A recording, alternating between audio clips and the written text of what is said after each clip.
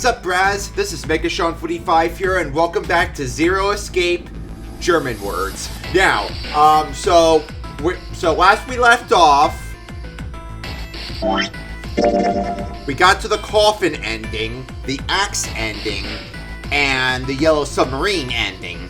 We still have some more endings to go, so right now, we're in the path of, I went with Snake and 7 to door 4, I think? Was it 4? No, it was 5. It was 5. So, I went there, then I went to the middle with Clover and Lotus, so, and Lotus was like typing really fast and talking about, people who can't see other people's faces that well. I forgot what the word she said was. I had it last night, but I forgot about the word now. Whatever. It's probably not important. So, and I already did that side. It was pretty much a dead end. It was just like we were talking with June about the bunnies we looked after, and a bunch of mean kids killed the bunnies, and then all of a sudden Santa talks about going incineration and whatnot. And then we go down here, we learn about why 7's here and why Lotus is here. And then this side we learn about Clover and Snake, who were kids that were experimented on that ship. There was the Nevada test site and the Gigantic test site, the Gigantic ship, which we're in now. But if you came in from the first video, you already know this stuff. I'm just doing a quick recap. So, I'm letting you know what path we're in right now. So, our last door before door 9 is door number 6. We've been through every other door. And now, of course, this video is going to be smaller than the last one, because we're not that far from done. So we still got time.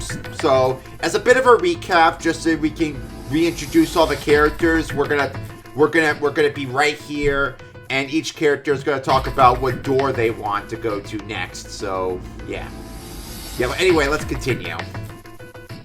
Hopefully soon enough we could get through these bad endings good enough, and we could just get to the good ending, the true ending finally. Ace requests door 1. Now, I know we saw this already, but this is just a bit of a recap.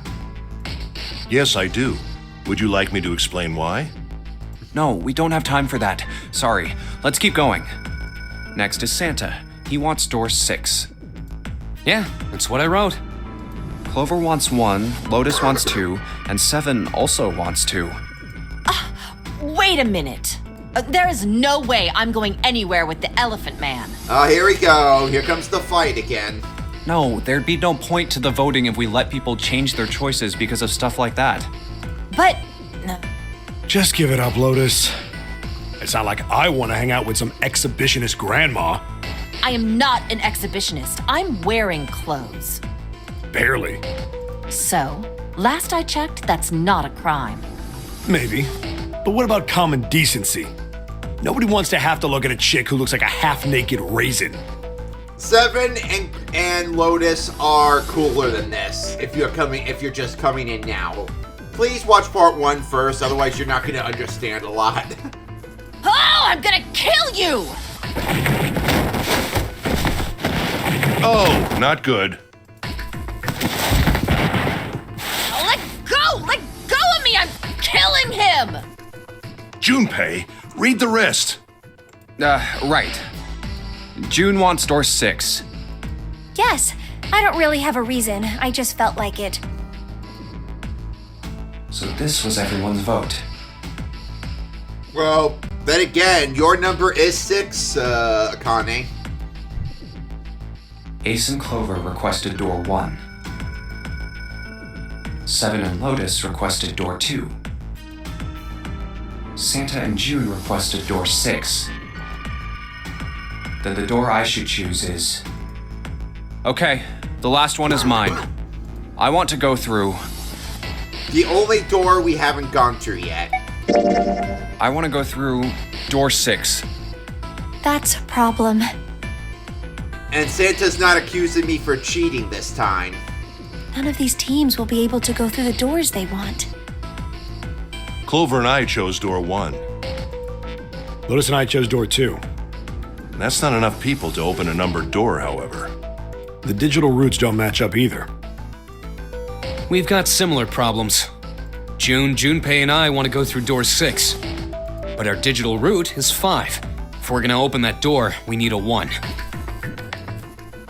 Damn, what are we gonna do now? What are we going to do?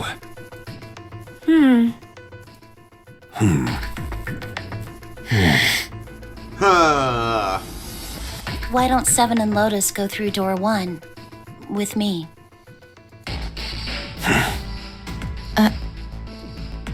What about me? Isn't that obvious? Wasn't one of the teams just complaining that they didn't have a 1? You mean I should join Santa's team? Yes. Huh. I understand. I'll go through door 6 then. That's too bad. He really wanted to go through 1. So he's probably gonna complain about it. If we do as Clover has suggested, we can all pass through a numbered door and no one will be left behind. This seems to be the most reasonable solution. 7, Lotus, what do you guys think? I don't have a problem with it. Me either. Well, enjoy the captain's quarters in the wheel room. All right then, we're good to go. See you later. So hey, we get to spend more time with Akane. Unfortunately, Santa is also there, but that's the door where he got the gun. So if we can get to the gun before he does, Santa won't have to be a problem later. Wait, Clover! Don't move on your own! What? She's not handicapped. She's fine. Oh, I'll be going too then. Yeah, be careful. We should get going as well. And we get to spend a little more time with Ace. This is only the second time I've been to a door with him, so after this, the only person I only been through one door with is Snake. Everybody else had at least 2 times. But now that I have Ace with this one, then yeah.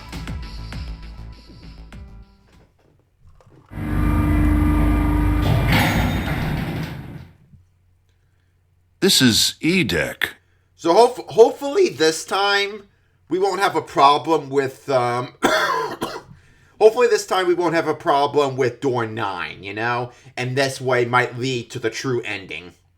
There should be a door at the end of the hall. All right, let's go.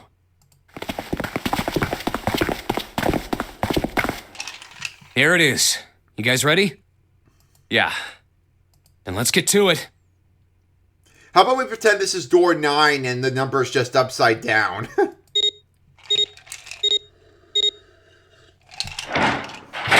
Oh, man. Already out of ginger ale, damn it. I want some Hey, more. I found it! It's right there!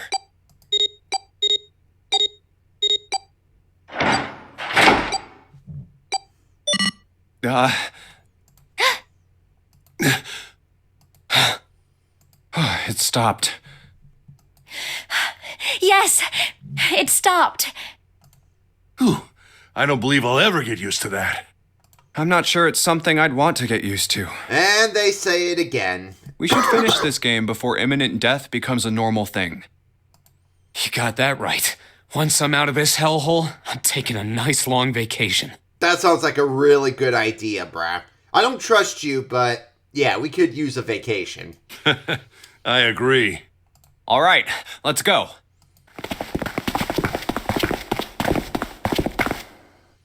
This door looks heavy. But it's not locked. I'm opening it.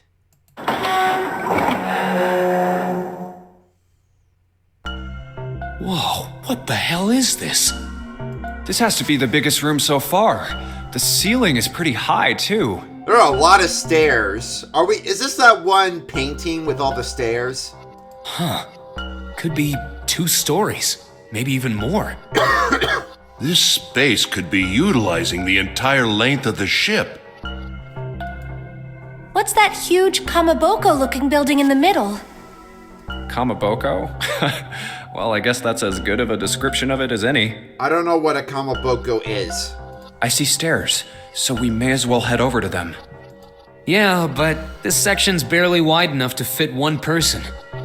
You're right. Whoa, you can't even tell the shape when you're this close. Let's check out the other side, too. This looks to be the steam engine room. The steam engine room? Yes, that thing that looks like a cross-section of a mushroom is the boiler. Do you see the 3 round doors near the bottom? Coal is put into those and burned, which heats the water, producing steam. The same thing that drives a steam engine. This one is simply somewhat larger. I see. It doesn't appear to be running right now. All right, let's split up. Hey, what's Whoa. wrong? Are you all right?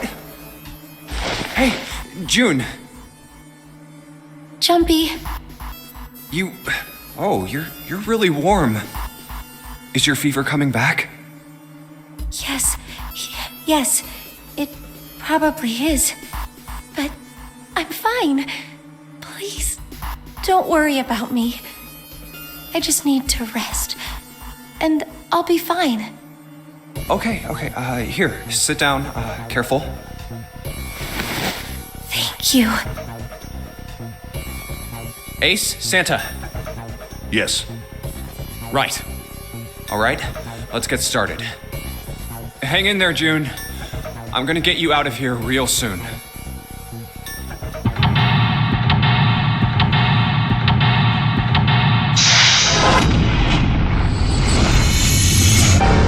Oh man, this is gonna be a big room. Thankfully, it's not the hardest room. Alright, let's see what we can do here. Oh man, I hope Akane's gonna do alright. Why is she so warm all of a sudden? You might want to take her temperature. I mean, she can't go any higher than 107 degrees, right? Right? Didn't you say that, Santa?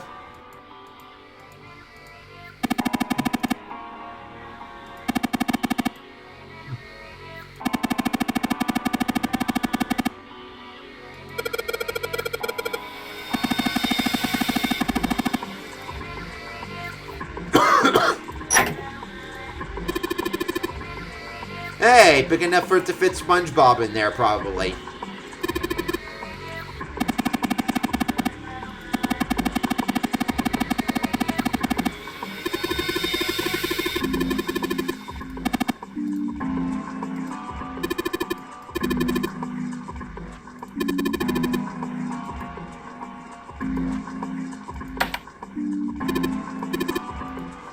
Maybe we gotta wait till SpongeBob goes in there.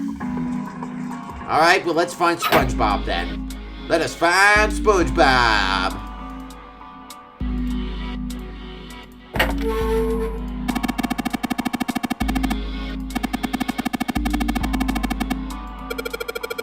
Man, Ace is such a deep typing sound. I guess the typing sound is the tone of each voice, you know? Because Akane's and Clover's are usually pretty high.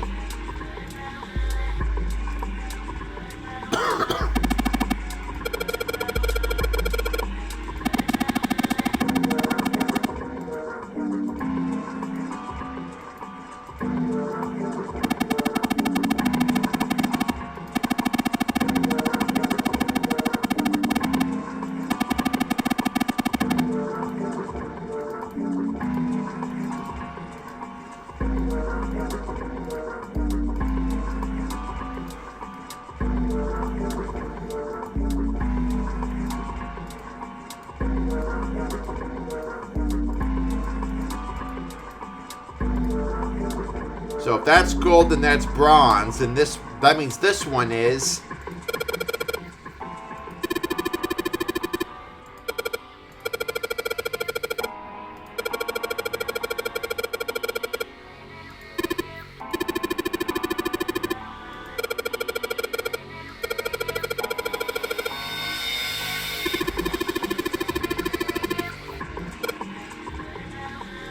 Well, maybe all that fat is muscle.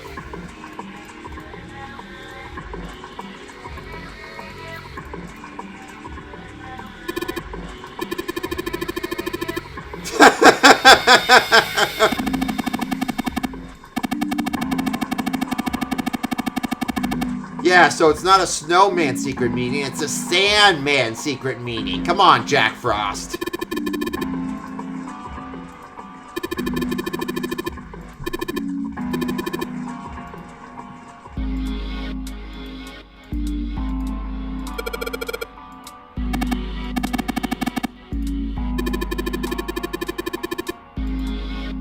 We're not getting any dialogue from Akane. Is she doing okay? If she has such a bad fever, then who knows? Does that mean we're heading the right direction, or does that mean we're heading the wrong direction? Because, has she had a fever before? I mean, she had a fever before, but I don't know when was the last time she had it.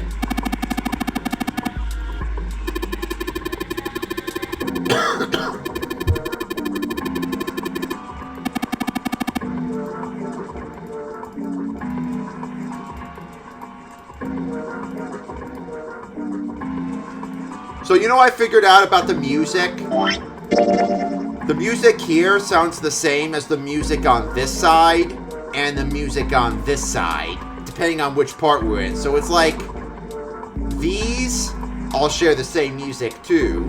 These two have the same music, and these two have the same music. So depending on what section of the game we are in, the puzzles have the same music. That's what I figured out. So this will be the last time we're going to hear this song.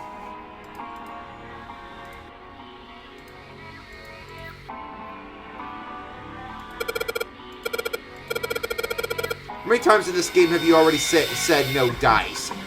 I don't think I've ever seen a single die in this game. There'll be dice in the next game, though.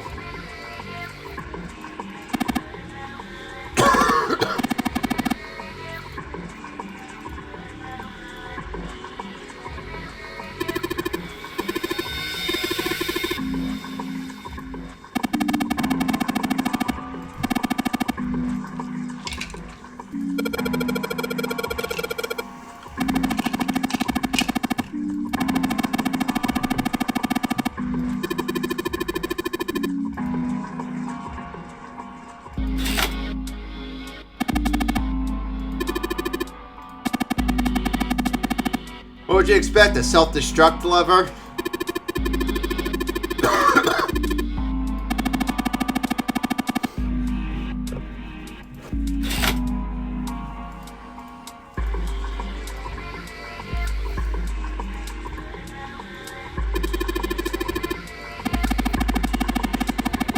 Oh, so that's the door we came in.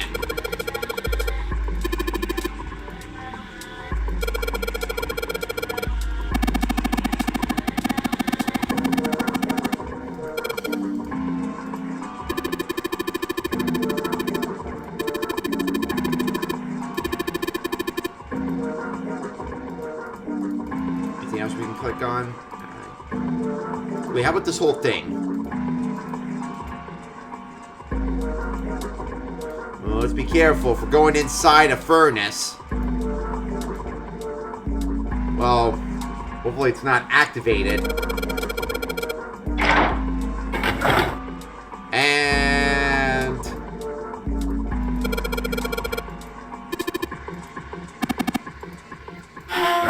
burn to death.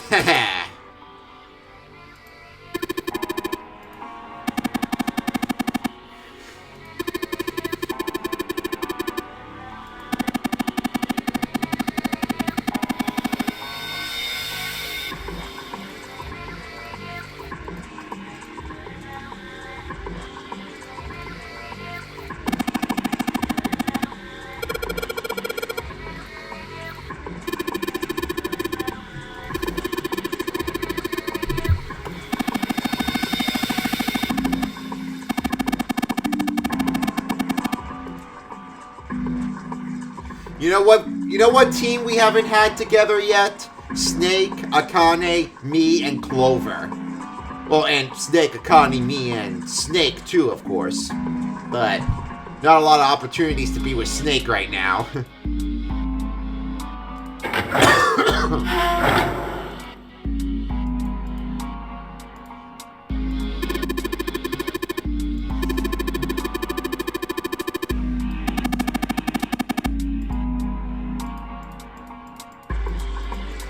Alright, so that's the whole thing, not just clicking on the wheel thingy.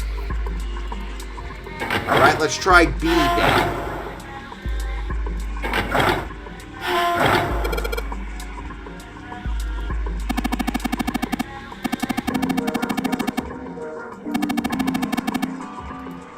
Was that sarcasm, Ace?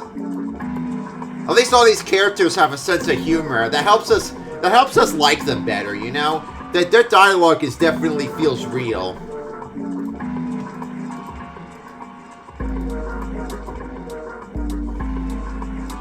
Yeah, you wanna know what's ironic? I forgot the not being able to see face thing condition that Lotus mentioned earlier, but I do remember Funiaripa now. Oh, hail the mighty Funiaripa!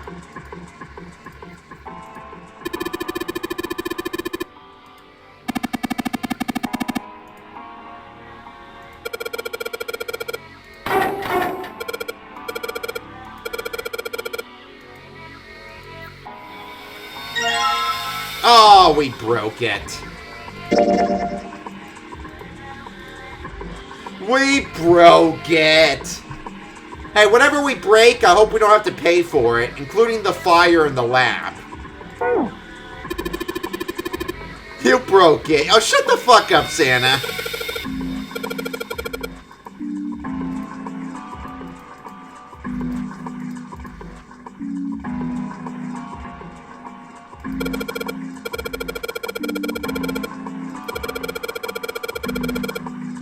It's like drawing a hot dog down a hallway. What kind of metaphor is that? Or simile?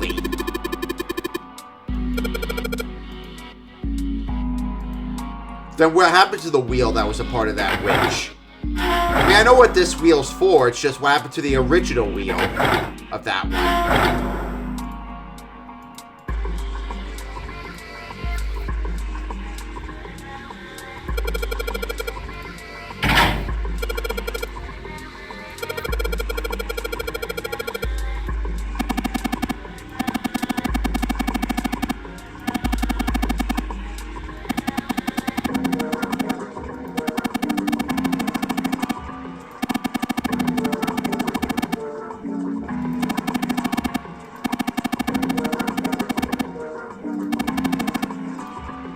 You are? Well, thanks. I'm glad you believe in me.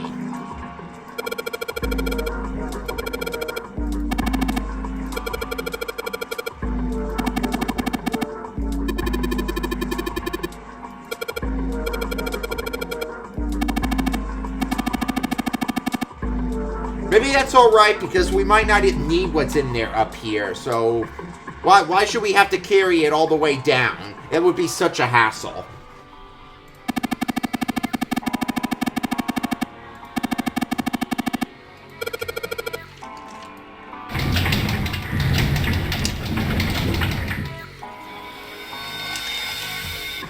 I believe the box has reached the floor. Oh, no, more dialogue. Yeah. June's down over by there. She doesn't seem to be improving. Well, of course not. She's not gonna just get better right away, you know? It'll take time. What could be causing this, I wonder?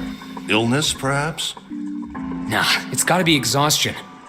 She gets dropped into some weird-ass ship, forced to play some messed-up game. If you think about it, it's a lot weirder that we aren't freaking out just like her, you know? So you're saying we're abnormal? Yeah. We're just running around this room, solving all these puzzles like it's just business as usual. Well, that should be the case with all of us, because Akane's the only one having this problem. Nobody else is. Not that I know of. I mean, Snake's not here, so we can't exactly say, but as far as I know, Seven, Lotus, and Clover don't even have that problem. How the hell could you call that normal? We're just guinea pigs. A guinea pig? You mean like a lab rat? You mean we're being used for some sort of experiment? Is that what you're saying? Dunno. But it does seem like a possibility, you know?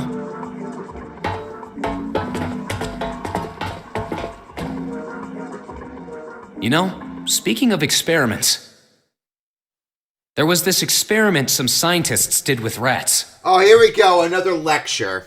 Yeah, I thought we had places to be, bruh. Are the other characters talking about this?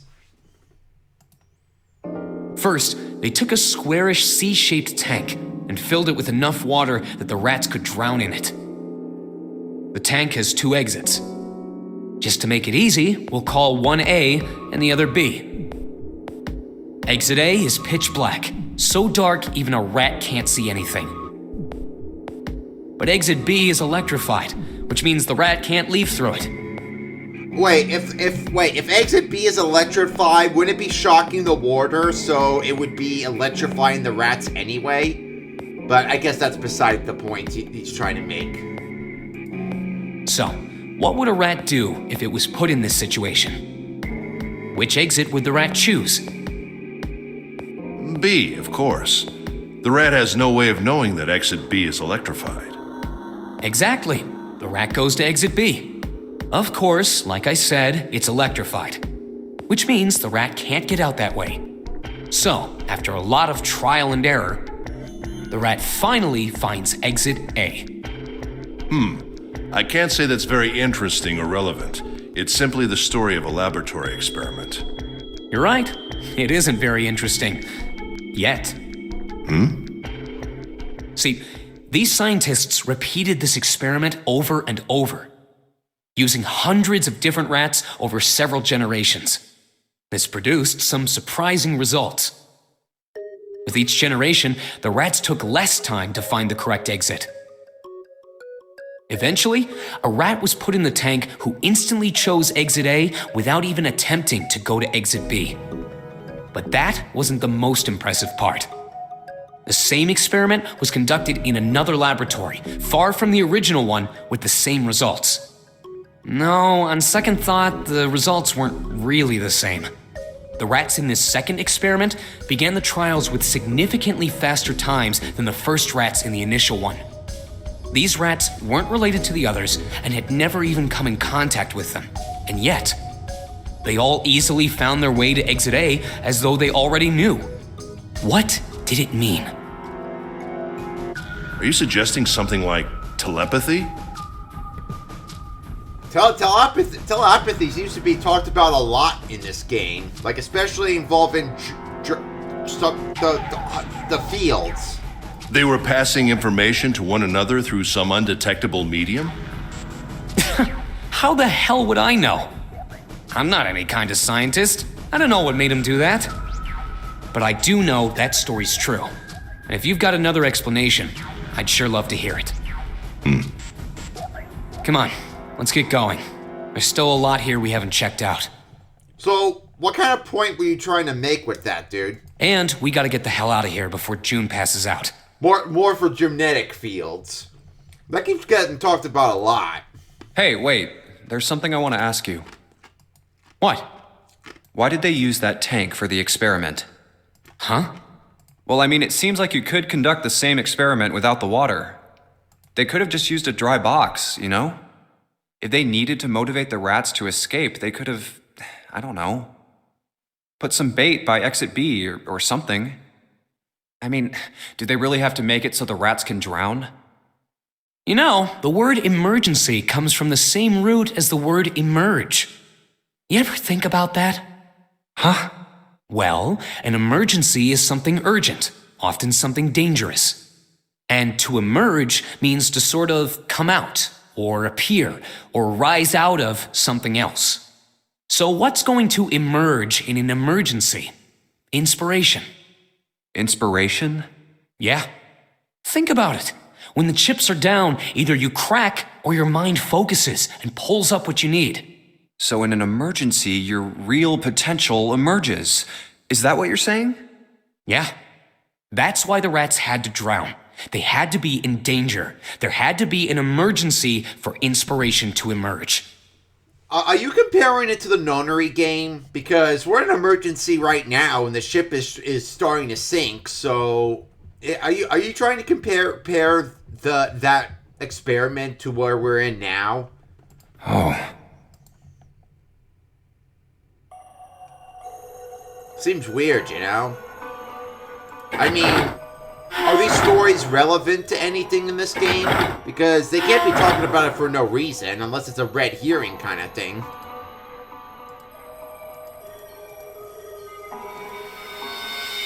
Oh, here we go! SpongeBob! We got SpongeBob!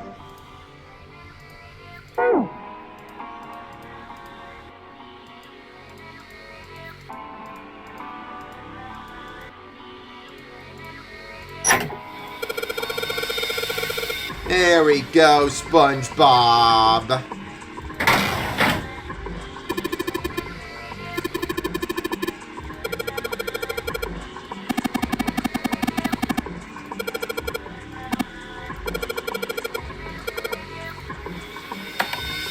Oh,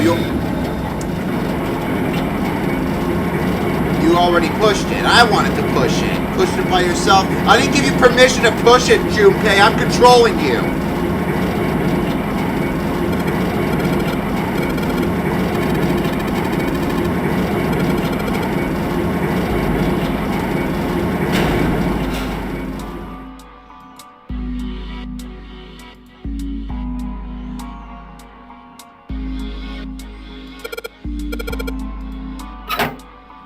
No, I'm not done here yet.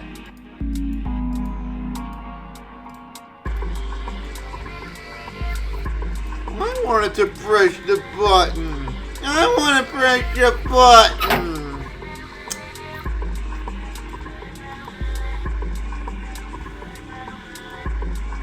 So, where does the coal need to go to?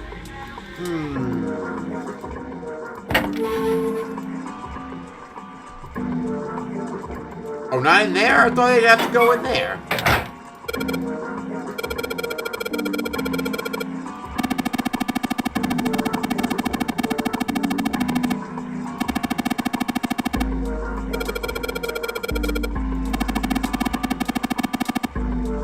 How the fuck is that common sense? I don't believe in common sense, though.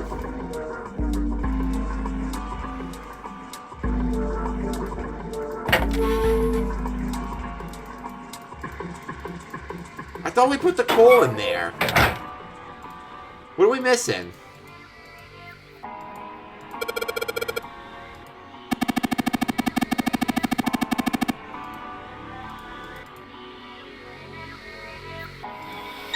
Oh, here we go.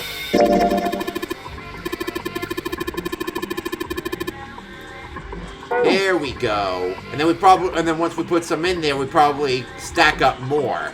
Okay, now we're doing it.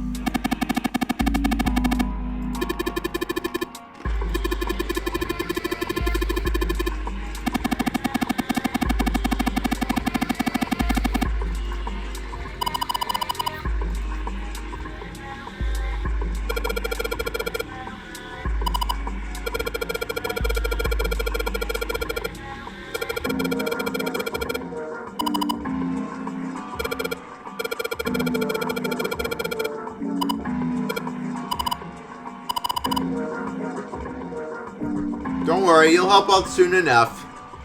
Be helpful by being our moral support. Let's whistle while we work. Ooh, do do do do.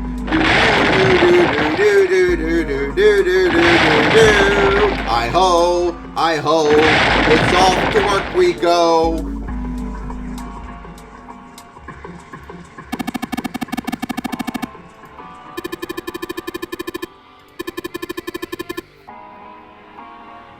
When did I get matches in this path?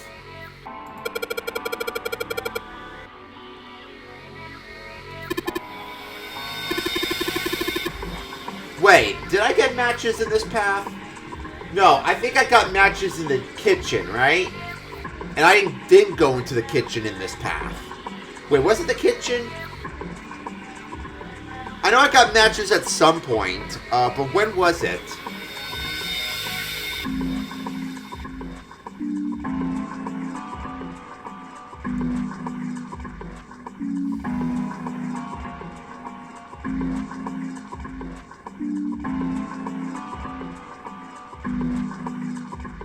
That's right, the rooms. The first puzzle we did, I had matches when we had to do the candle.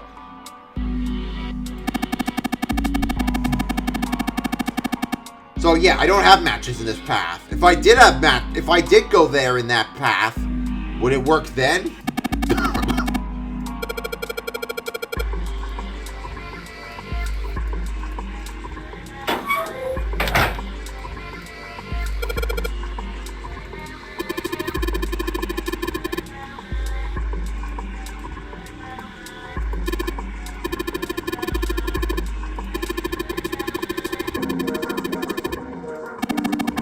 I thought they were orange, not red.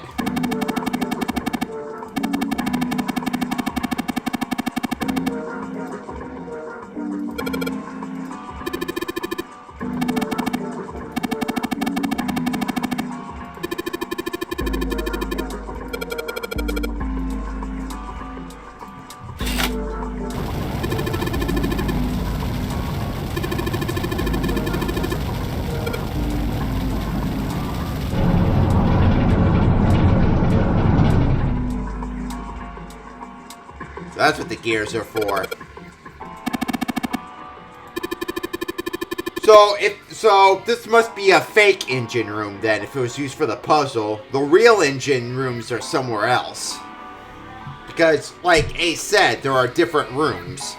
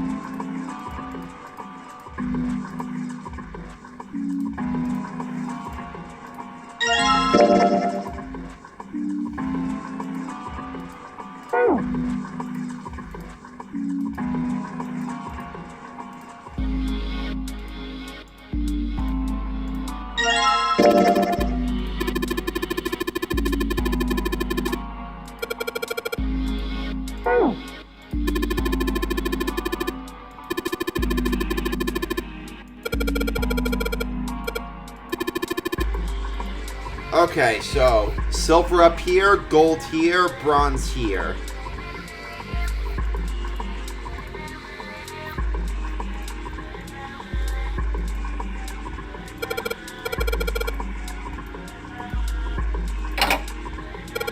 Yeah, you didn't put them in the right places.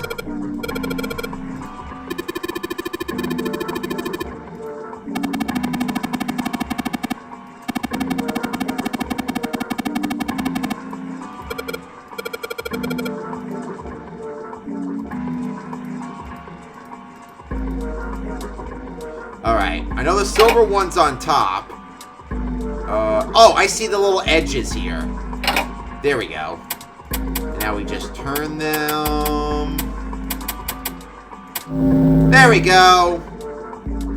Man, I was just doing trial and error the first time I played this, so I didn't know it was that simple.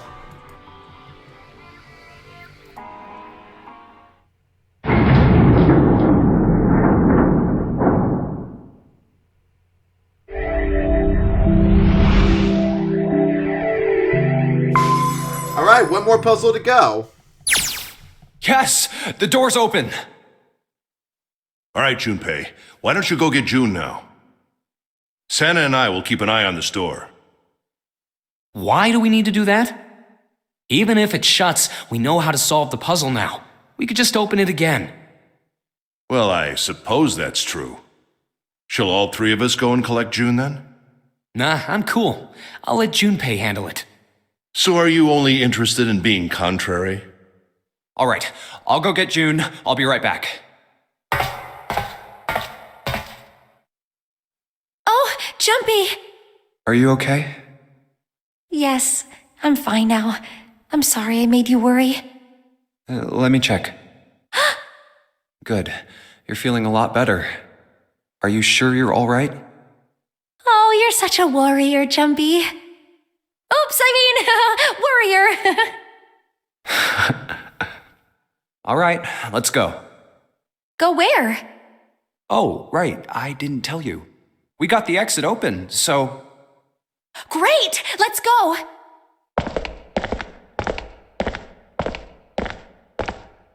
Oh, it's... Santa? What are you looking at? It's a photo. It's my sister. Sister? Santa, you've got a sister? Yeah. Kid was cute as a button. She was only about an inch tall then?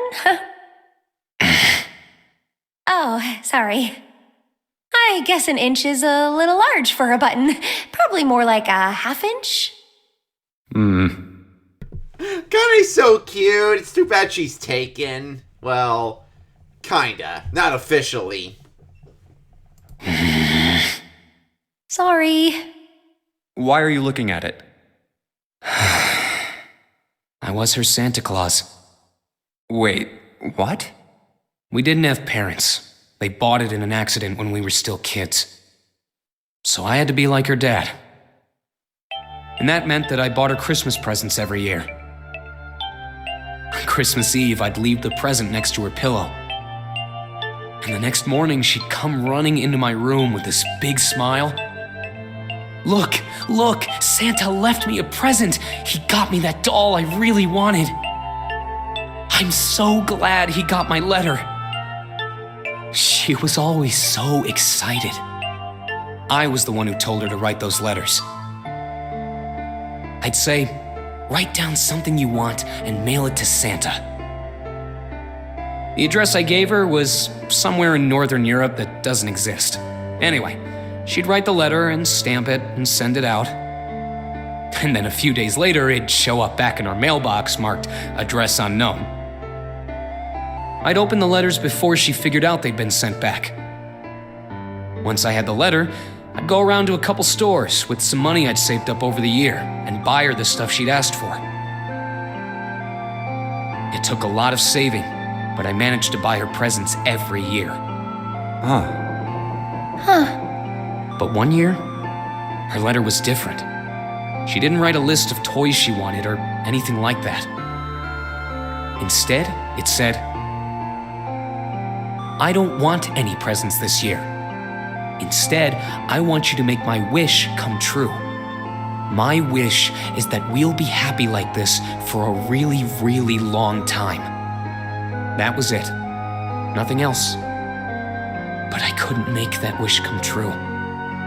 Some Santa I am. What happened?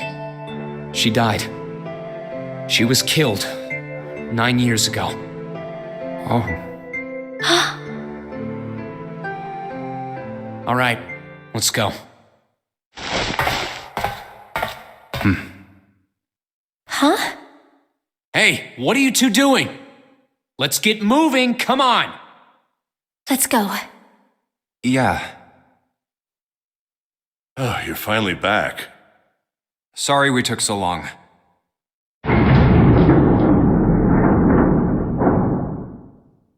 Let's go.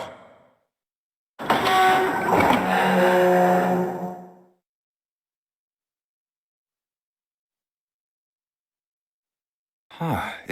Is this a warehouse? No, I believe this is the cargo room. This must be where they store all of this vessel's freight. There are wooden crates everywhere. I wonder how old they are. Well, we probably ought to start with finding the exit, right? Let's get going.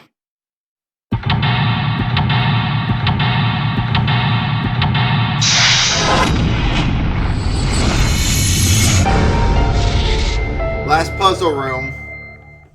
Odds are I might have to look up something, because, hey, every path I had to look up something, right? So, I remember 7 and Clover talking about somebody that died on this ship during the experiment. Could that sister be her? Could it be Santa's sister? Well, maybe that might explain why Santa's involved. Huh. Well, we'll know everything soon enough. Still don't know Ace's purpose, and we still don't know Akane's purpose. Oh, and we still don't know Junpei's purpose, except he's been doing such a good job with the puzzles.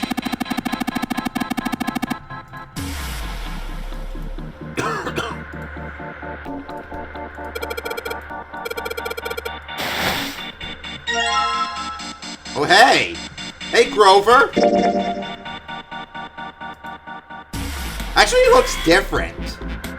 His head looks a little longer, like frickin' 5 head right here. Look at him. Looks like a frickin' 6 head.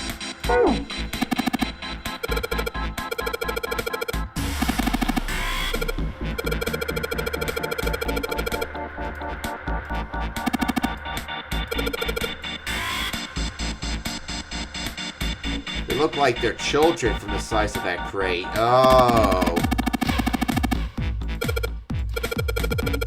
Well, children were captured for the experiment. They this is probably the boxes they came in.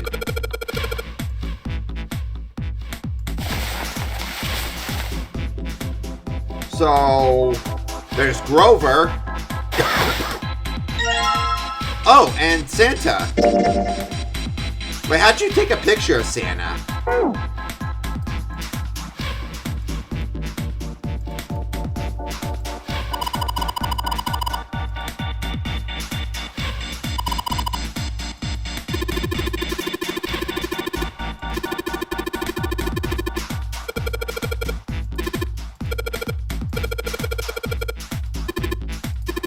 Pussy.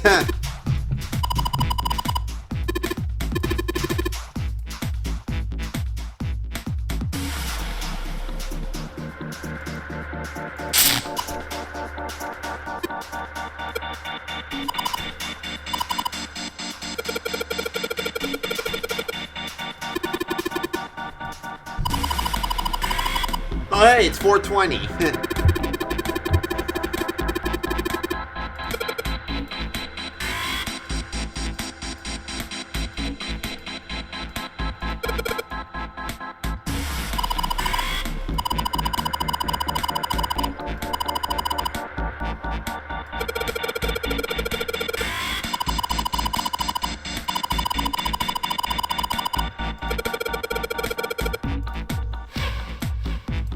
Alright, I'm sure we can figure something out.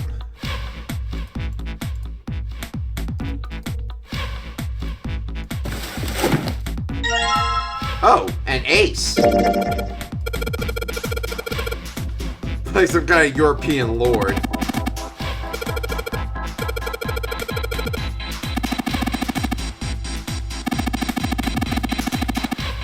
I guess he just doesn't like the look of himself, maybe. Alright, how about these sacks?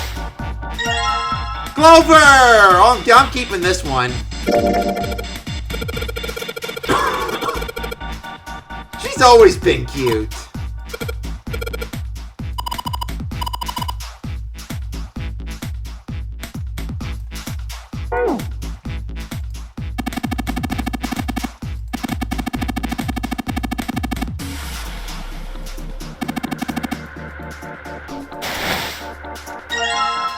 Snake! Snake! Snake! Wow, he looks angry in that picture.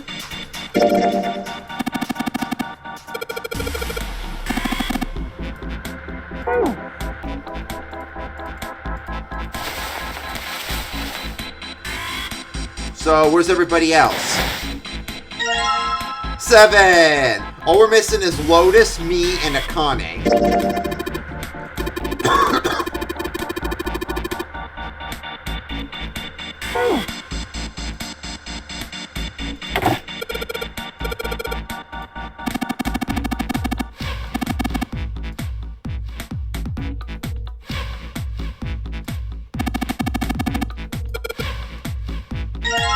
Alright, well, there's Lotus.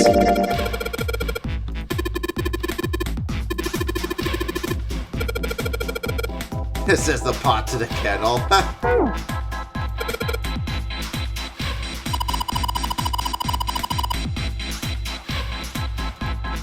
Alright, yeah, we're still missing a couple. Literally. A couple. Oh, and there they are! Jumpy! Took this picture without my permission. You look really handsome.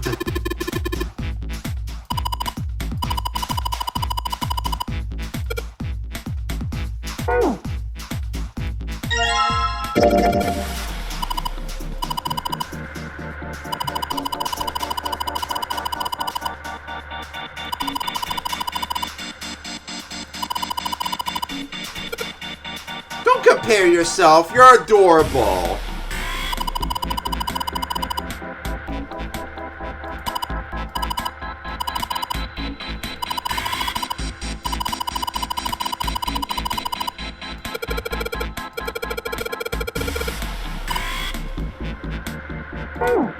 Man, she's so insecure. But she's pretty hot. She's adorable. I would totally go for a girl like Akane. Come on, man.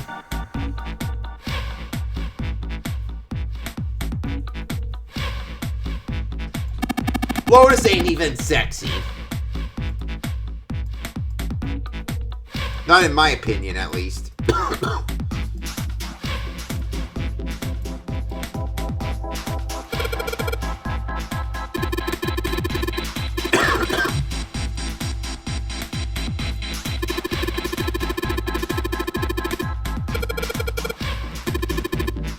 No shit, Sherlock.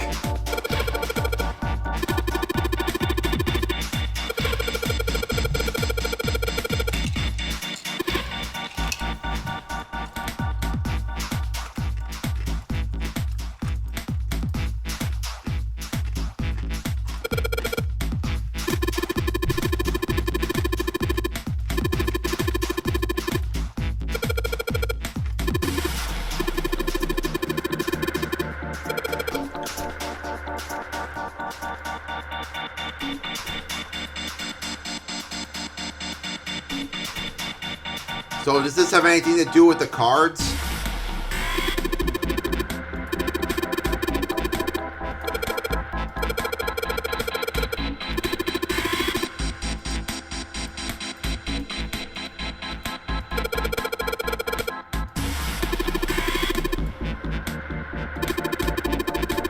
Looks like a little garage door. Maybe a little car will come out.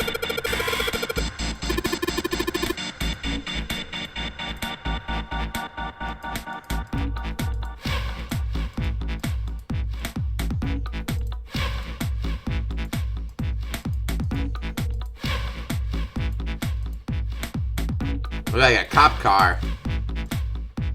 Oh, hey, look, another coffin. Alice?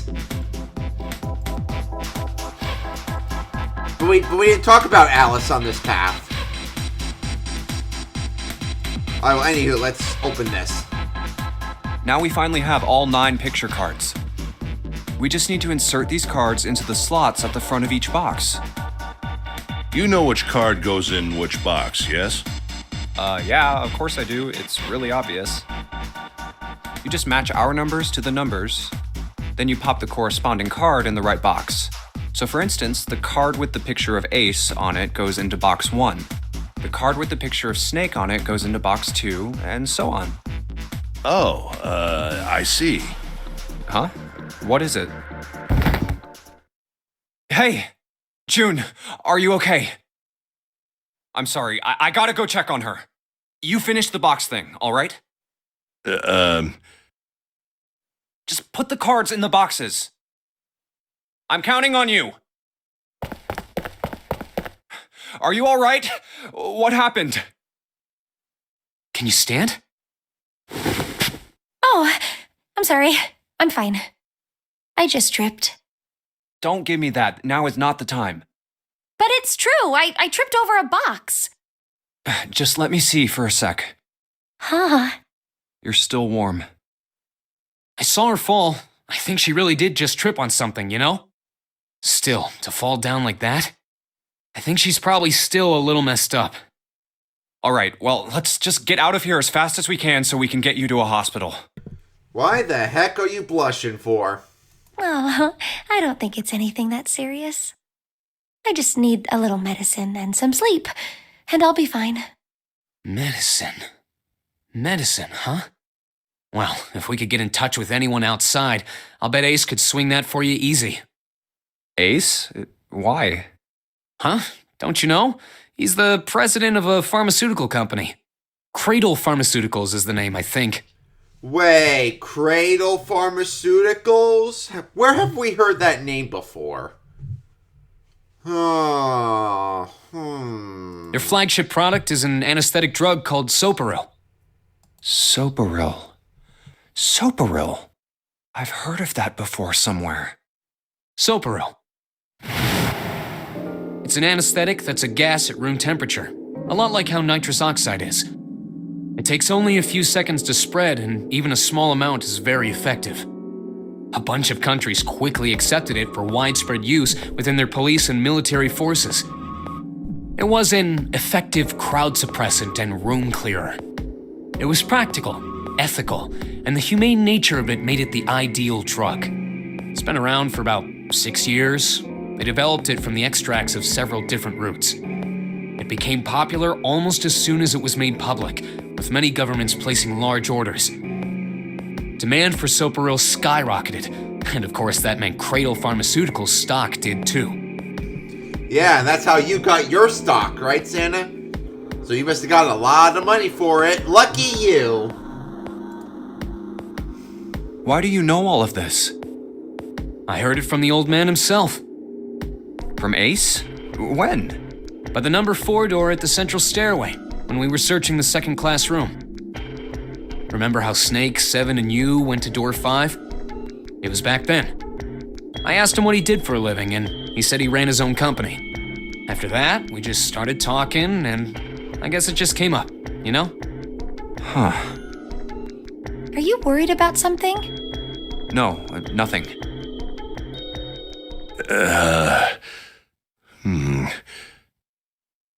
What the hell is he doing? June, don't push yourself, all right? Yes. Santa, could you take care of her? I'll go check on Ace. Looks like he's having trouble. Sure. What are you doing? What happened? Nothing. My vision has gotten rather blurry, I think, because of fatigue. I can't see very well at the moment. What can't you see well? These pictures. I don't care to admit it, but I may be developing presbyopia. Growing old is a difficult thing. At any rate, I'll leave the rest to you. I'm feeling awfully tired, so if you don't mind, I'd like to rest for a bit. Did you just rest earlier? You might be the most energetic out of all of us, unless you're just recovering from it. How could simply looking at cards have tired him out? But if it wasn't, what had made him so uncomfortable? Prosopagnosia. Oh. Well, put simply, it means a condition where the mind can't distinguish between human faces. In other words, my face would look the same as Clover's or even yours. So they can't remember faces, which is how most people recognize each other. That means that people with prosopagnosia have trouble recognizing even people they're close to. Maybe he's got prosopagnosia? Huh. Well, he looks depressed enough to have it. Oh well. Time to solve the 9 boxes puzzle. Maybe. Ace's card is in box 1, Snake's is in number 2. I just need to do the same for the rest. And finally, the 9th man's card into box 9. Yeah! Oh, they opened! What the? 9 pins? Oh, thought the box was going to be empty. I guess I'll take them with me. Well, I know exactly where they go. Just checked it. We just checked. Well, the plot is developing itself, kinda. Alright, here we go. Let's do this.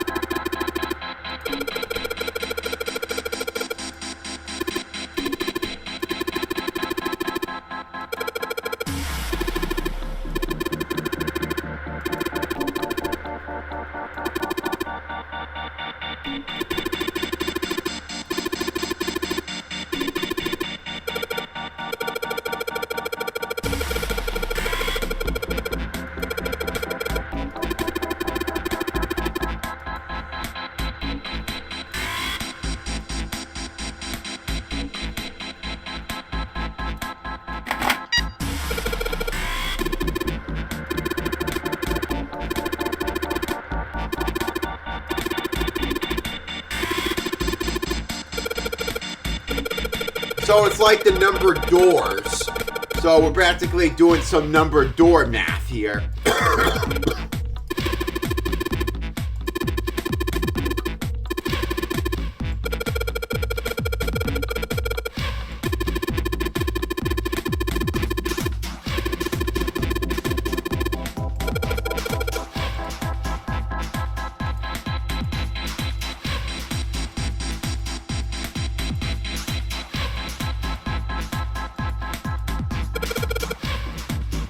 Alright, let's see if I can do this without help. So, let's just make our way up. So, I don't have the calculator with me. Oh, come on, I want the calculator. Where's my calculator? Alright, hold on a second. Alright, so, I got my Windows calculator up. So, let's just use that. Alright, so, hopefully we can find something that equates to 8. Let's see. 1 plus... No. Hold on a second. Let's think for a second. Who went into door 8?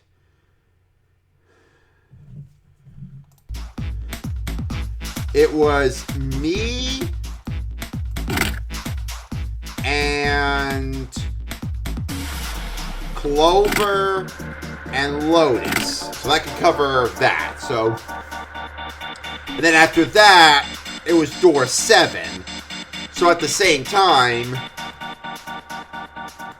you, and you. Oh, okay, so that covered 3 and 8. Wait, what happened to 7?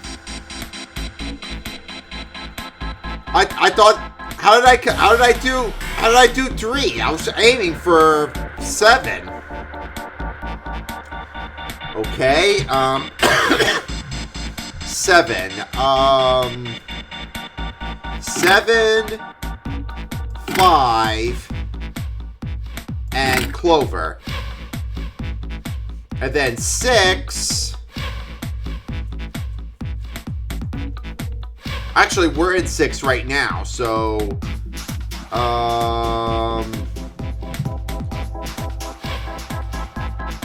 What equates to 6?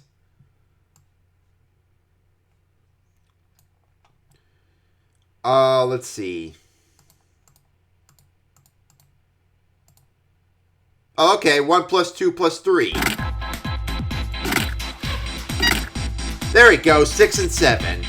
Okay, 4 and 5. 4 and 5 should be a bit easier. So, 4.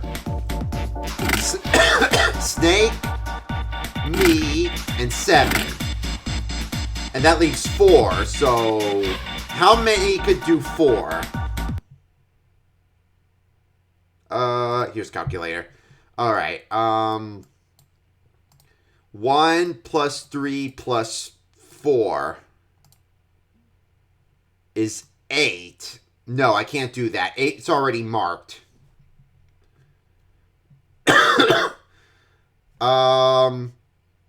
try 9. 9 plus 1 plus 3.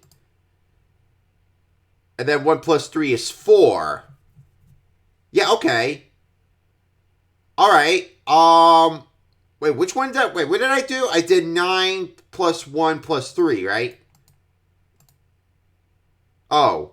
And then 1 plus 3 is 4. Okay. So 4 and 5. Nice. Okay, now 1 and 2. 1 and 2 is all I need.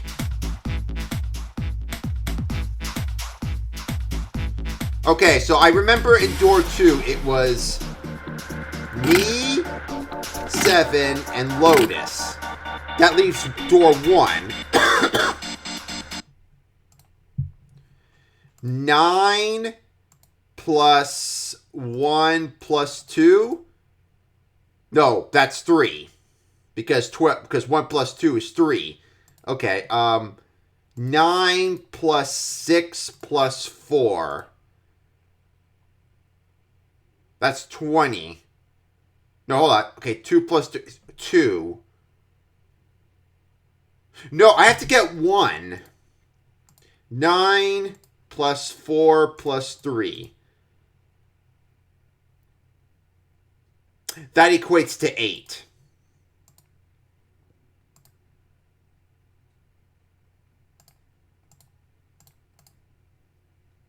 That's 7.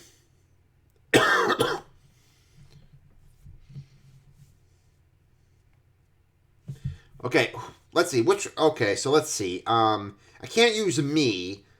2 plus 3 plus 9 is 14. That's 5. 1 plus 4 is 5. Come on, I just need 1. I just need 1. What is 1?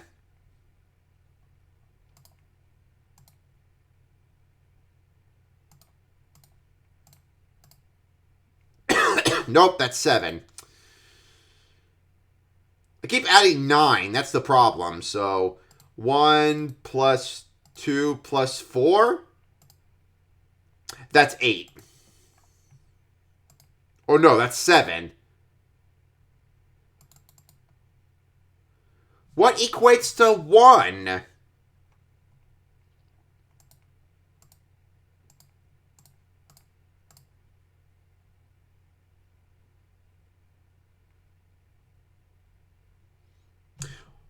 Oh! I think I figured it out. 9 plus 6 plus 4.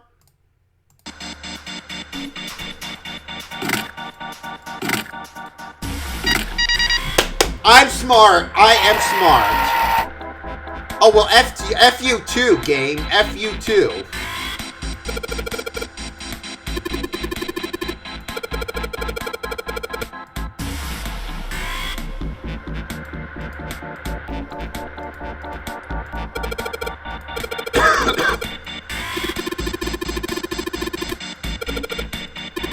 I know what F means. It's a base number.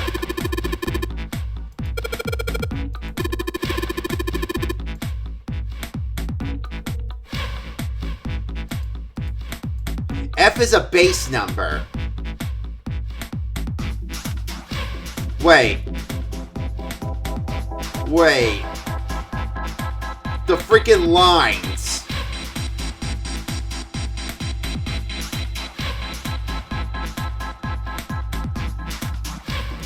Oh, I don't get this. No, I don't get this. I don't understand this.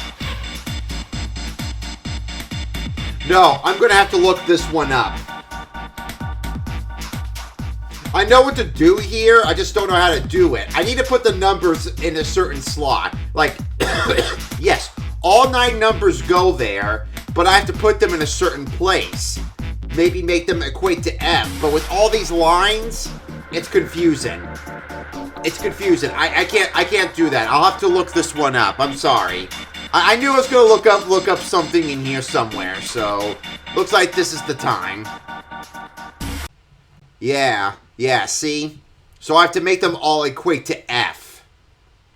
Yeah, I have to make them equate to F. That's the problem, and I don't know how to do that. Look, I know what F is. So let's see. A is 10. Okay. A, B, C, D, E, F. That's 15. Oh, it says it right here. It says it right there. All I had to do was read it. Look, I get that. It's a base of 15. I understand that. But with all those lines together like that, it's confusing. So, yeah, okay, I have to put the numbers like this. So, 6-1... Okay, so the top is 618.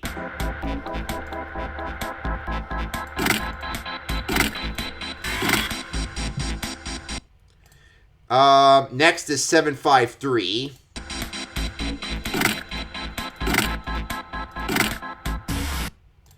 And then it's 294.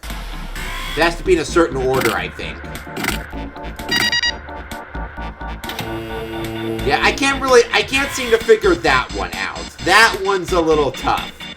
I was able to figure the one on the left out. I'm smart enough for that. But the one on the right, not smart enough.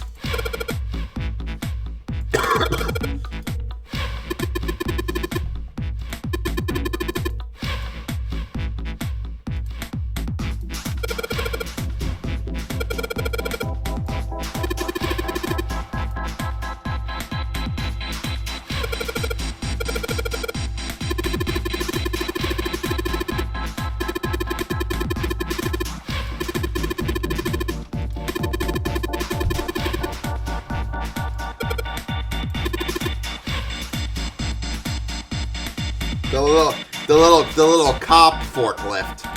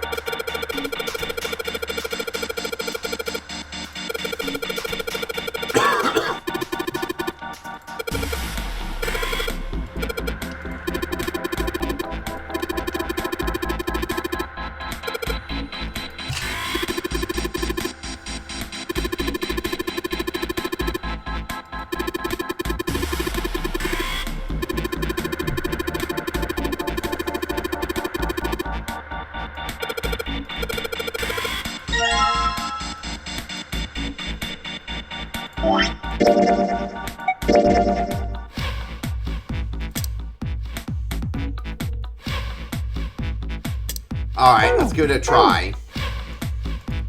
I know what I have to do, but let's hope I know how to do it.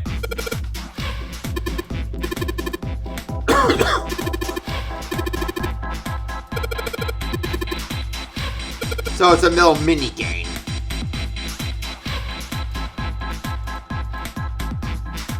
It's like that one game on the SpongeBob Battle for Bikini Bottom game. It's a lot like that. Okay, let's see if I know what to do here. Oh. Okay, push you there.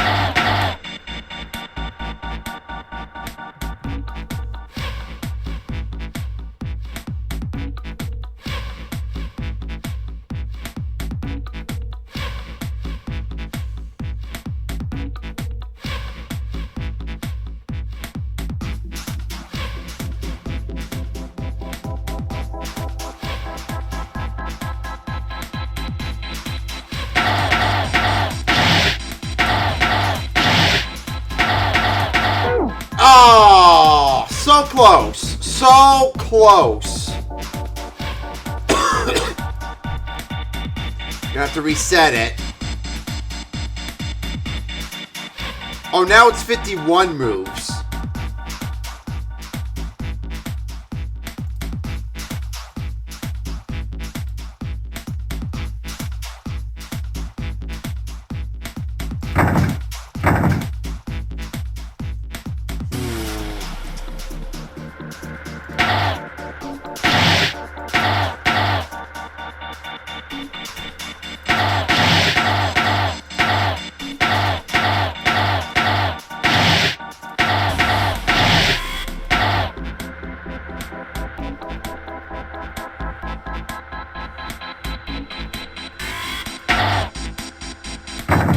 Yeah, hold on.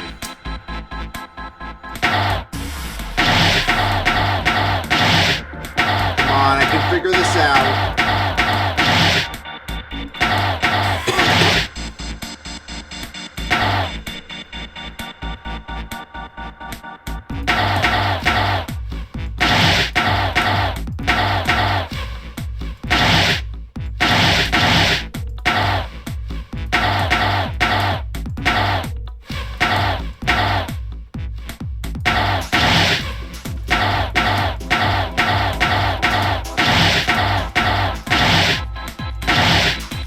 Nope, I didn't do it.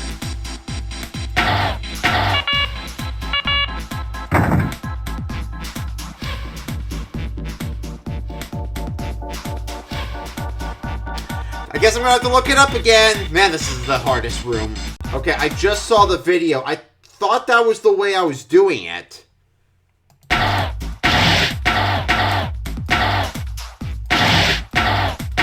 thought that's how I was doing it, you know?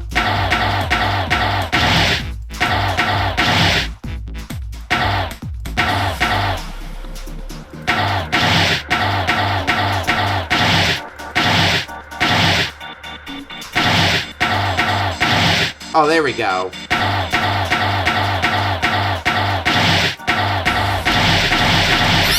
There we go, I figured it out. Alright, that's what I was doing wrong. I thought I was doing it right, but I guess I missed a step. I think I was so nervous of putting a crate on a dead end that it got a little...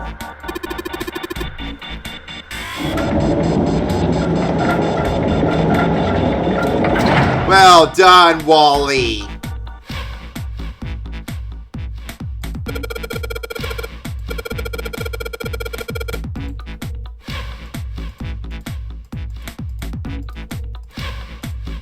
Good job, Wally. You did so well. Now we can finish the puzzle. I have to look it up twice. Man, I'm getting bad. Hey, if you think this is hard, VLR is going to be even harder.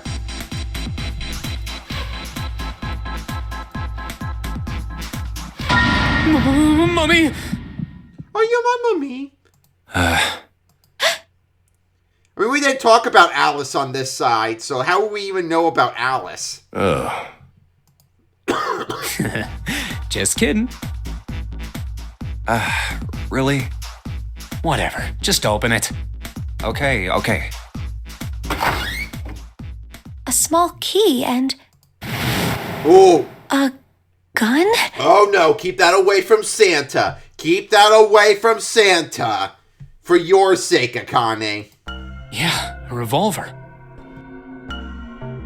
It looks pretty old. I wonder if this is a replica. This thing is... Are these real bullets? Oh, if this is real... Oh... You're not gonna take it? Of course not. All something like this is gonna do is cause more trouble. It's a powerful weapon that gives one person a huge advantage.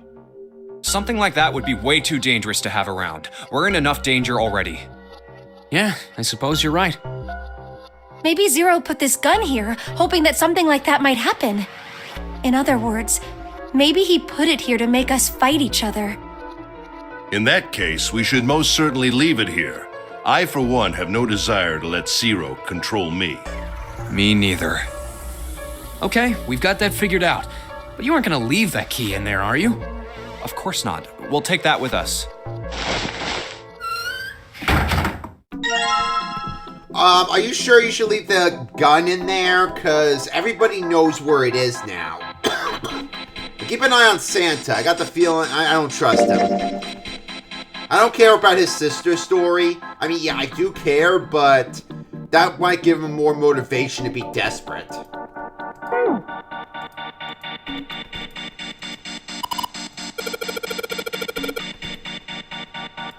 You know what you should do? You should actually take the gun out and throw it aside. Throw it behind the fence over there.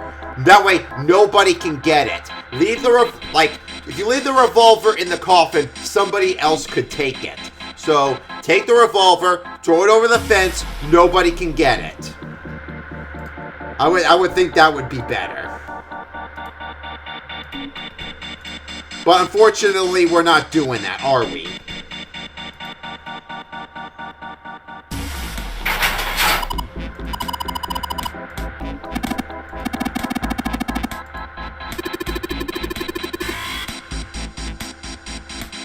Alright, and let's save here.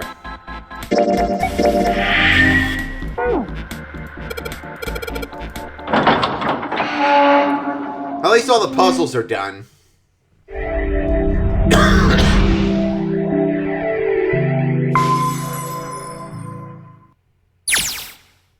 A long hallway, huh? Now it's just a lot of monologuing.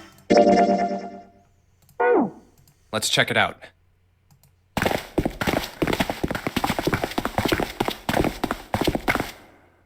We've seen this elevator before.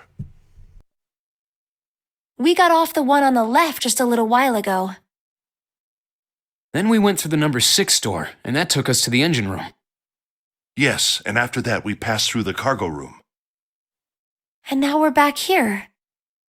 In other words, we made a loop. We're back where we started. We needed a card to get to this point.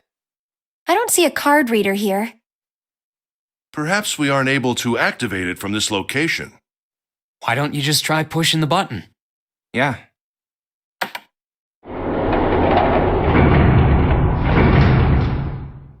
It works.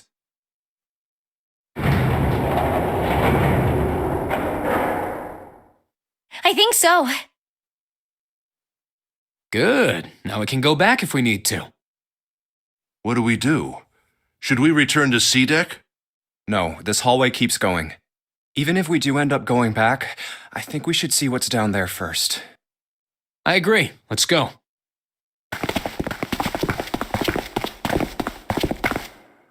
Looks like it ends here. Only one door. There isn't anything else. It's the only way to go. All right, let's open it.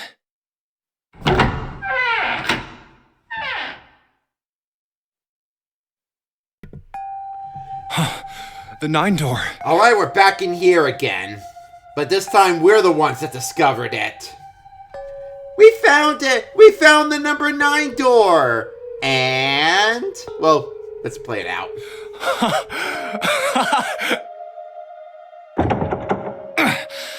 Of course it wouldn't be that easy.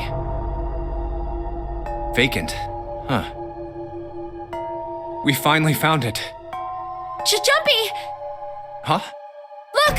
Behind you! What? A 9 door. There's another one. Why? It's 9, no matter how you look at it. The red is there too. So this is a real one? Why? Why the hell are there 2 doors? There were always 2 doors. I mean, if you think about it, Zero never actually said there was only one door with a 9 on it. It is hidden, but an exit can be found. Seek a way out. Seek a door that carries a 9. Of course, we just assumed that there was only one. After all, why would there be more than one? Oh, man. We fell for it. There are 2 doors. That means that all 9 people who had met at the central staircase could escape. No one would be left behind.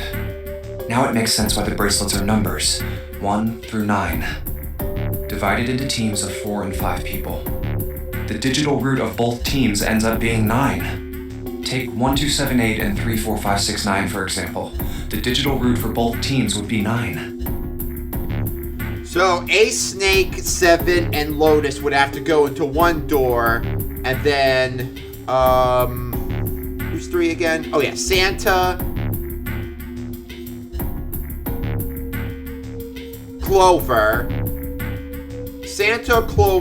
me, Akane, and Grover would go through the other door. Or 2349 and 15678. The digital root is still 9. Oh, okay. Well, I'm not gonna keep saying the names. You know which names they are. There are a bunch of combinations that work and they all end up the same way. If one team has the digital root of 9, so would the other one. What does that mean? The answer's simple. From the very beginning, the Nonary game was designed to save all 9 people. That's how it was meant to be. Yeah, but what was the purpose of said game, though? That's the thing. What's the purpose of it? Why did we have to be here in the first place?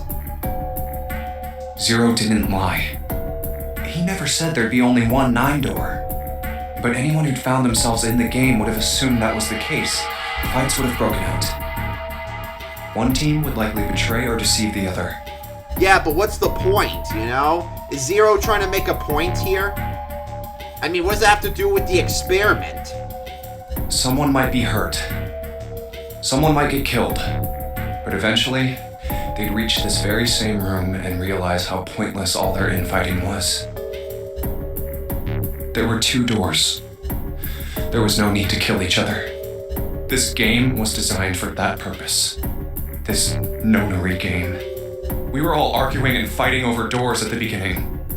But if there had been one slip-up, one tiny mistake that led to more, everything could have been so much worse now. So, what are we going to do, Junpei?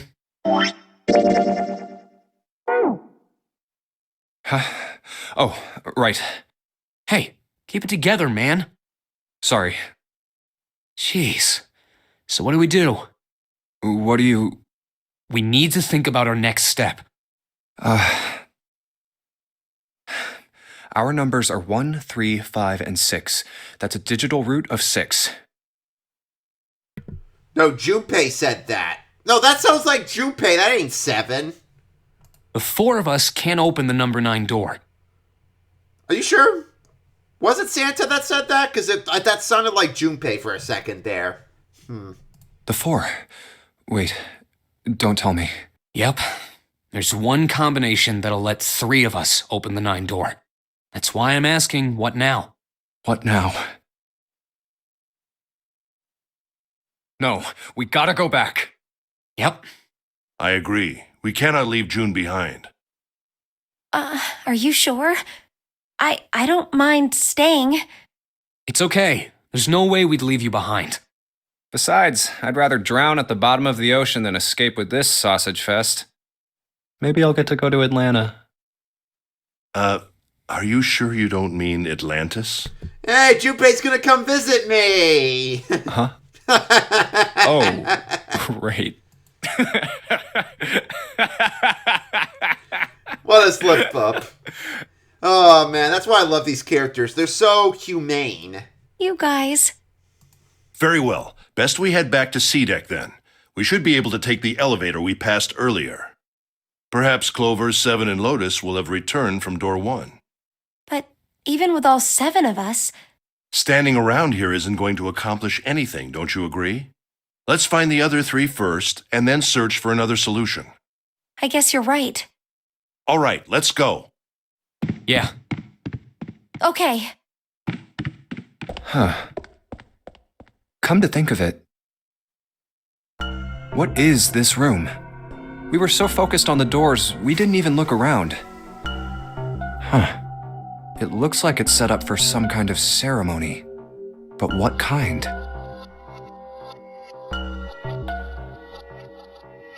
Huh. A coffin.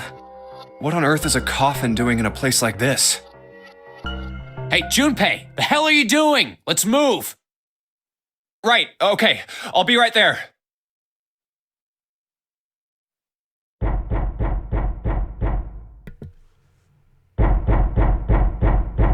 Well, that's that knocking again.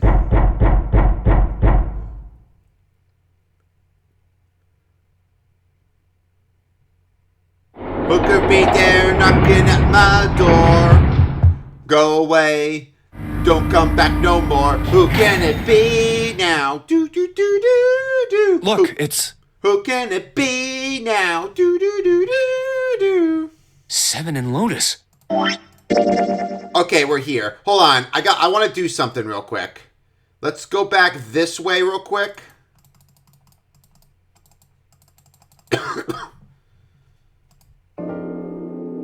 Well, we really don't have a choice. Skip, skip, skip, skip, skip. Door 7.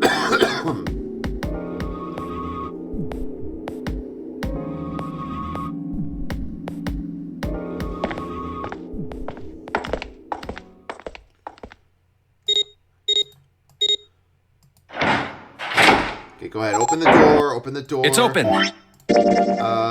Okay. Let's go. Back here again.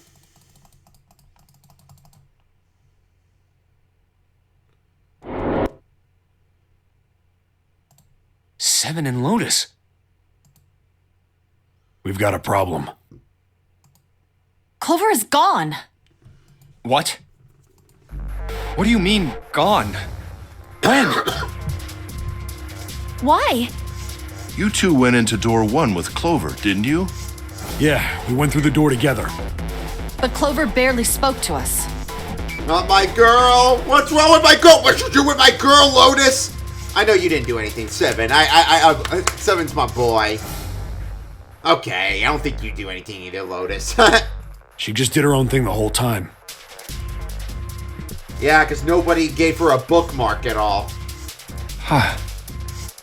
There were 4 rooms on the other side of door 1. She wouldn't let us into the 4th room. She just said, I'll take care of this one. And shut the door. She must have blocked it with something on the other side. We waited for a while, but Clover didn't come out. We called for her, but she didn't answer.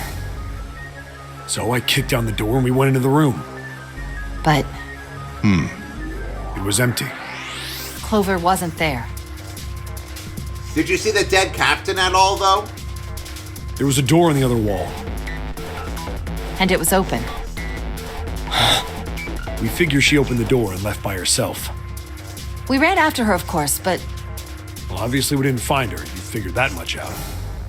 Clover's gone. When did this happen? We got here just before you. You certainly have excellent timing. So you haven't searched anywhere other than near the staircase? No, we haven't. Very well then. We'd best separate and look for Clover. We haven't much time left. Let's begin. Yeah. She's not here. No, she isn't. There's no sign of her. Let's go.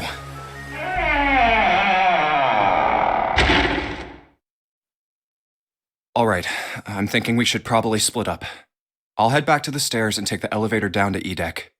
June, you can take the stairs up to B deck. All right, that sounds good. But, What? could you stop calling me by that code name when we're alone? Huh? Sure, right. I'll do that. Jumpy. No, it's nothing. All right, I'm going then.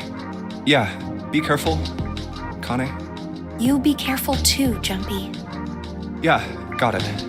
Take care.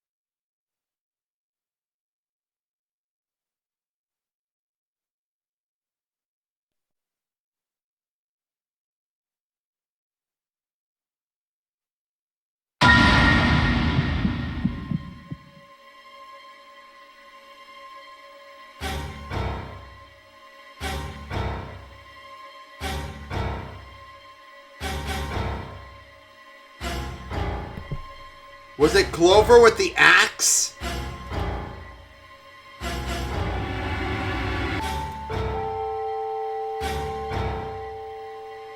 Her arm's blocked. Is her bracelet still there? Wow, you're giving a lot of narration there.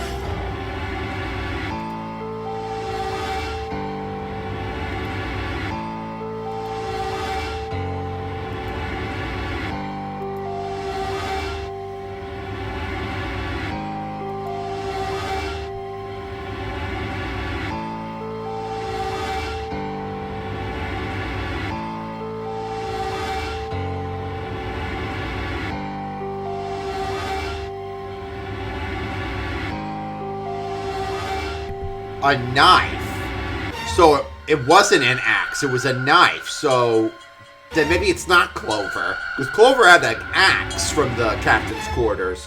But what happened to the captain? No one mentioned anything about that. Unless Seven and Lotus like zoomed out and didn't even get a chance to look, but I would think that the captain's body would be highly noticeable.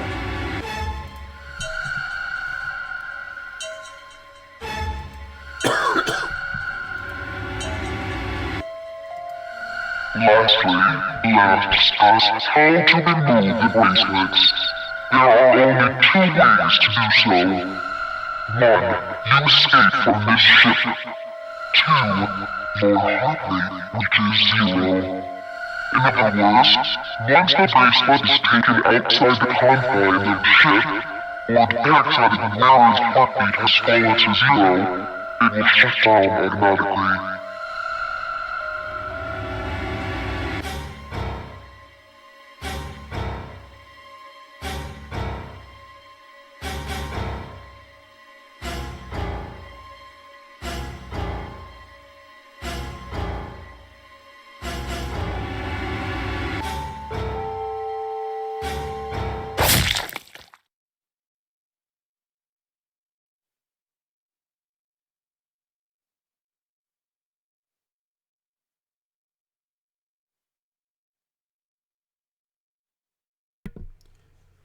Well, there was a knife in the kitchen, so was it that?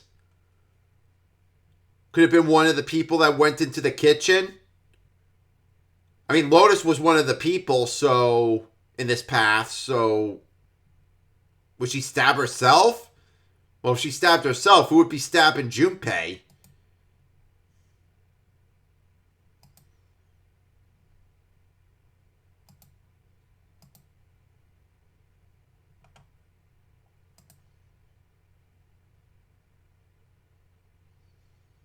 Got killed by the spy.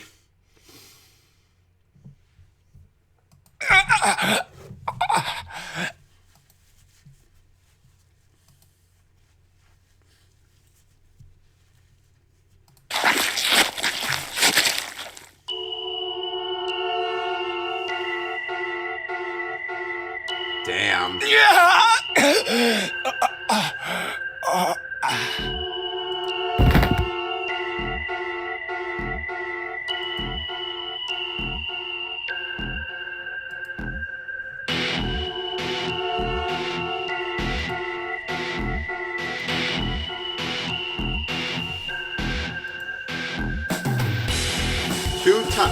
2 tiny images of the killer reflected in his eyes.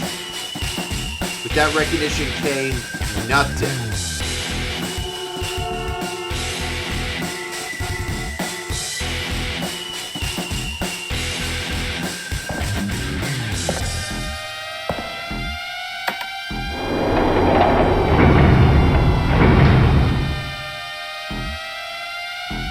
Well, this has certainly become trouble in Terrace Town.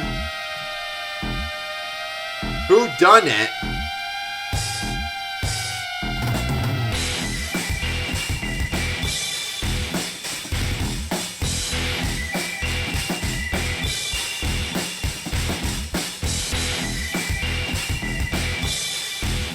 Into zero. Damn. Am I zero?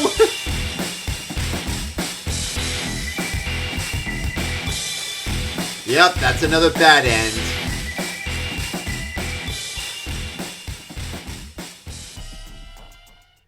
And that, my friends, was the knife ending. But we're not done yet. So now we got to go back on that side. So let me fix this up real quick, and we'll get right to it. Okay, so now we can go to the true ending here. So all these keys have unlocked this ending. So we're all good here. Wait, was there anything else I needed?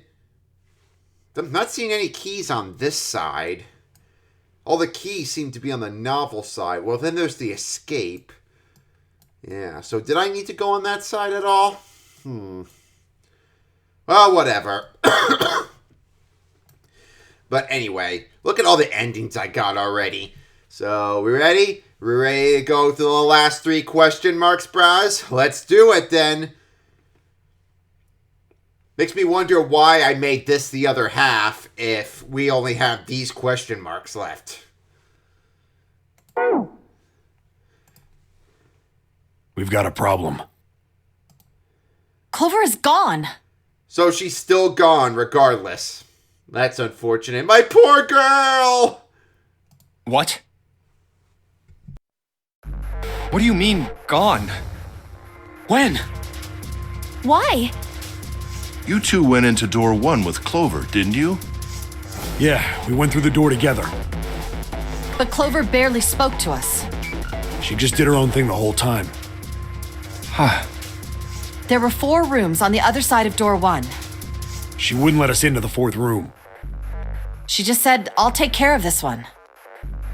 And shut the door. She must have blocked it with something on the other side.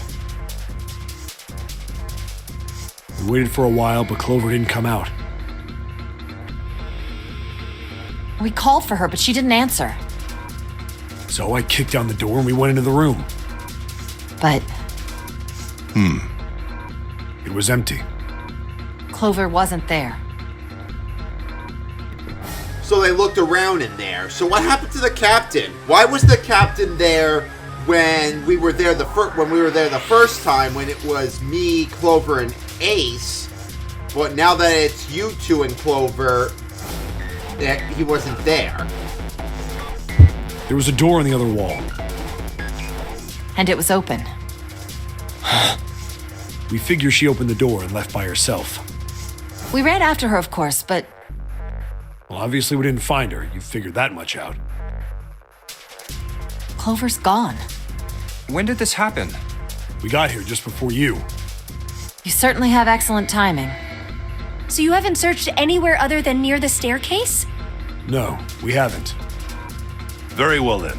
We'd best separate and look for Clover. We haven't much time left. Let's begin. Yeah. She's not here.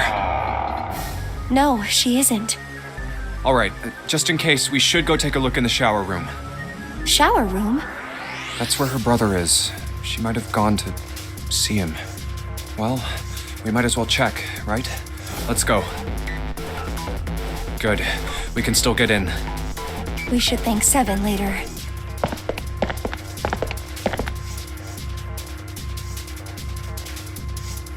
No luck. Yeah, I don't think she's here. The smell is horrible. Let's check the back, just to be sure. No, she's not here.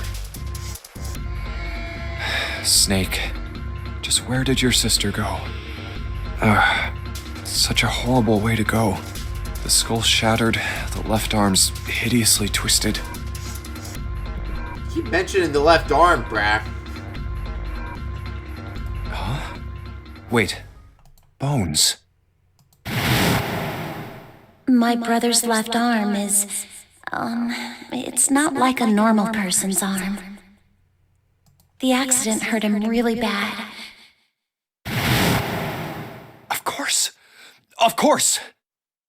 Why didn't I realize it earlier? Jumpy? Oh, sorry for making you wait. Let's go.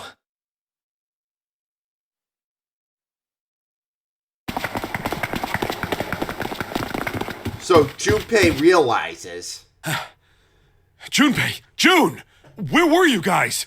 So So that's why Clover talked about the arm in this path, but not in the other one. So in the other path, Clover knows, but this time we know without really Clover's help this time. So we figured it out. Did something happen?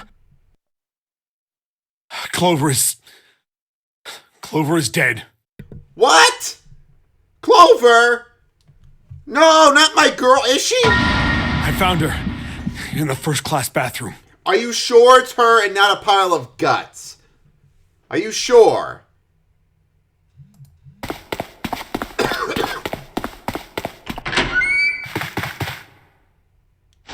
Well, Lotus is alive this time.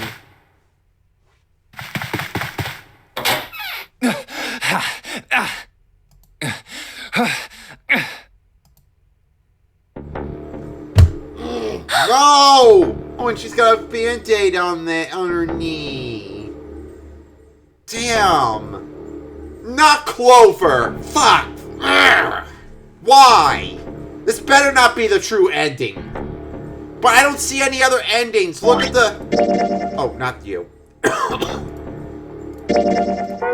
No, go back. Go back.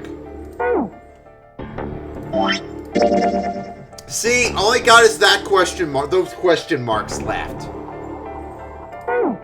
Are we missing something here? This better not be the true ending. I'll be damned if I let Clover die like this. Clover. Clover. Why? Why did this happen?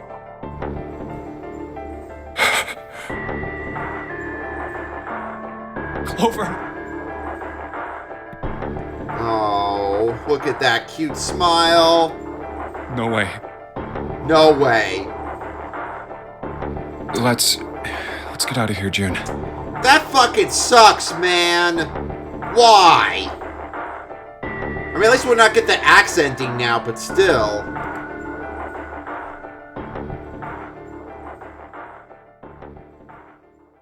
Are you all right? Yes, I think so. You should get some rest. Here, the bed. Can you sit? Yes.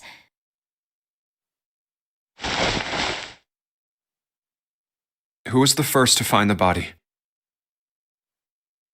Me. Why did you come to this room? To look for Clover. Why else?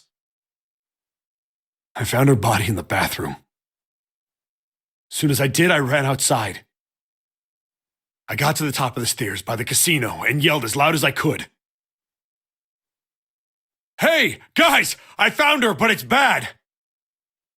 She's in the bathroom in the first-class cabin. Come quick! Or something like that. Then I went back to the bathroom. Ace, Santa, and Lotus showed up real soon after that. But I guess you two hadn't heard me or something because you didn't show. So I took off down the stairs to look for you. After that, I mean, you know the rest, right? 7. There's one more thing I'm worried about. What? You stuck one of those plates in between the door and the frame, right? Why did you do that? Come on, didn't I already tell you that? I did it so that the door wouldn't lock. So we could come back to this room? Oh, you think I did it? Well, I don't know. That kind of depends on what you say, doesn't it? For crying out loud. Follow me. A closet? Yeah. This is the reason. This safe. Yeah, I figured that was the reason. I knew that piano thing was an excuse. I figured it was the safe. I called that. I'd call that even if I didn't already know. We couldn't open it when we were getting through this room. I'm sure it was here for a reason, right?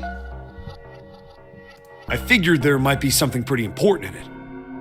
I couldn't stop thinking about it. I figured eventually we might figure out what the numbers are for the safe. And if we did, I didn't want to screw around with door 5 again. So I put the plate in the exit door so we could get back in that way. You get it now? Yeah. Figured it wouldn't open. Huh? This is... rust. If there's rust here, that means... has someone opened the safe?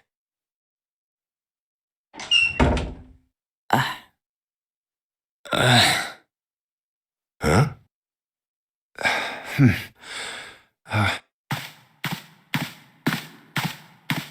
Maybe there's another clue.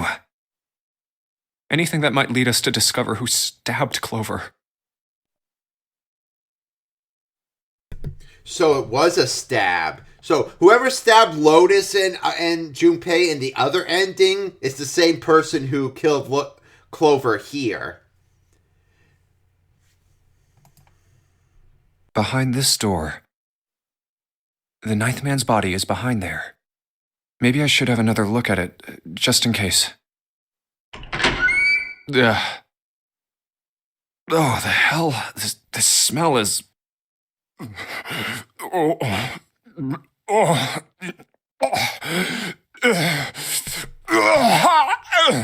No, I'd be the same way. Oh. Clean up on aisle 5.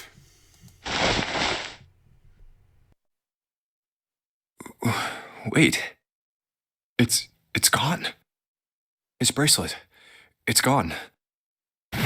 It was right next to the glasses. But why? Huh? Where'd Junpei go?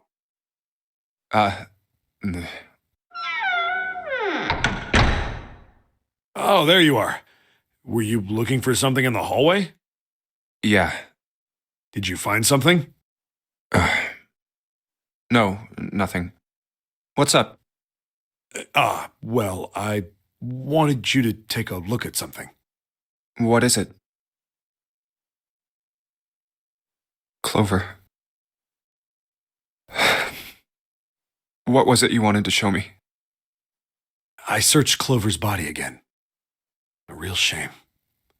She was stabbed once in the back, probably by a knife or something. And I found this. What? I haven't actually looked at it yet. Didn't want to disturb the crime scene, you know? Basic stuff. Well, I did borrow one thing. What? I'm opening it. Truth had gone, and truth had gone. Ah, now truth is asleep in the darkness of the sinister hand. What is this? Some kind of secret code? A code.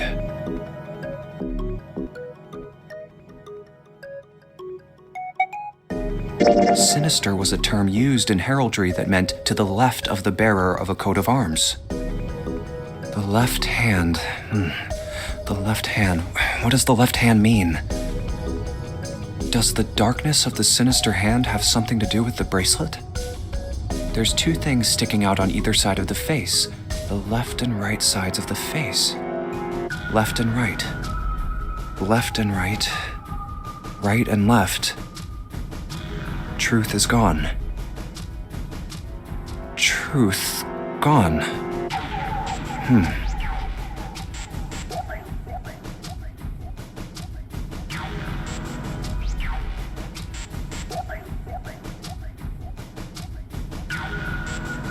Maybe there's something about how they sound out loud.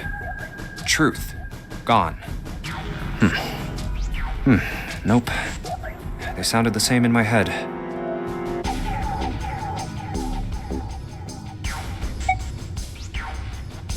How about switching the sentence around? Gone had truth. Well, that makes even less sense. Clearly, switching the words isn't going to help. How about reading them backwards? Gone and truth. Enog and Hitert. Oh, but don't you get it? Those are the sidekicks of the Funia Reaper, Junpei. The two sidekicks. What am I saying? No laughing matter. Gotta get this riddle, you know? Can't let Clover's sacrifice go in vain. Those aren't even words. I doubt that's what the riddle was trying to say. Wasn't a bad idea, though. What else could gone and truth mean? Truth, of course, means something that is correct, something that's fact. In other words, something that is right. You could then safely assume that gone means left. After all, after someone left, they were gone. But in this case, they clearly refer to their directional homonyms. Then truth equals right, and gone equals left. The left and right of the bracelet. These two things sticking out. So if I...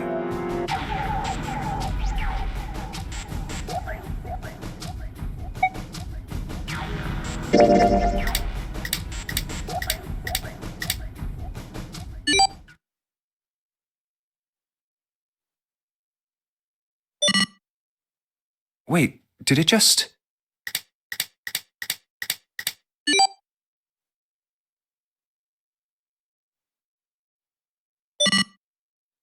One, 4, 3, 8, 3, 4, 2, 1. Huh? Hey, what are those numbers? 1, 4, 3, 8, 3, 4, 2, 1. 1, 4, 3, 8, 3, 4, 2, 1. 1, 4, 3, 8, 3, 4, 2, 1. 1, 4, 3, 8, 3, 4, 2, 1. 1, 4, 3, 8, 3, 4, 2, 1. Huh. 1 to the right, 4 to the left. And... Oh. Bingo. I knew it was for this. Oh, is this some sort of note? Let's see.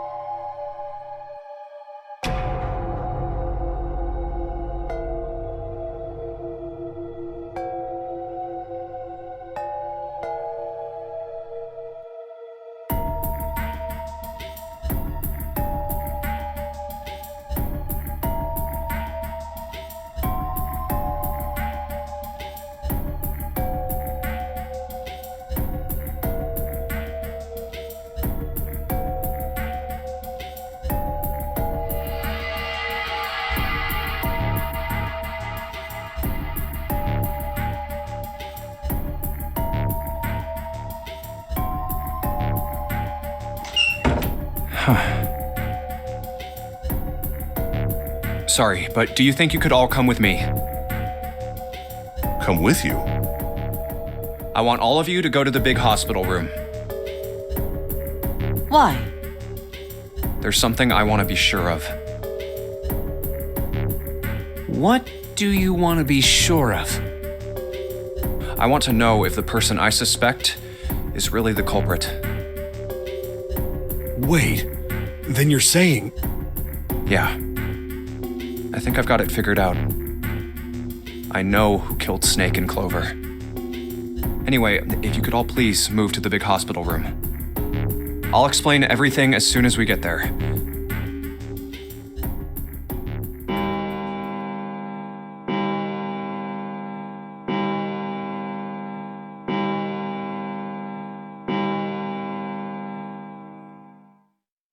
It's 5 o'clock. We don't have a lot of time left. Let's go.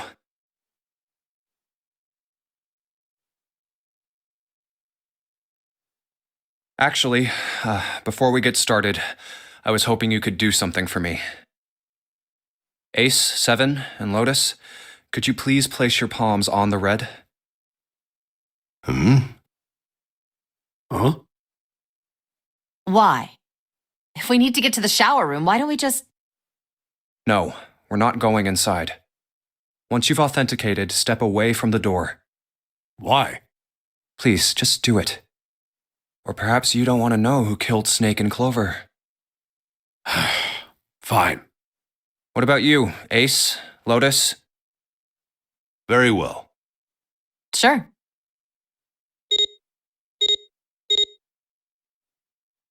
I have this idea.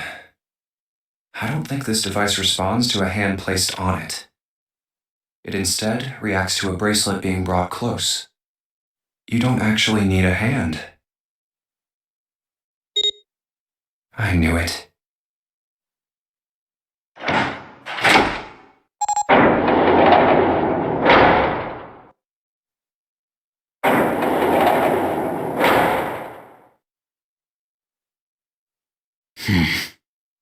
Well, that saves us from using hand sanitizer every time we touch the scanner, right? Huh? What was that about? How should I know? Thanks. I appreciate your cooperation. By the way, Ace, would you mind if I asked you something? What is it? Do you know who I am? What? What kind of question? Just answer it, please. Who am I? You're Junpei, of course. Who else would you be? Unfortunately, that's the wrong answer. Actually, I'm Santa. Oh, oh, oh! What? The clothes I'm wearing, I borrowed from Junpei. And the clothes he's wearing are mine. We had a little swap. That's ridiculous. Impossible. So, you're saying I'm not Santa? Of course you aren't. Why? What makes you so sure I'm not Santa? If you were Santa, then door 3 wouldn't have opened for us just now. 1 plus 7 plus 8 plus 3 equals 19. 1 plus 9 would be 10. The digital route would be 1. But the 4 of us just opened door 3. You can't possibly be Santa. Your bracelet number isn't 3. It's 5, right?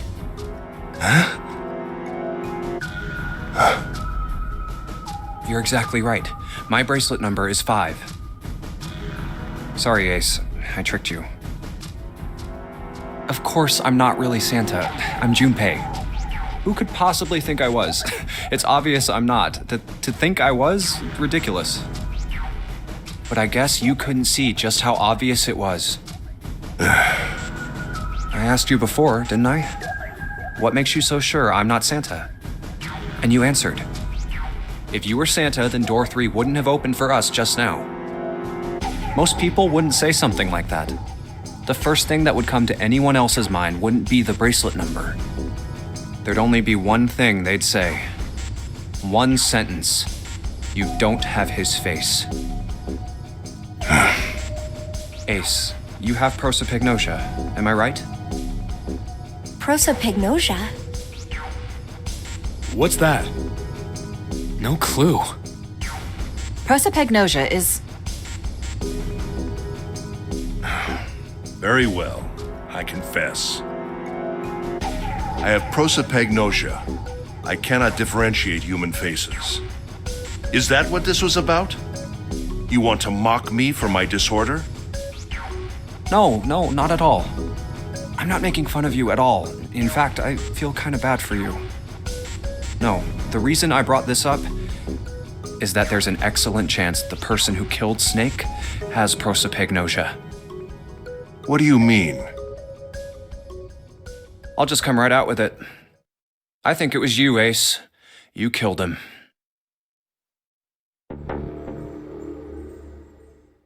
That's ridiculous. What possible evidence do you... I have 3 pieces of evidence.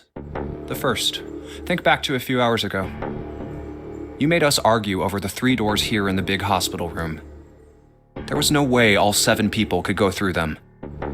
Lotus suggested that we sacrifice one of us. Then you, Ace, said, "I'll stay here." Why would you say something like that? It's pretty simple, really. You didn't want us to see the dead body in the shower room. You see, if Ace stayed behind, there were only 2 doors the rest of us could go through. Doors 7 and 8. There was no way we could get through door 3, the shower room. You knew that, didn't you, Ace? That's why you volunteered to stay behind. Come on now, I think that's going a bit far. I can understand if you're jealous of my bravery, but please don't devalue my actions. I only wanted to save the rest of you. Surely you can understand my altruism. Altruism, huh? You already knew, didn't you? You knew that whichever doors we took, eventually we'd end up back in the big hospital room. What on earth are you saying? Of course I didn't know that. How could I have? Really? Yes. Oh well, that's cool. I've still got 2 more pieces of evidence that say you're the killer. The second is that, as I said earlier, you have prosopagnosia. Then you mean to imply that a person who can't distinguish human faces must be a bad person? Junpei, they call that prejudice. No, I am not that stupid. Then why? Well, before I explain, I suppose there's something I should tell you. The corpse in the shower room. It's not Snake's. What? I didn't put it together right away, but there was something Clover told me. She said that Snake's left arm was prosthetic. He'd lost his real arm in an accident. But the body we saw in the shower room, let's call him Guy X. Guy X's left arm was definitely flesh and blood. In other words, Guy X couldn't possibly have been Snake. Oh God. No. That's impossible. Let's say, hypothetically, that the killer didn't have prosopagnosia. If that were the case, he would immediately realize that Guy X wasn't Snake. Even if the clothes were the same as Snake's, their faces would be completely different. It would have been obvious they were different people. And yet, they still killed him. Why? Why would they kill a stranger who'd only just shown up?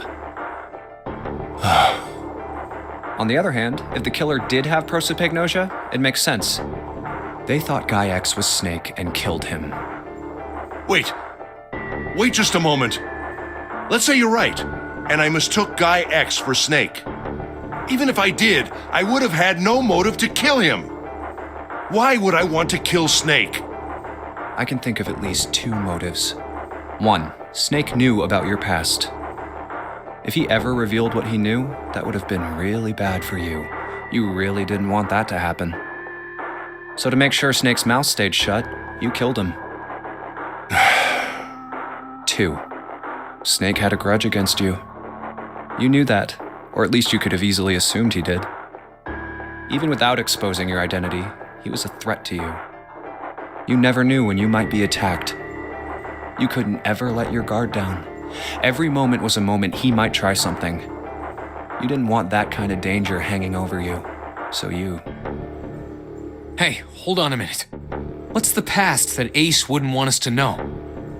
Why did Snake have a grudge against him? Look at this. What's this piece of paper? The nonary game was played once before 9 years ago. The person with the number 2 bracelet attended the game 9 years ago.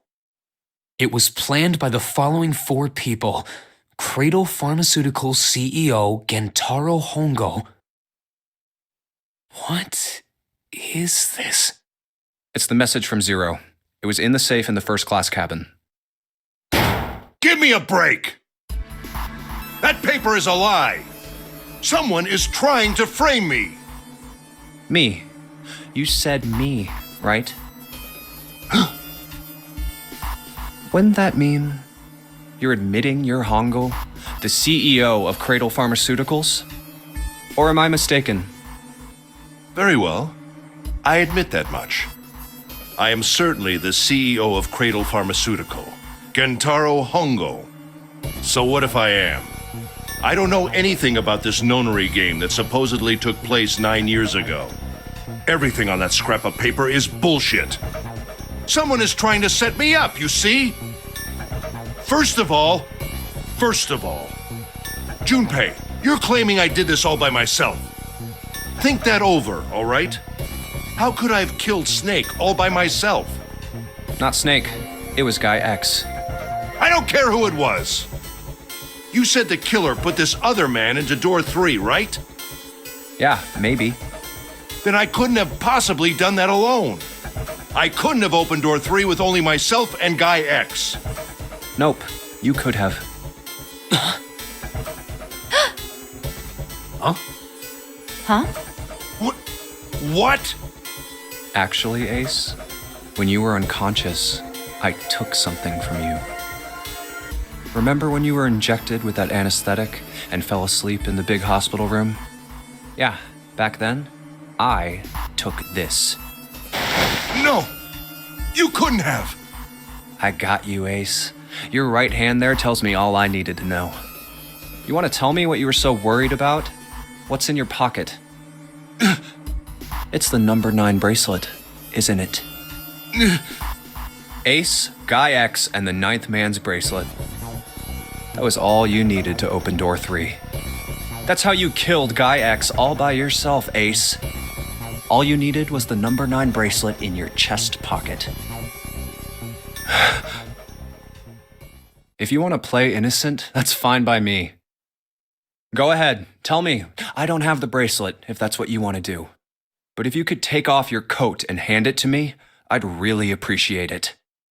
Otherwise, we'll have to take it from you by force. Right, Seven? Yeah, it'd be my pleasure.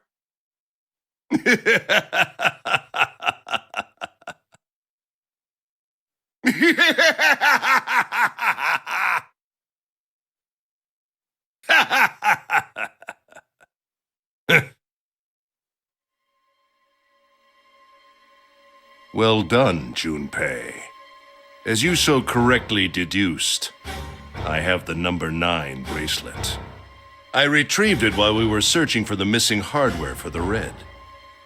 I left the room I was supposed to search and headed to the first-class cabin on B deck. The villain has been revealed! My purpose was to obtain the number 9 bracelet. 9 is a potent ally in the nonary game. Adding 9 to any set of numbers won't alter the digital root. As you can see, 9 is a very useful number here. With it, one can go anywhere, with anyone.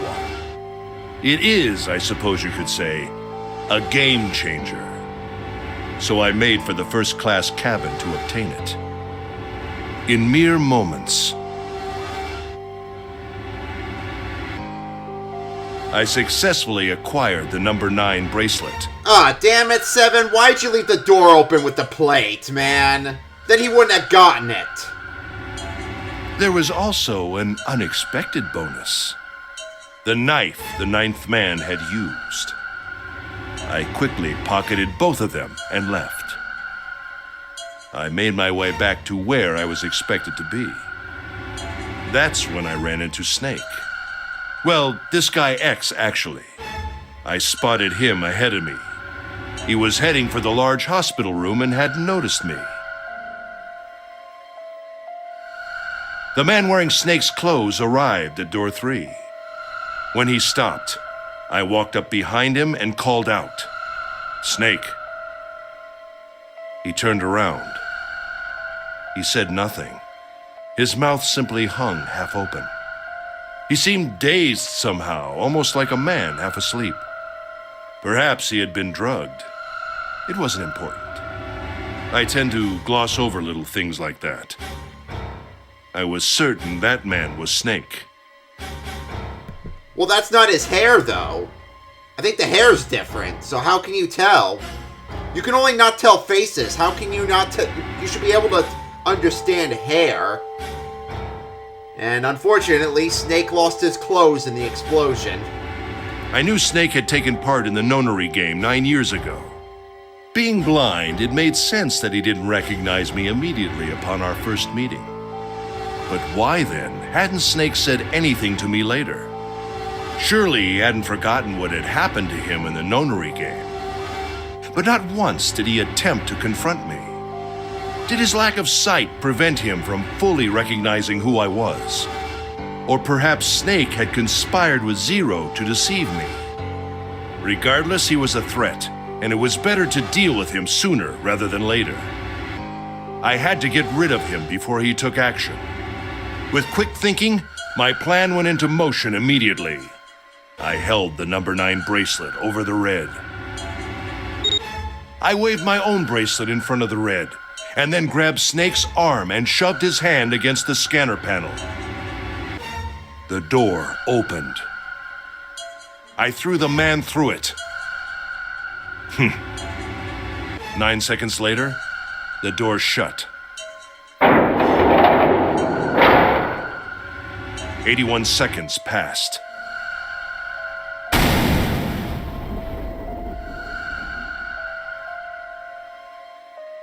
After that, I returned to my post as though nothing had happened. Well, you know what's a giveaway of why we know that wasn't Snake? Remember what Snake said back in the first class cabin when we were with him? He says, if you could fight me, I'd like to see you try, but I'm pretty sure I would defend myself pretty well. So, if it actually was Snake, Snake would have been able to defend himself. You know what Snake would have done if that was actually him? He would have let Ace open the door, and then quickly pushed Ace in there, like quickly turned around and pushed Ace in there, and waited for the door to close. Then he would blow up instead in self-defense. That's what Snake would have did if he was in that situation.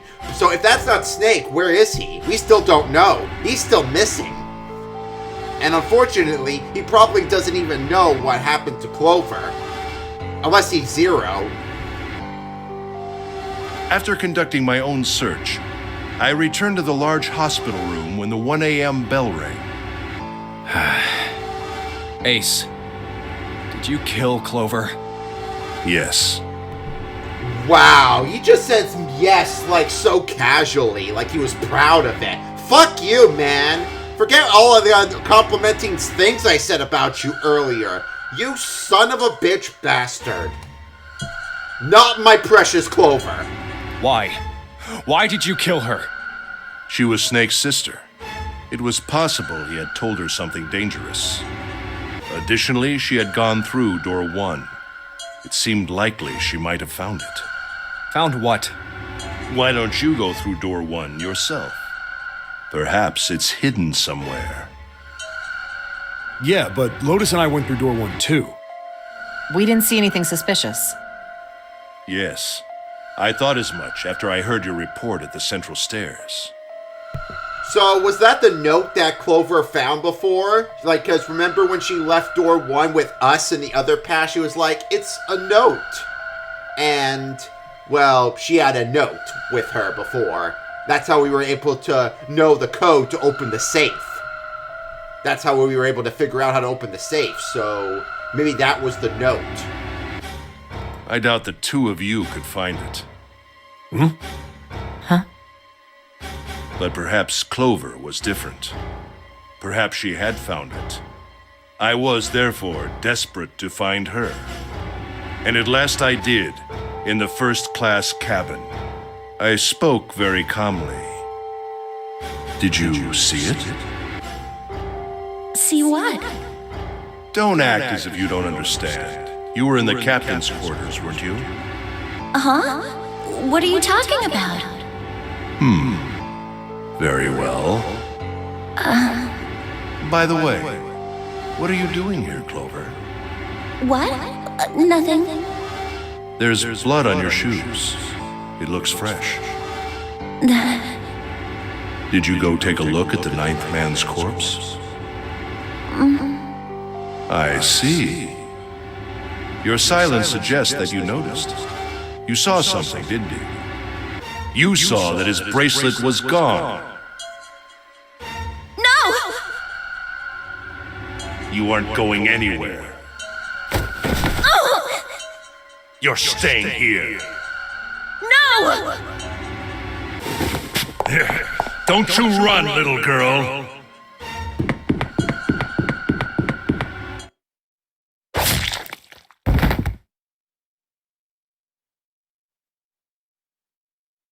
That was how I killed Clover.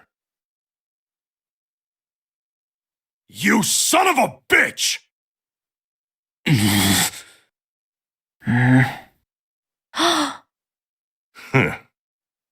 I admit it.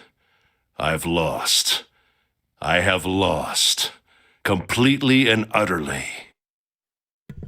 And that means he's the one who stabbed us in the other ending. And you want to know something else, too? He's the one that killed us in the ending with the submarine, too. It won't mention that here. But he faked his death. Because you saw his corpse next to Santa's and Clover's on the staircase. But there wasn't any blood running on him. He was swirled like this. Just so he wouldn't look like he'd have wounds. Or he'd be covering them. But yeah, that was Ace that killed us in 2 different endings. But it was still Clover that killed us in the axe ending, unfortunately. So, yep. That's it. Ace is the bad guy here. Don't misunderstand, Junpei. I didn't lose to you. I lost to Zero, not you. So that lets us know that the bad guy here is not Zero. The bad guy is Ace. So that lets us know that this was the point of the Nonary game, right? To expose Ace. But why would they need to expose him? I mean, remember, Zero kidnapped Ace and everybody else just so they could attend this game. So what kind of point was that? You could have just gotten your revenge right there and then, and Clover didn't have to die. So what was the point of the Nonary game if it was all for revenge against Ace? Well, let's find out. I'm rather disgusted with myself for falling into such a simple trap. I looked the fool. And it was a trap, make no mistake. I was trapped and manipulated by Zero. The man I killed in the shower room, if he wasn't Snake, then I have no idea who he was. But he was wearing Snake's clothes, and that was no coincidence. He had also been injected with something that reduced his cognition and prevented him from identifying himself or resisting me. And we can't forget the components that were removed from the red before we arrived. I have no doubt that Zero planned all of this. Zero made sure I would kill that man. It follows, of course, that Zero knew everything I would do. That I would try to take the number 9 bracelet. That I would try to kill Snake. Everything.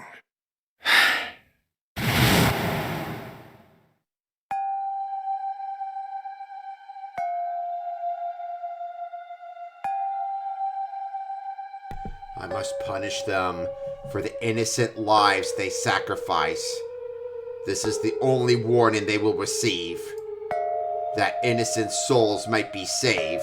I now state the truth. Zero. So is Zero our ally? I think Zero is one of us. Yeah, we still don't know who Zero is. Huh? Basically, all we know is... Yeah, well, let's continue.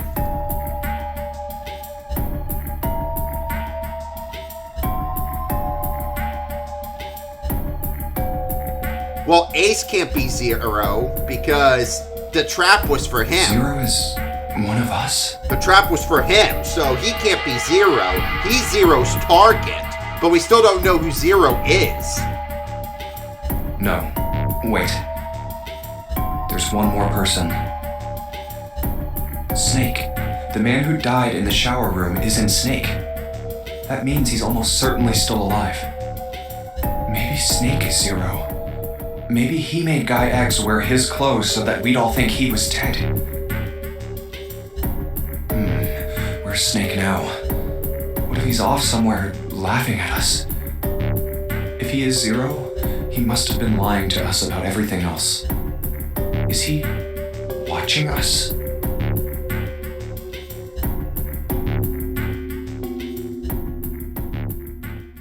Or his definition of watching. Well, I believe I've finished with my confession. Why don't we get moving? What the hell is this shit? You aren't going anywhere, you son of a bitch! We're gonna leave your ass here to rot! Why? Because I killed Clover? That's ridiculous. Why are you so upset that I killed the little bitch? She was nothing to you. A stranger you only met a few hours ago. Am I wrong?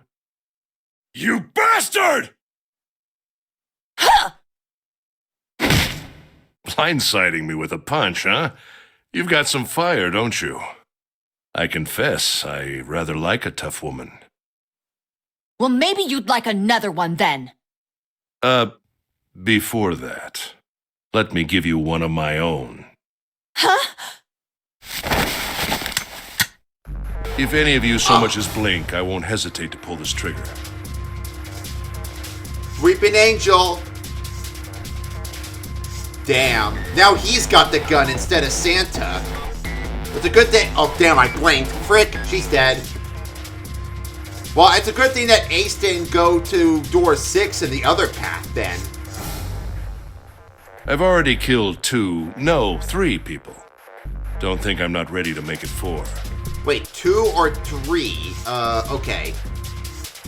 Okay, yeah. 9th man, Grover. Wait, you killed Grover? 3 people? What do you mean? Very well. Let me take this opportunity to illuminate you. The person who killed the 9th man was me. Yeah, I already gave that away. Sorry, slip up. Although I suppose to be more accurate, I encouraged him to get himself killed. While we were examining the main staircase, he came to me and told me his name. I recognized it at once, so I gave him a little push. Just a little white lie. It seems the settings for the dead were altered. Now it only requires a single person to deactivate the detonator in the bracelet. Investigate what's beyond door 5. We'll meet again later. And with that... Okay, have a good one, guys. I'm going off ahead now. Well then. Why is it stopping? God damn it! You lied! Open the door, please! I'm begging you!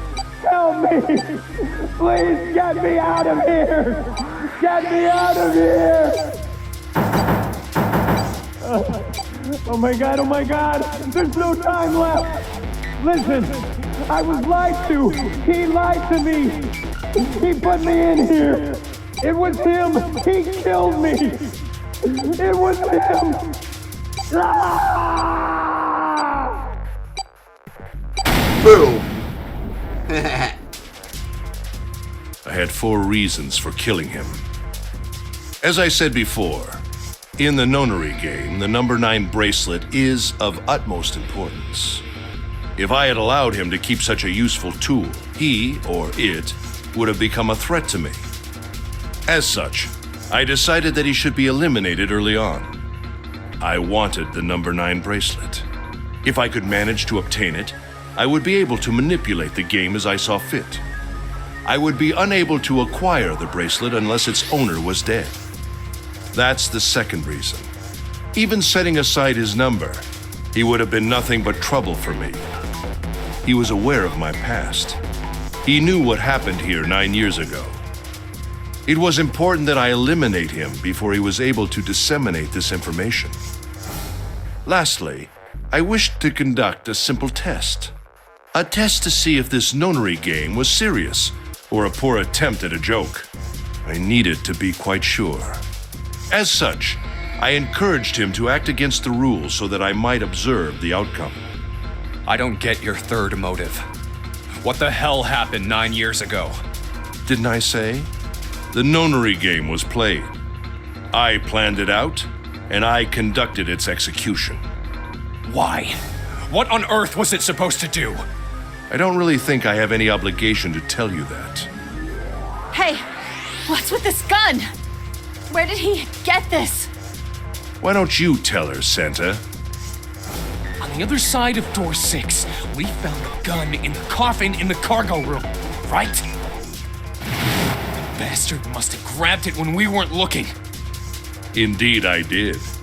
That was a pretty serious mistake, you know. Just saying you intended to leave it behind. That's how I said you should have threw it over the fence.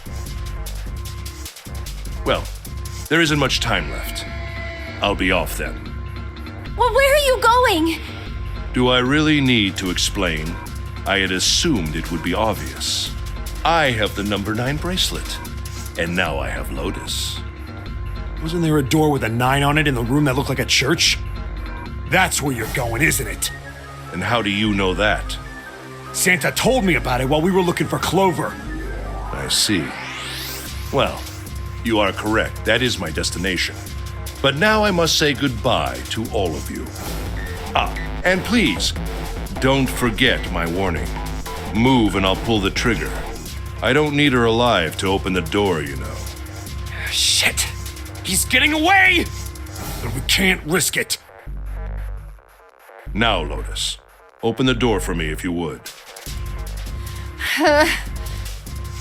Jeez, you wouldn't shoot a single mom, would you? Well, then again, her kids are grown up by now, but still, that's still a way to go. Goodbye. Good riddance. I hope you drown. Damn it! Hope you drown when the ship sinks.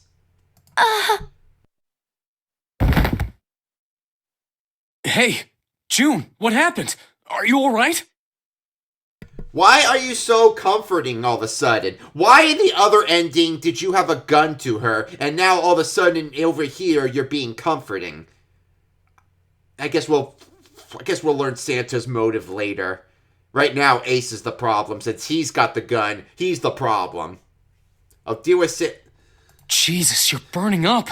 Your fever's back. Are you okay? I'm okay. Really, I'm fine. You should be worrying about Lotus. But... Jumpy, don't worry about me. I just need a little rest. I'll be fine. Don't you remember?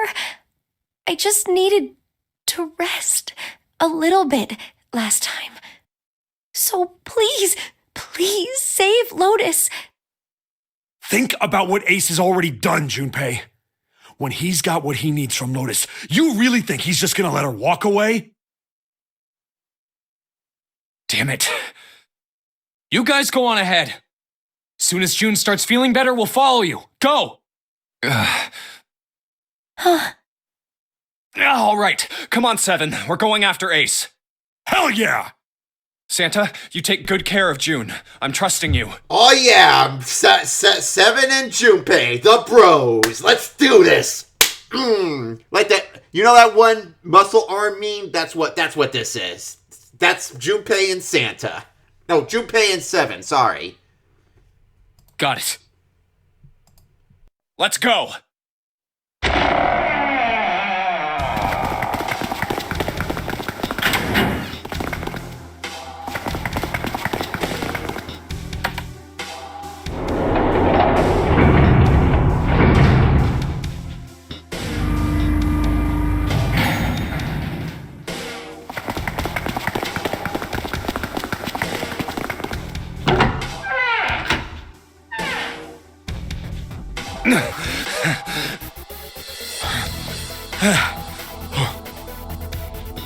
Where are they?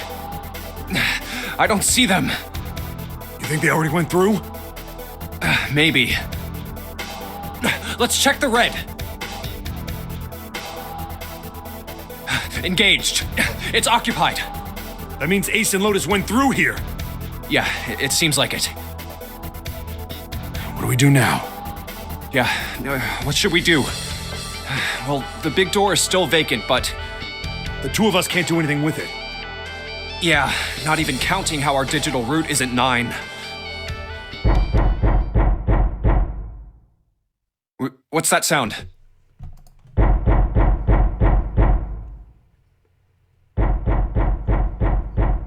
Is that Morse code? It's coming from over there. The knocking is happening in a certain way. Alice? The coffin. Alice? Yeah. Let's open it. How? By force! I don't think that's gonna happen. And now we're in the same spot we were in earlier. Well, you never know till you try, right? The only necessity for success is the willingness to suffer 1,000 failures. No, that's life for you. Who said that? I forget. That's pretty good advice, actually, bruh. Anyway, we've got to try.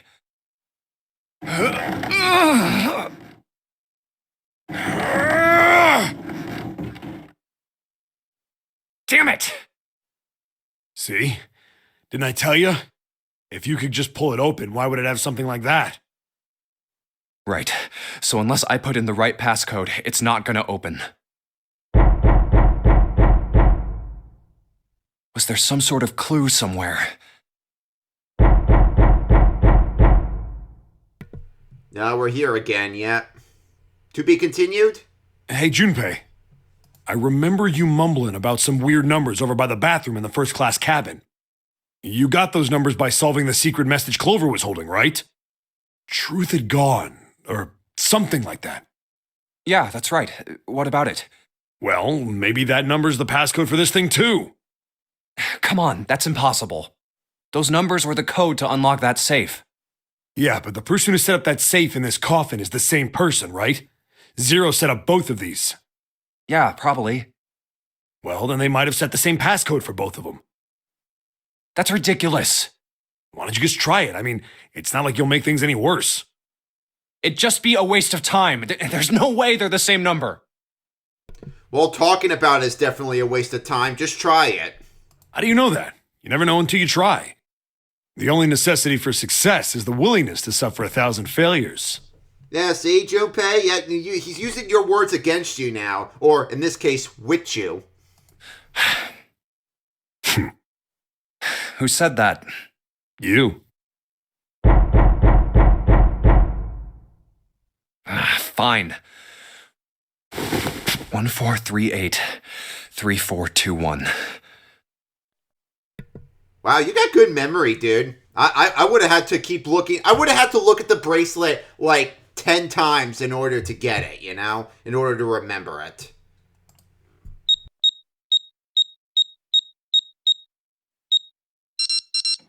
What?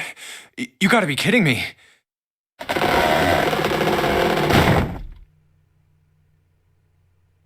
Snake! Oh, snap! Look who it is!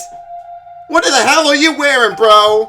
Yeah, sorry, your clothes are gone. What the heck are you wearing though? You? Why? Ah, those voices.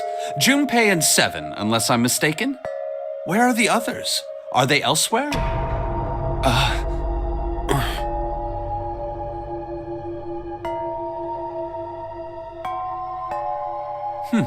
I see.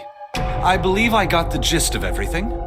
Have I been sufficiently caught up? Yeah. But that still doesn't explain why you were trapped in here. We've still got no clue about Zero's true identity, let alone why the hell he's doing all this. Wait, did you even tell him about Clover? I mean, wouldn't he be taking it a lot worse if you did? Why did he put Guy X in Snake's clothes? Is all this stuff somehow related to that notary game that was played 9 years ago? Hey, Snake, do you know anything? What are you talking about? I apologize, but I have no idea what you're saying. Oh, come on, just tell us if you know. I don't know what to tell you. How can I know something I don't? This is bad. We're running out of time. We need to go after Ace. What do we do now? The three of us can't make a digital route of 9. Yeah, we just get 5. We're stuck here then. Oh, hey, I just remembered something. What? What is it? I found something earlier. What did you find? This. Zero's bracelet. Was it on a body? I don't see any blood on it. So you just found the bracelet by itself? Why was the captain not in there? What did you say? Are you saying that 7 has the number 0 bracelet? Yeah. Where did you get that? Clover gave it to me. She did? Yeah. How did she come by it? Well, she found it. See, on the other side of door 1, A deck, in the captain's quarters. She asked me to hold on to it because it was too big and bulky for her to be lugging around. He's lying. He even told us earlier. I haven't actually looked at it yet. Didn't want to disturb the crime scene, you know? Basic stuff. Well, I did borrow one thing. He probably said that so Snake doesn't find out about Clover. So he doesn't know. Ah, so you left out some details. All right, Junpei. Been nice knowing you. Wait, what? Come on, man. I'm just kidding. Still, just in case, I want to make sure the 0 bracelet gets picked up by the red. Snake, give me a hand, all right?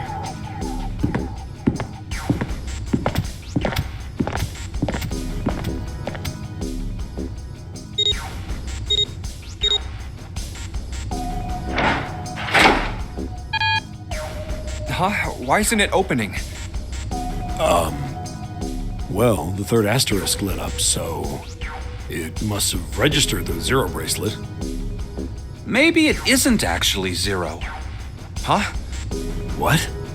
That bracelet may not actually produce the number 0 when scanned. That is what I'm saying.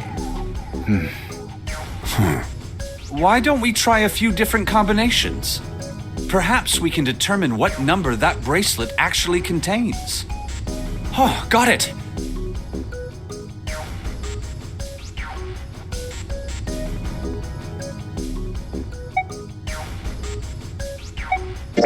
Let's try all 3 of us and the bracelet.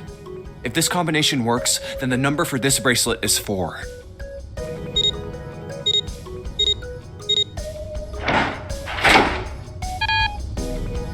It didn't open. Then this bracelet is not 4. Then... let's try Snake, me, and the bracelet. If this combination works, then the number for this bracelet is 2.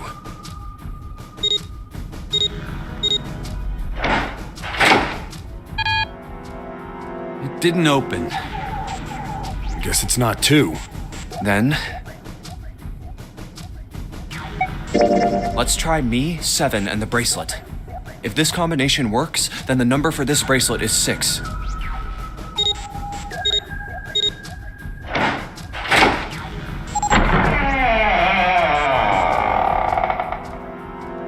It opened.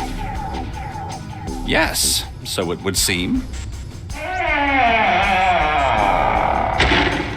That means the bracelet is actually 6.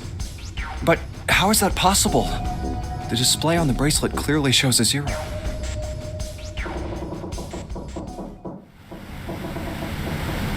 Oh man, that's not good. I guess our time's just about up, huh? Uh-oh. At any rate, we know now that the door can be opened. Let's go. So it's 6? Ah, damn. But what about, Akane and Santa? They're still up there. But, Snake, are you sure? Yeah. You know that only Junpei and I can go through this way. You needn't worry. I have a solution to this problem. My last resort. But if now is not the time for last resorts, then when? Last? Resort?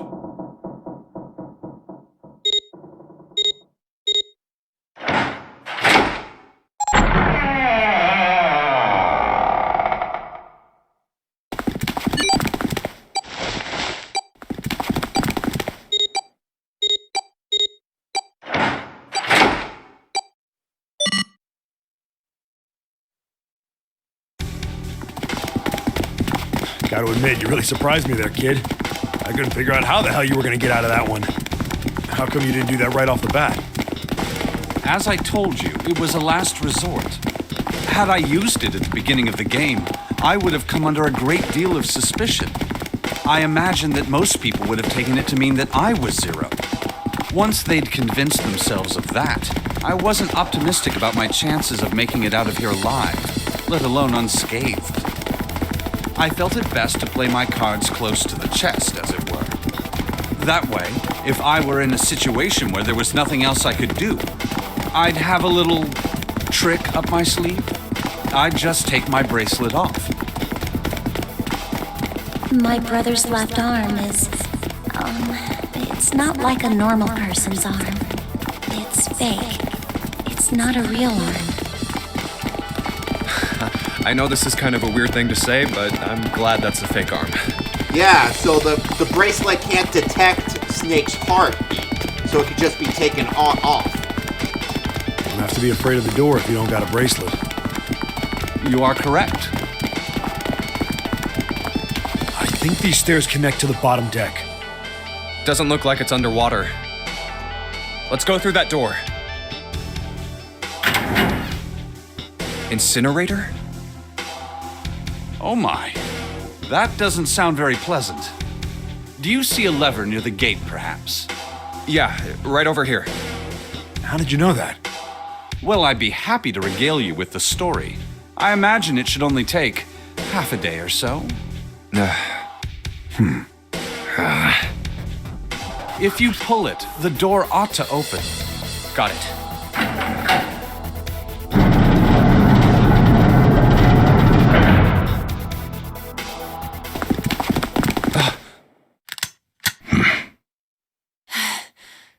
What? Why? Why is there another one? Warning. Warning. Emergency incineration command has been acknowledged. Automatic incineration will take place in 9 minutes. Please evacuate the incinerator immediately. Oh my, how exciting. You've run quite a show here, Zero. What's the matter? Too frightened to understand? Here, let me explain. It's said that the incineration system is about to activate. In 9 minutes, this room will be engulfed in flame. Who are you? You don't recognize me? I'm hurt. It's me, Snake. Snake? Oh, yes, you are alive. I'm afraid your bizarre style had me confused. I'm quite glad to see that you're alive. If you don't mind my asking, how did you get here? Snake, Junpei 7. The three of you couldn't have opened a door with a 9. Did you use Clover's bracelet, perhaps? What? Ah, well, your reaction suggests that you did not. Hold on. Why did you think we'd have Clover's bracelet? Oh, they haven't told you? I wonder how that... So where did Snake think she was? Looking after Akane with Santa? Told me what? Clearly not. Normally I would take some time and enjoy the moment. But I'm afraid my time is at a premium just now. I'll have to make this quick. Clover. Don't do it, Ace! Keep your goddamn mouth shut! Clover. I said stop it! Don't listen to him, Snake. What happened to Clover? Clover died. No, that's not true. That's impossible. Search your feelings, Snake. You know it to be true. It's a lie. It has to be a lie. Oh, it's quite true. I can assure you of that. I killed her myself, you see. What? Oh, he does have eyes. So he's not Brock. I'm sorry, did I stutter? I killed her. I would have rather she died with less suffering. A bullet in her brain, perhaps, would have been ideal. Unfortunately, that would have made quite a bit of noise. Circumstances being what they were, I was forced to settle for the knife. The one the ninth man had, you remember? I believe I caught her just below the shoulder blade. I was rather lucky, in fact. My first thrust went right between her ribs. Oh, bro, you are sick in the head. Her flesh was so soft. That sounds worse than pedophilia, damn. My knife slid in so easily. There was no resistance. That feeling was... I confess, I feel rather excited. It is a powerful memory. You are sick, bro. What a bad guy this is, damn. The actor did such a good job making such a hateful man. Such a menace. Someday, perhaps, I hope I can feel it again. Incineration will begin in 7 minutes. I'm going to kill you. What was that? Ah, spit went down the wrong pipe. Ow. I'll kill you. I'll kill you. So you're going to kill me. Please do. Come now. I'm waiting. Don't do it! Don't listen to him, Snake! Stop it, kid. He's screwing with your head. Is there a problem? What are you waiting for, boy? Don't you want me to send you to join your sister? Don't! The Snake! Don't do it! Oh, damn. Oh, I forgot to mute the microphone. You were listening to that. Whoops. Leroy Jenkins. Sometimes when I press the mute button, it doesn't automatically mute all the time. I have to wait till it flashes. Alright, but anywho. Snake! Snake!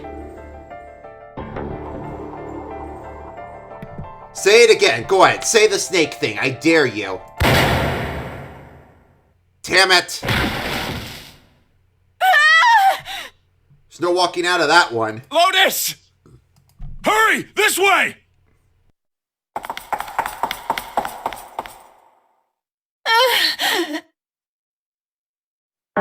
Incineration will begin in 5 minutes.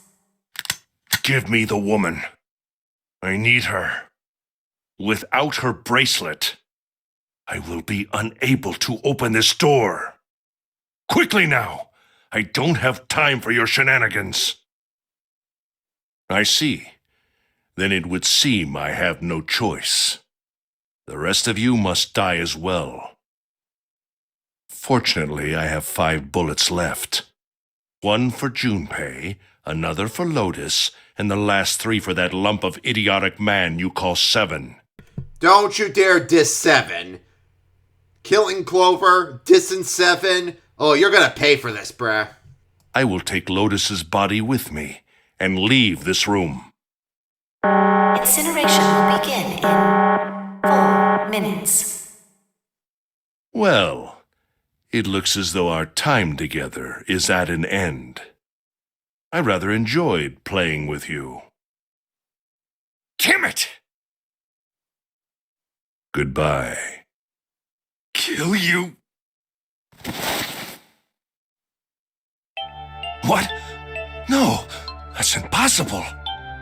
I'll kill you. I'll kill you. Stay away from me. Get back. Stop. If you come any closer, I'll get away from me. Listen to me. I said, don't come any closer. Shit, you bastard.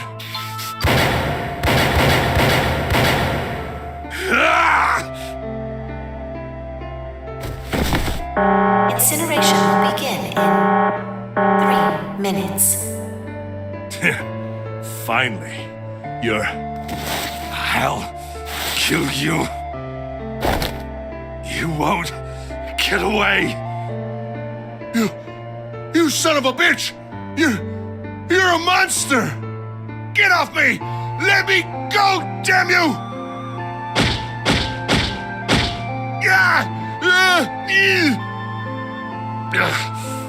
This is it, Ace. We're going to burn to death together. What? Incineration will begin in 2 minutes. Damn it! Damn you! Get off! Let me go, you monster! Okay, look. Think about it this way. My company owns a wonderful hospital. It has excellent doctors. You're not wounded too seriously. I'm sure they can fix you up easily. You don't have to die. You could be saved. Just let me go.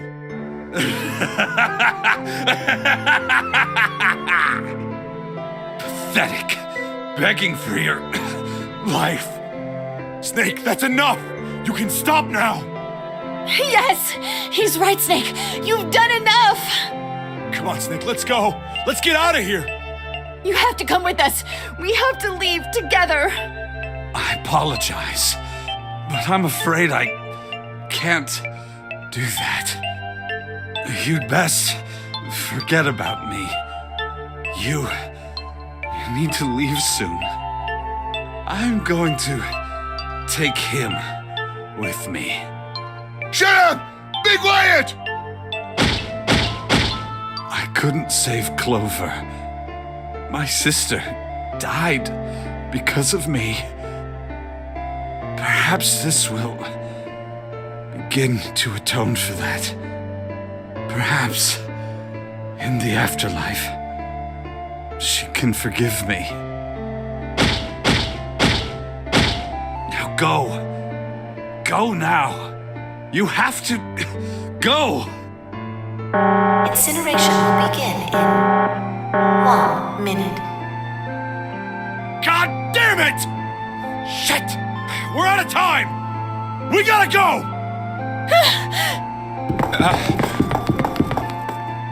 Junpei, what are you doing?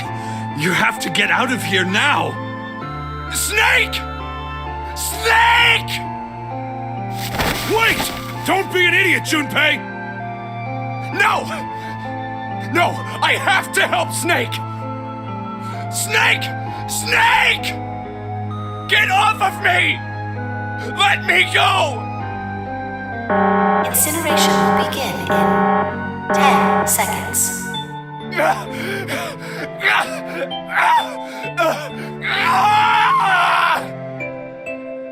7, 6.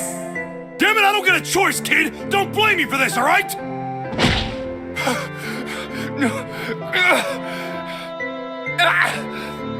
5, 4, 3, 2,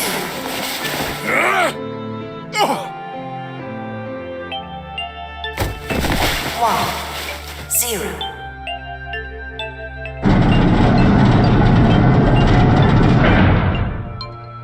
Gates 2 and 3 are locked down.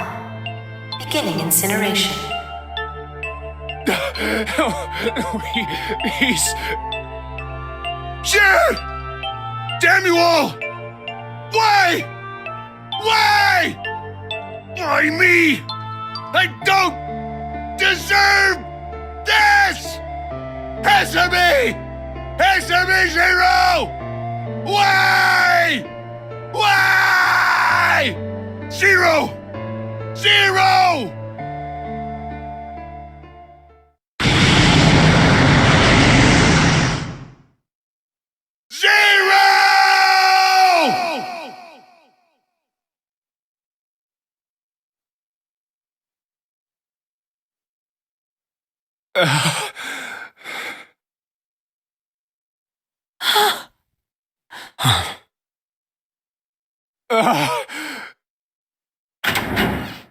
Hey, wait! Junpei! Junpei, where are you going? You stay here. I'll go get Santa and June. You're gonna bring them here? How? Don't worry about that. Just stay here and wait, all right? I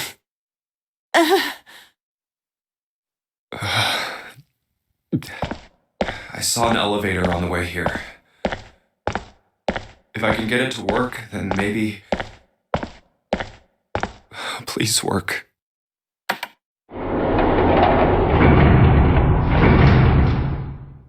Yes.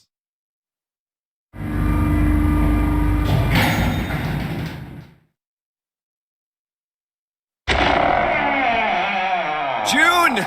Santa!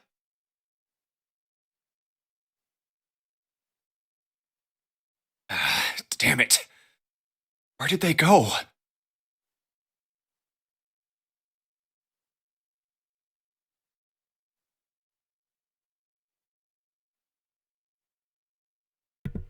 Why is the ship not flooded yet?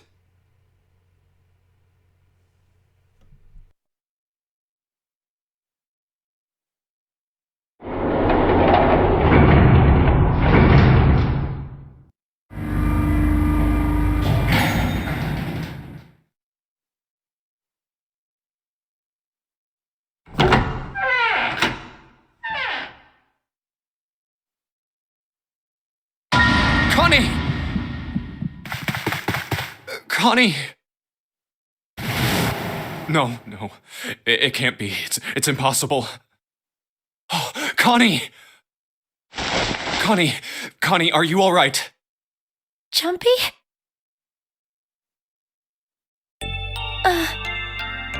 Oh, man.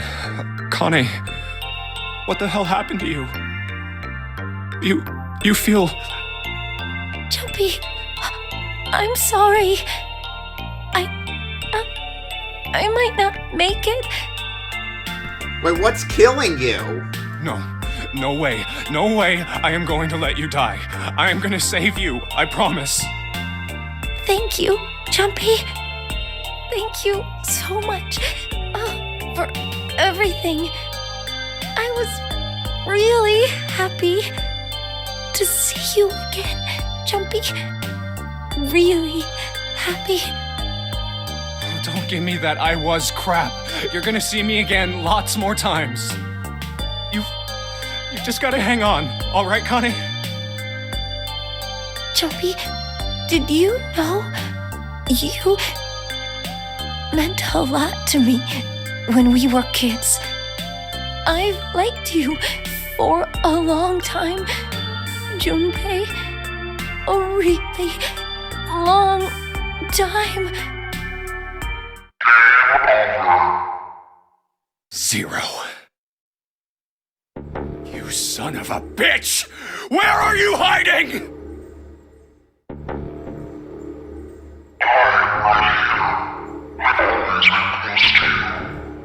What the hell are you talking about?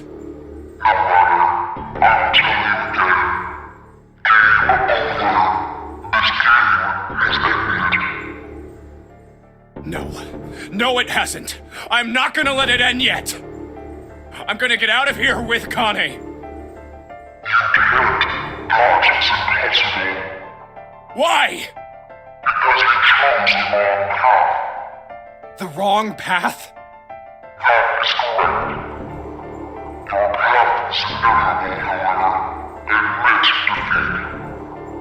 Where there is shadow, there is light. Where there is the absence of light, there is no shadow. So it goes. What are you talking about? That is not. The loser has been decided. I told you! I am not gonna lose! No, you misunderstand. You have lost. I have lost. What?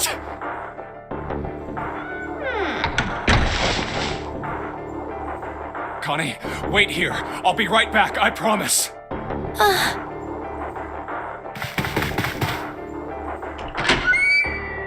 Damn it.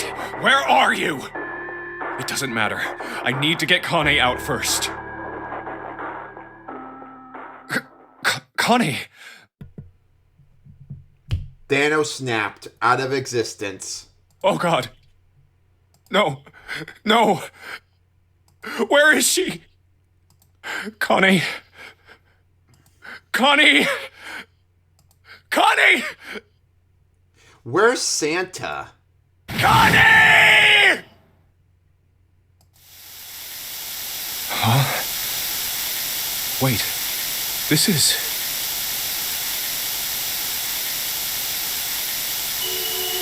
white smoke.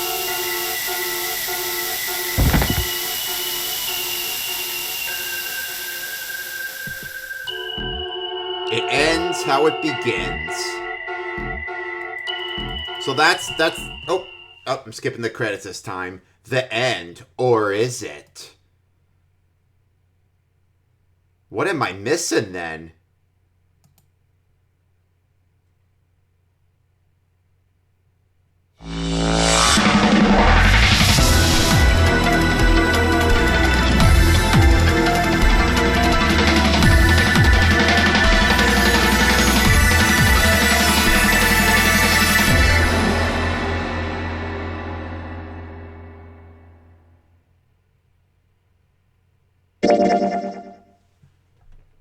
But we still have one more question mark here, so what could it mean? So there's the safe ending.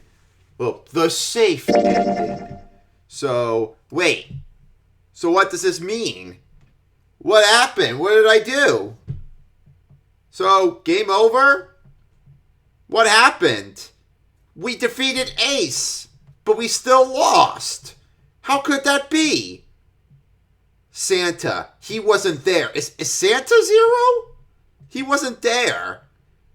I mean, who was the only one missing? Yeah, Seven and Lotus were also not there, but Santa, but they were like missing it. They were like still by the incinerator room. Is it Santa? Jack Frost?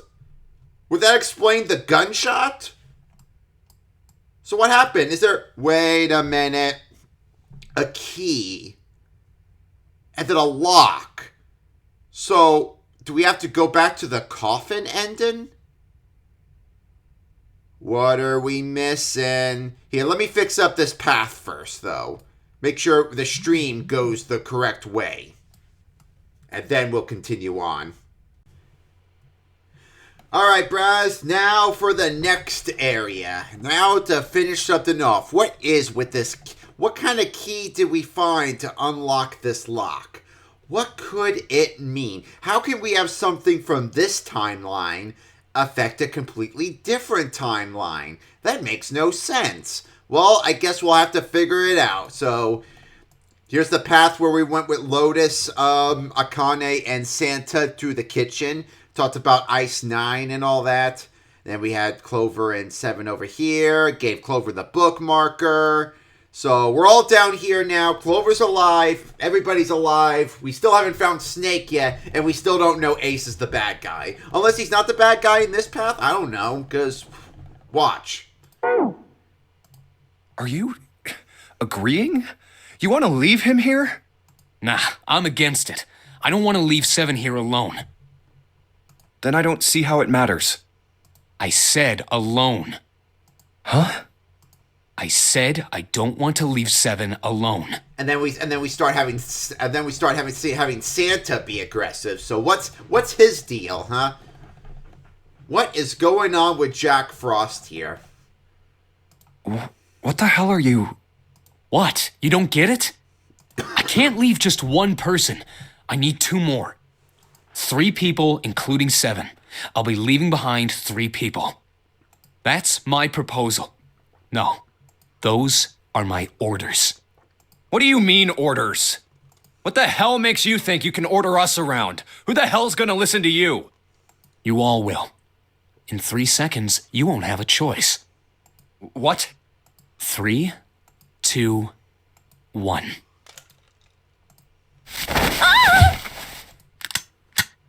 Damn. See? I told you.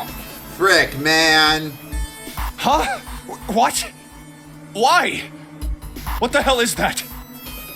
The gun's from the other room. What room? One of the rooms behind door 6. I should have known he was gonna do this. Should have threw I it. should have taken the gun. You should have or you should have just thrown it beyond the gate, on the fence. Well, it's too late now, fat ass. Damn it!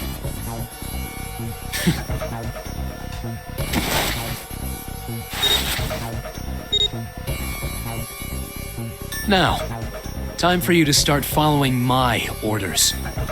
Ace, Lotus, congratulations! I've chosen you to come with me. Are you sure you want to bring Ace with you? You sure you want to bring Ace? Well, you got the gun, so once you get through, shoot his ass. Put your hands in the red. Hey, you deaf? I gave you an order. Or just put the bracelets there. Right, fine. I didn't want to waste any bullets, but you guys just don't get it. He really shot it? But why? Santa, why are you... Santa, I thought you were one of us. I thought we were friends. What? You knew about the leaf words and the four-leaf clover. What the hell is that shit? I've got no idea. You're lying. Shut up! Just shut up! You stupid bitch! You want me to put a bullet in your fucking head?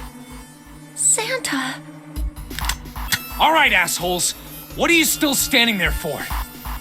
Get over here and scan those bracelets. I don't have all day. Oh, what's the matter? Your hearing starting to go? Going senile, maybe?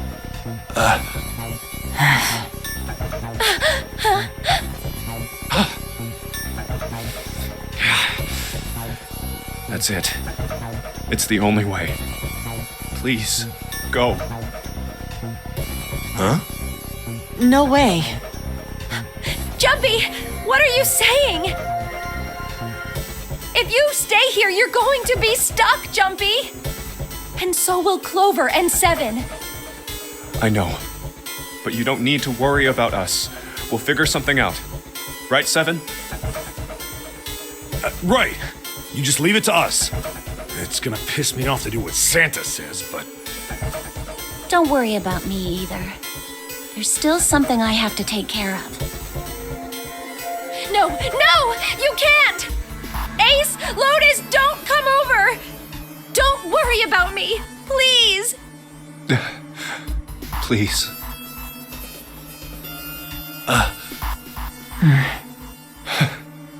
Go. All right. Fine. All right, now let's get those hands on the scanner panel. What's the holdup? What? You think I'm fucking around here? I don't give a shit about this girl. The red doesn't need a person, you know? All I need is the bracelet. You get it? Good. Now put your fucking hands on the scanner. I'm not gonna say it again. Fine.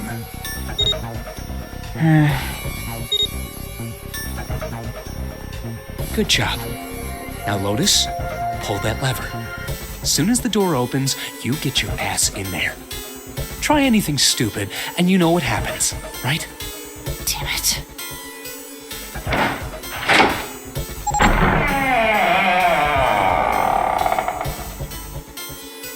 Good. Go.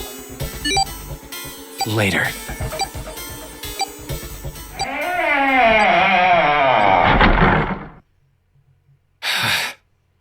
Well, that's it. We're right back to where we were now. It's just Junpei, Clover, and Seven. So, their numbers don't equate to 9, right?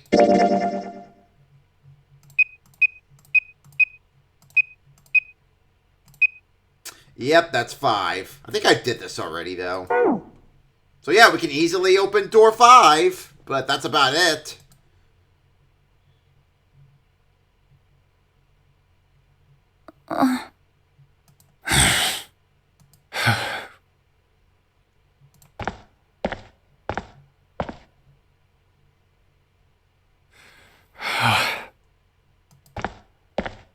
The other door's available, but...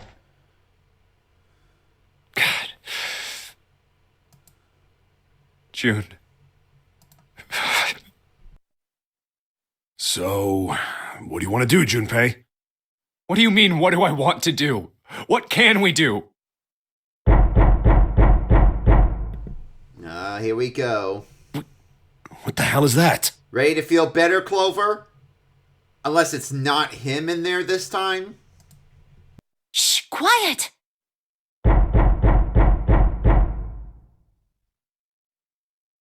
Where is it coming from?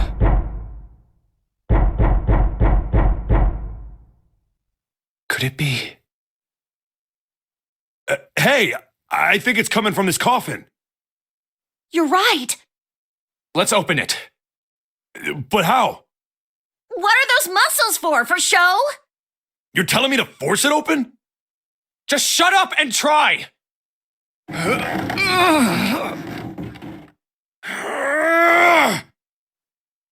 Yeah. To succeed, get 1,000 failures or something like that. Damn it! It won't even budge. Not another one. Yeah, looks like it. Do you think we have to put in the right password or it won't open? I think so. Whoever or whatever's inside this thing wants out, and now. I know that. But how? Without a passcode, I don't think there's much we can do. Isn't there a hint somewhere? Well, let's look for one. Ugh, there's nothing here. Not making this easy, are they?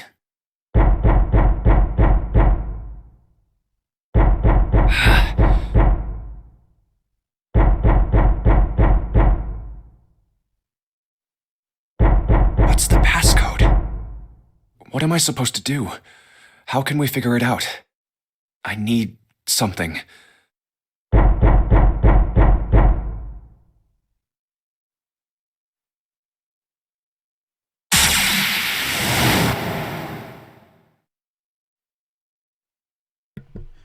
The truth had gone. The truth had gone, and truth had gone. Now the truth is asleep in the darkness of the sinister hand. Wait, what? What the hell was that? That voice? What, did you hear me? Huh? What? What's up? Huh? Oh, nothing.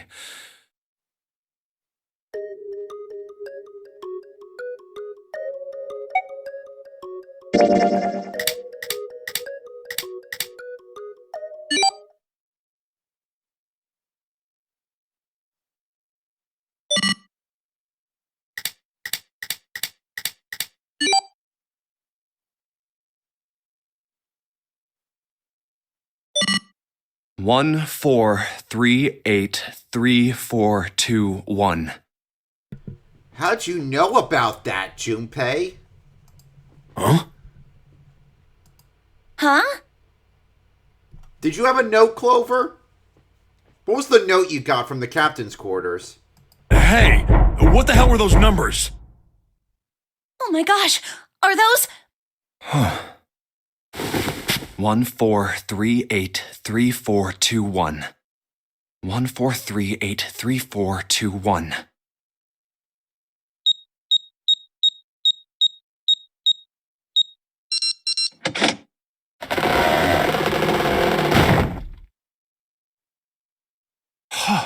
No way! What? Why are you...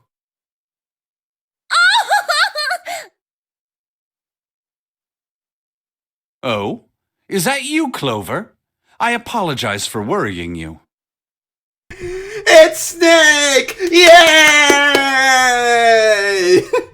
Oh, man. He was so badass in that previous ending, but let's hope it doesn't have to happen this time. Snake! You? Why? Junpei? And Seven? Is that you? Is everyone else there as well? Oh. Jeez. You're back! Gently now. My body's still a little weak. Oh, you're back! You're back! You're really here! Oh, you're back! Come now, what's gotten into you?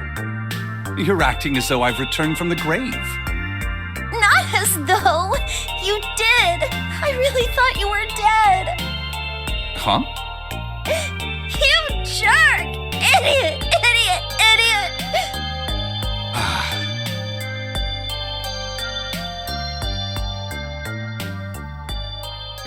I'm so happy for her. I see. I believe I understand things rather well now, thank you. Well, I guess we explained everything up to this point, so... But how did Junpei know about the bracelet? In the shower room, there is a dead body wearing my clothes. Yeah, sorry, man. Looks like you're gonna... I hope those weren't your favorite clothes, because then you might want to, replace them. I mean, I'm sure you care about how you look, but, those robes suit you too. They look like cultist robes, What could they mean? Because of that, you thought that I was dead, correct? Yeah. You also discovered a corpse in the captain's quarters, and Santa turned on you here, in this room.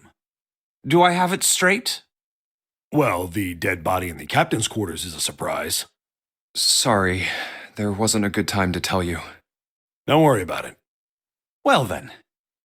I've got a pretty decent idea of what happened while I was indisposed, but it's still something of a mystery who did all this, and why. The corpse in the shower room that looked like me, and the corpse in the captain's quarters. Why were they killed in the way they were? You don't know? No. Why would I? The guy in the shower room. We don't know who he is, so let's just call him Mr. X. So, not Guy X, Mr. X. Anyway, this Mr. X is wearing Snake's clothes. But you're wearing some kind of weird robes. That means someone took your clothes and put them on Mr. X. So, did the robes belong to Mr. X, or were those robes just lying around? At least he's not nuded. We need to figure out who that was. I apologize, but I have no idea who might have done this to me. I only just now woke up. I was unconscious during all the events you just described to me. They must have undressed me and changed my clothes during that time. When were you knocked out? When we split up to look for the red. Where did they get you? Do you remember? It was a small room in one of the hallways on C deck. What happened? The same thing that happened to every one of us when we were abducted. A canister releasing some sort of gas was thrown into the room. I believe the gas is some sort of incapacitating agent. Then that means it was... 0. Looks that way, huh? There's nothing else I have to tell you. When I woke up, I was in this coffin. So in all the times everybody died, you pretty much starved to death in there, huh? And that coffin became your grave. Well, all except one path where you burned to death. Let's hope you survive this time.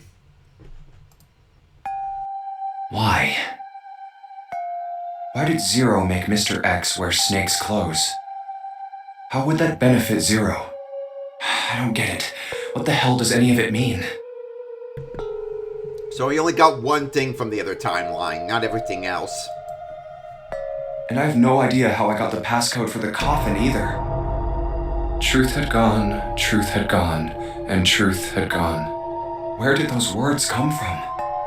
Why did I feel compelled to push the buttons on the bracelet after hearing them? All I know is my fingers moved on their own. It was like I did it subconsciously. I don't get it. What the hell does any of it mean?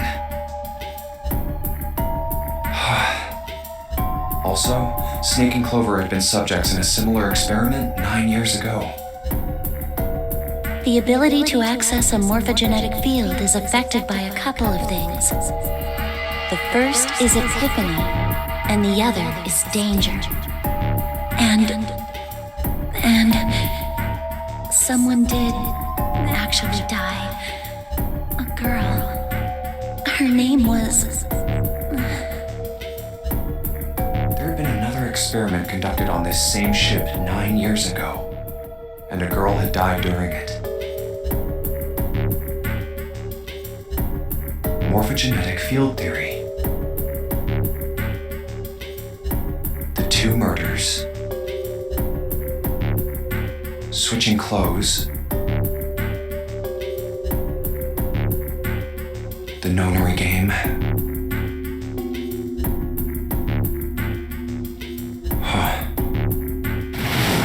Zero. He's the ringleader. The person who trapped 9 of us on this sinking ship. Zero should know everything. If we can uncover Zero's identity, all of our questions will be answered.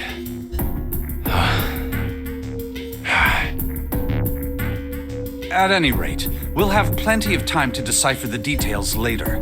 For now, it is of utmost importance that we escape. Junpei, it was 4:30 the last time you checked the clock, yes? That means we have less than an hour. We must hurry.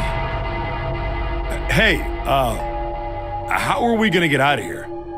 Isn't that obvious? Through the other number 9 door. Oh yeah, you're right. With Snake, we can open the door. 2 plus 4 plus 5 plus 7. And the digital root's 9. Yes, we can. Don't we still have the number 0 bracelet too? So, no, it doesn't matter. I'm not gonna add the 6 from it. Don't tell me you hadn't figured that out. Yeah, it's pretty obvious, Brad. Come on, you big dim-witted. Come on, you gotta tell me these things. I, assumed you'd figured it out. Forget it. Let's just get going.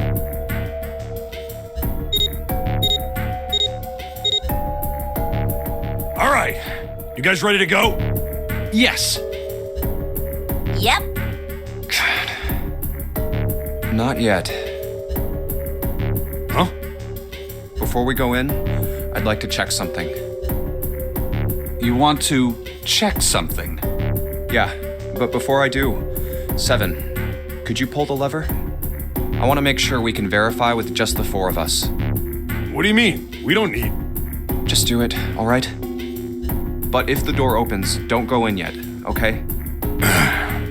Please, this is really important. I really need to check this, okay? Work with me here. Fine.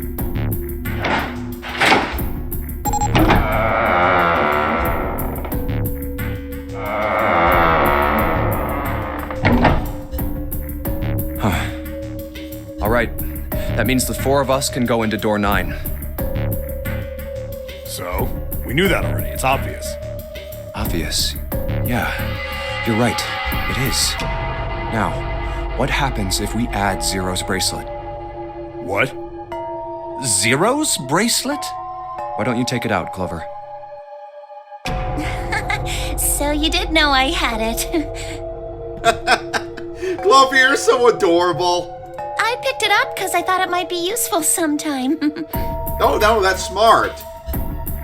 Ace might still have the 9 bracelet, maybe. Wait, This was on the left hand of the corpse in the captain's quarters. wait, hold on. You had 2 things in your pockets. It looked like 2 bracelets. What was the other one? If you look at it, you can see it's got a 0 on the face. Just to make this a little easier to talk about, I'm gonna call the guy we found dead in the captain's quarters, Cap. Why not Captain Price? He looks like And Captain I should be Price. able to open door 9 with just me, Clover, and his bracelet. Though the big question is, if Cap is the mastermind of this game, would he really put one of these bracelets on? Anyway, let's just give it a shot. Clover, give me your hand. Okay. Now the captain's bracelet. And pull the lever. I knew it. Now, what does this tell us? Maybe the bracelet has to be on your wrist in order for it to work? No, that's impossible. Did you see how the panel showed a third asterisk when I scanned Cap's bracelet? Whether or not it's on your wrist doesn't matter. All you have to do is put the bracelet near the panel for it to register. Huh. Looks like you're right. See? So what does that mean? There's only one possibility. That bracelet isn't the number 0. Is that what you're saying? That's right. So Junpei's starting to remember more and more from the other timeline. It's like he's absorbing the other Junpei's thoughts. So he has... I'll explain it later. Then what number is it? Let's find out.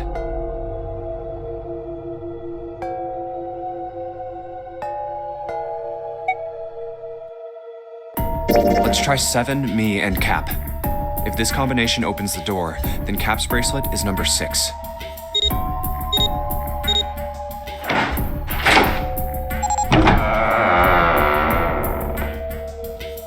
Hey, it opened! The door opened! What? Why? What does that mean? Wait, didn't Seven already scan it, his bracelet? Isn't it obvious? Why do you have to scan it again? Like when he tested it, like he was like, oh, you're right. He already scanned it. Cap's bracelet is number 6. But doesn't it say 0? This isn't a 0. The symbol on here isn't a number 0. It's a letter O. Oh.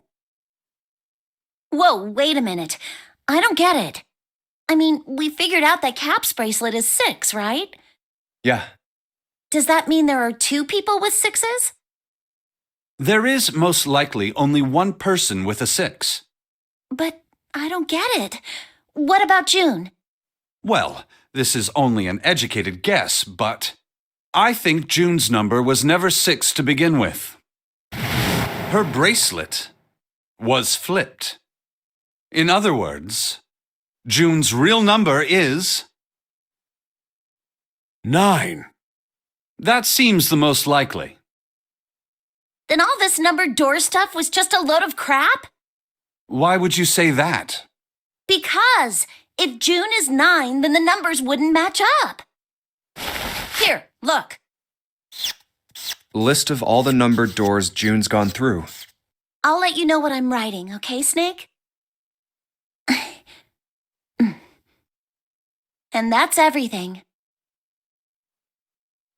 I wrote down which door she went into and with whom. And I wrote what all the numbers were. So if you switch 9 in wherever there's a 6, the numbers don't work. If the digital root is 7, then you can't open door 4. If the digital root is 2, then you can't open door 8. Clover, do you notice anything interesting on that list? What do you mean? You're talking about 3, right? 3? Santa's always in the room with her. That's what you're saying, isn't it? Yeah, that's true. Every time Akane went somewhere, Santa was with her. They were always in a room together. That is true. I did notice that. I just didn't want to say anything. I was hoping you guys would figure it out, or they would explain it.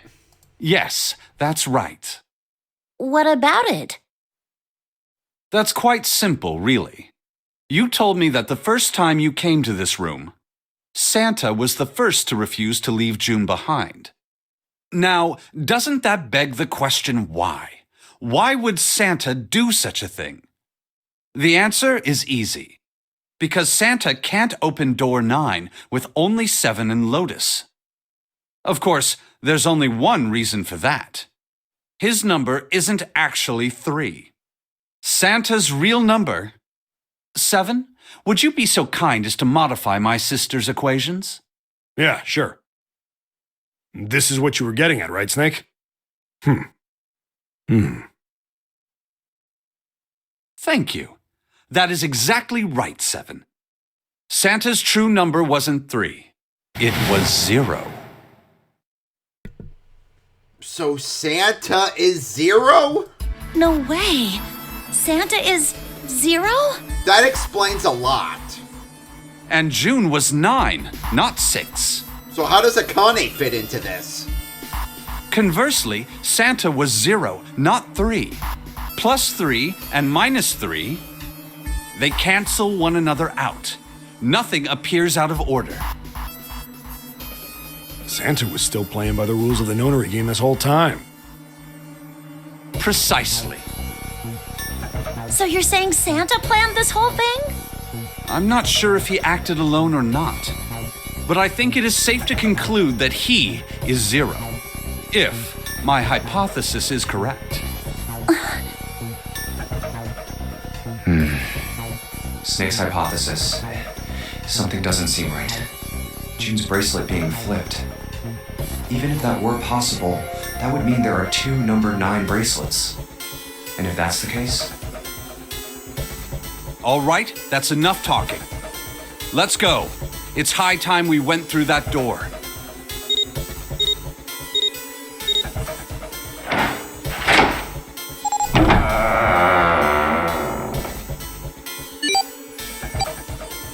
It's right there.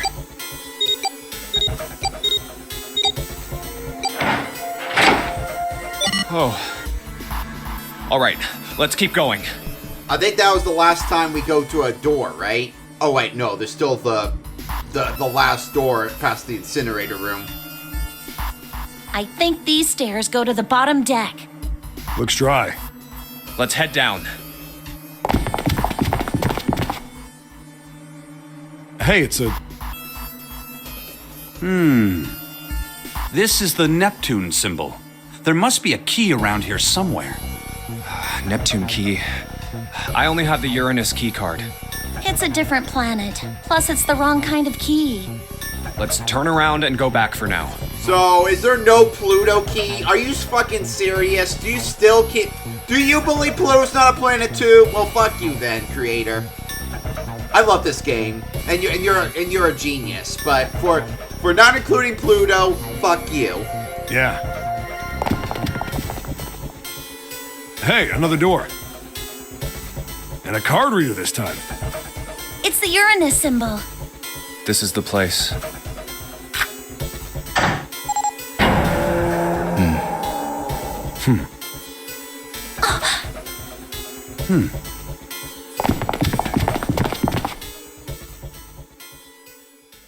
Wow! The Forest of Knowledge. It's totally full of books! There's so many. I don't know where to look. All right, if we want to get through that door out there, we need the Neptune key. I say we split up and look for it. Okay. Very well. Sure thing. Good. Let's get started then. We don't have a lot of time. Hurry. Oh, what the? Alice sleeps in a small chamber past the Forest of Knowledge. Yeah, we knew that already.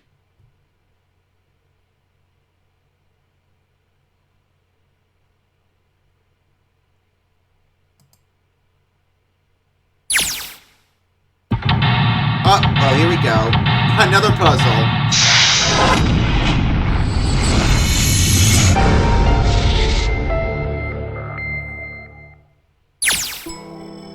I lied, there are more puzzles.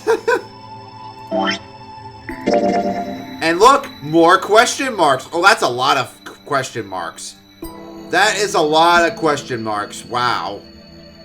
So yeah, we're not done yet. Yeah, now you see why I did a halfway point. Well, I don't even know if it was the halfway point. I still think this is going to be smaller than the other one. But still, look at all that. We still have a lot to do.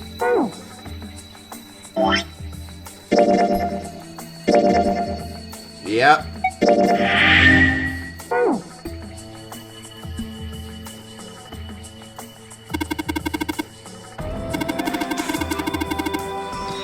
And look at all the time Seven's been with us throughout these rooms, you know? And we've been having Clover a lot, too. And this is only our second time with Snake. Well, or third timing, if you count the other 9 door. But probably not, because he didn't even use his bracelet on that door.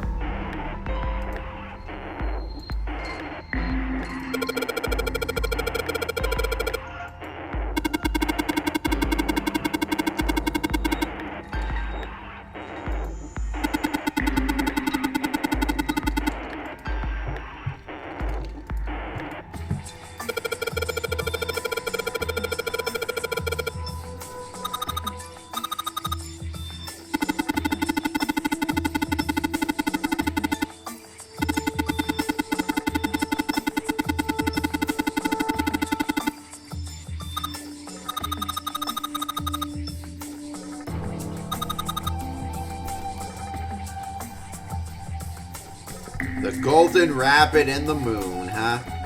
Was that rabbit actually golden? Was it like some kind of white gold? And was he incredibly annoying?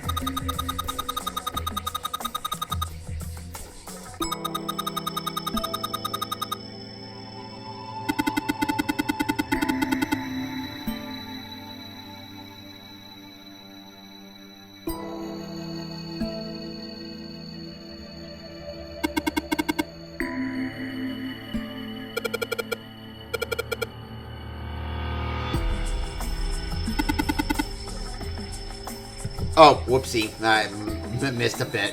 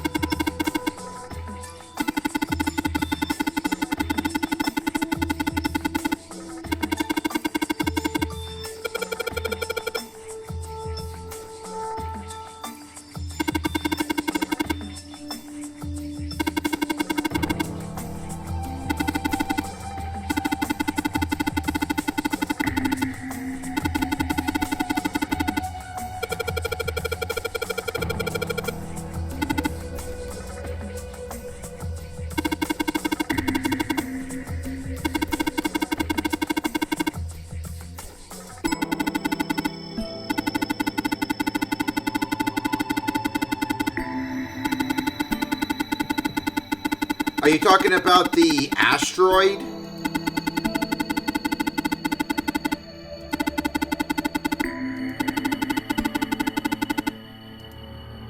Honestly, I don't believe an asteroid actually destroyed the planet. Well, not by impacting it. Like, there was some kind of clouds and smoke that blocked the sun. I mean, sure, there might have been an asteroid, but it might have been a certain type of asteroid, because real asteroids, if they hit our planet, they would turn into, you know, it would just evaporate. Or if it does land, it's not going to do anything. You know who really killed the dinosaurs? Sylvester Calzone, that's who.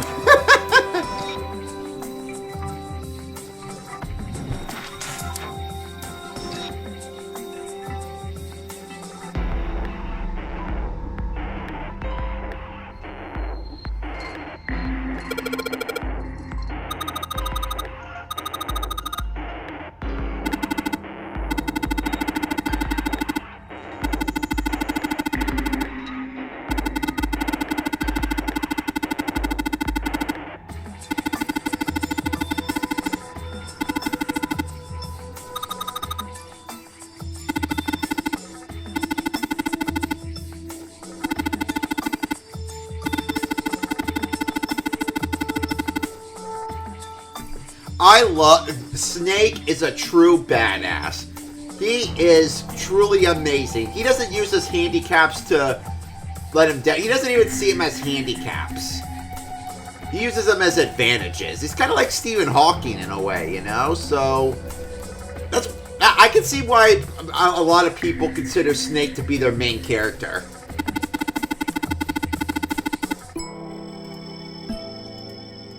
That is quite inspirational. Especially his badassery from that other ending.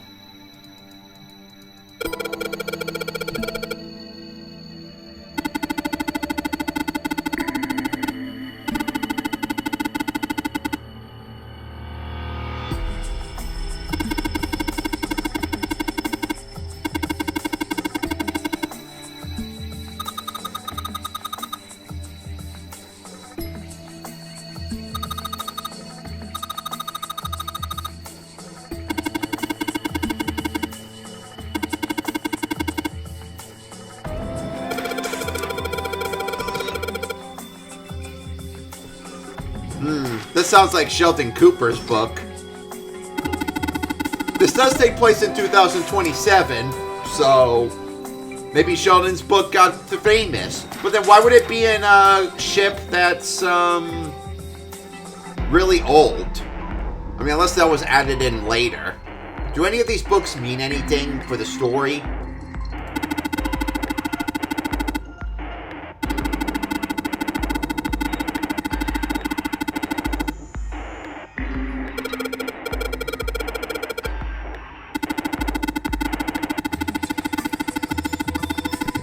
Damn, Snake, how much do you know, bruh? How did you learn this stuff? Hearing audiobooks online?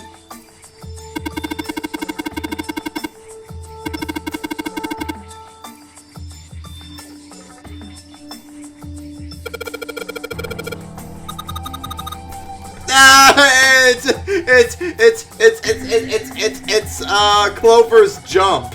I love her little jump.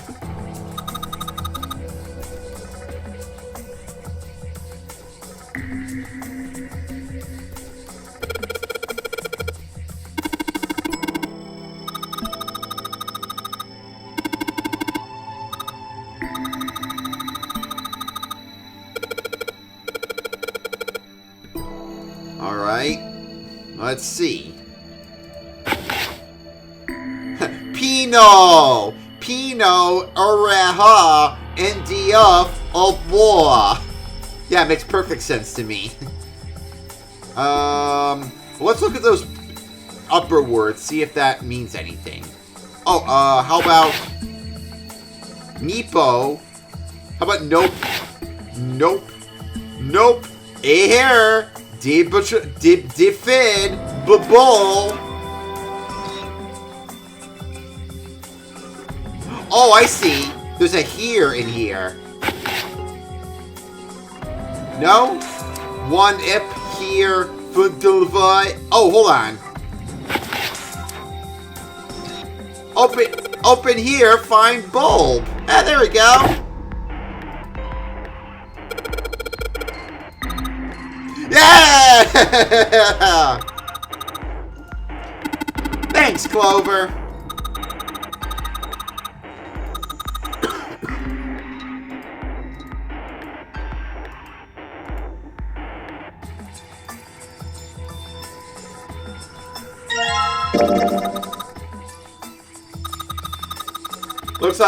Doesn't look like a very environmental friendly light bulb though. It's not one of those twisty ones.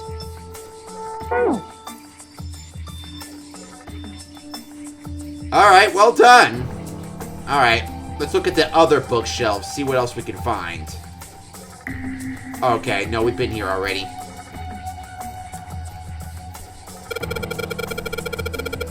Oh, hey, it's a books on robots.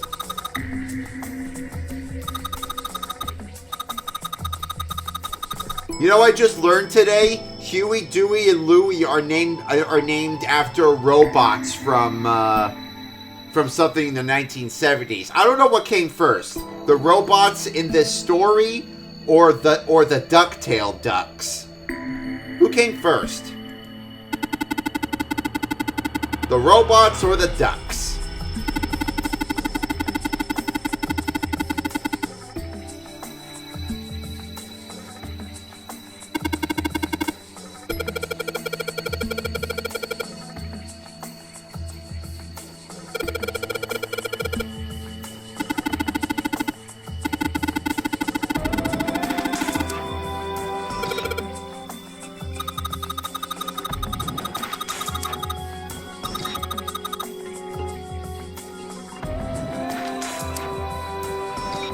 Oh, damn.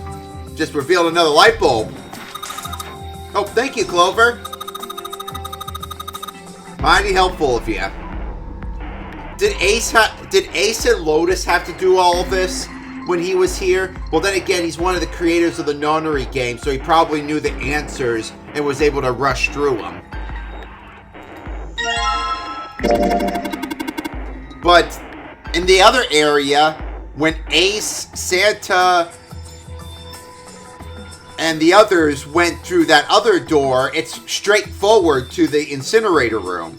So what are they doing while they're waiting for us? Are they just gonna wait?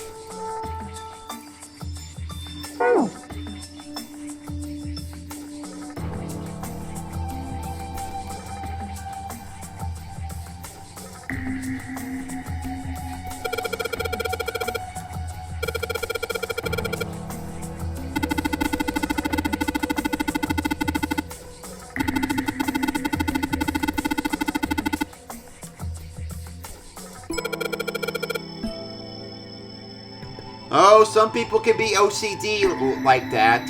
Hire someone with massive OCD to organize a library for you. They'll probably do it in half the price.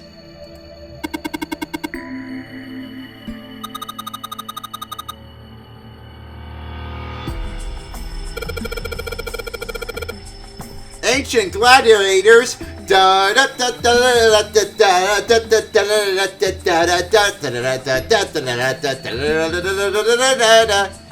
you might think I'm singing a circus song with clowns, but that song I just sang was actually for gladiators. It's just circuses adapted it to be about clowns. So yeah, did you know that? No, seriously, look it up. Entrance of the Gladiators is what that song is called. It has nothing to do with circuses or clowns. It's gladiators. Military. That's why the song was made.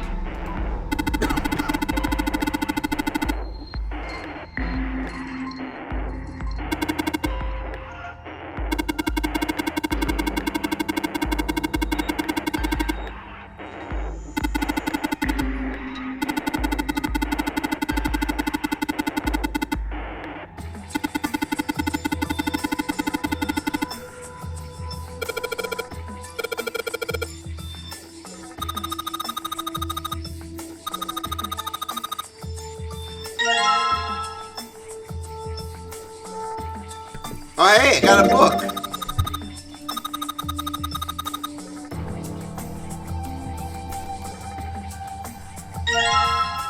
Hey, it's a pop-pop.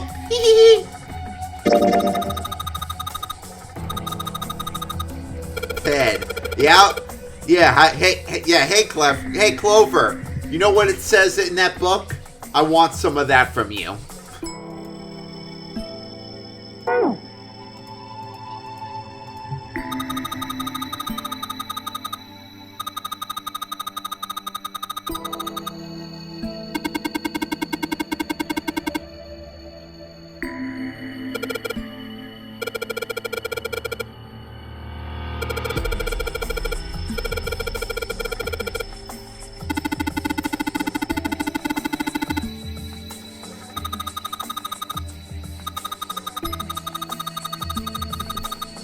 Okay, well, why don't we take the book with us and just take it home? I mean, I don't think Zero said anything about taking anything out with us. Take it. Go ahead. Take it home with you.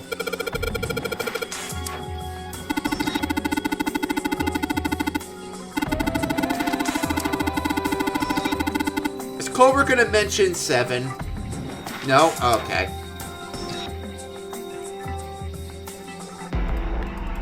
Alright, we're back here again.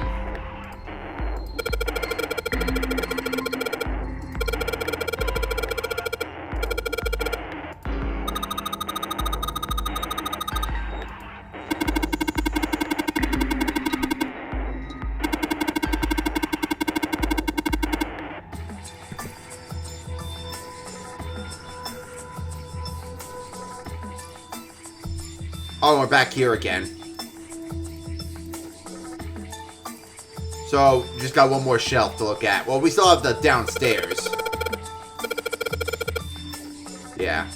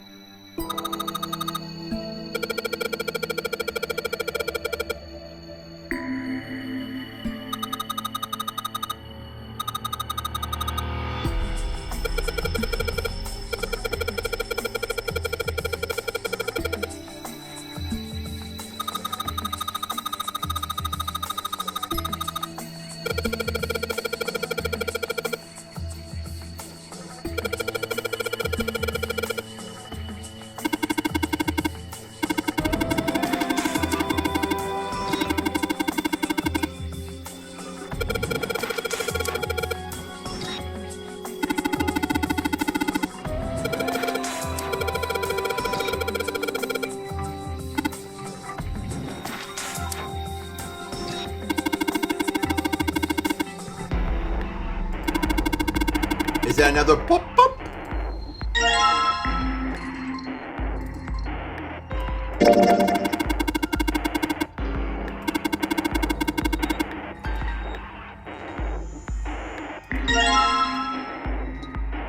Well, I can't even read this one. Looks like there's some... Lilk?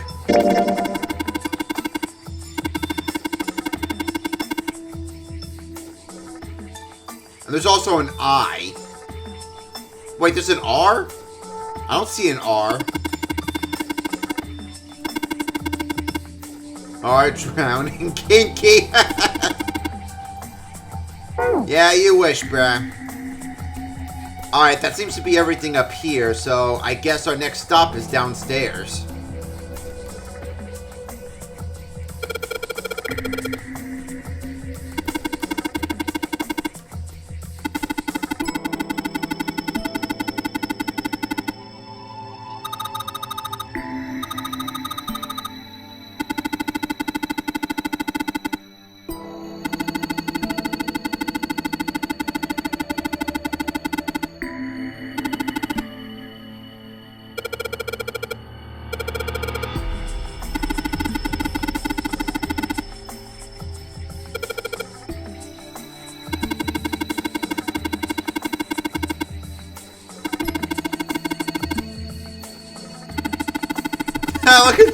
Look at that face. That's the same face Seven made when he was drinking at the bar, or when we made the Lotus joke.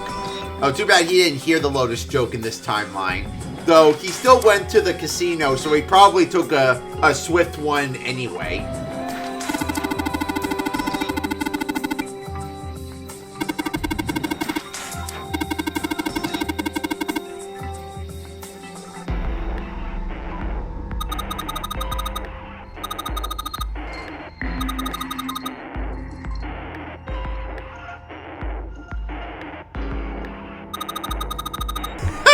She's doing the jumping again.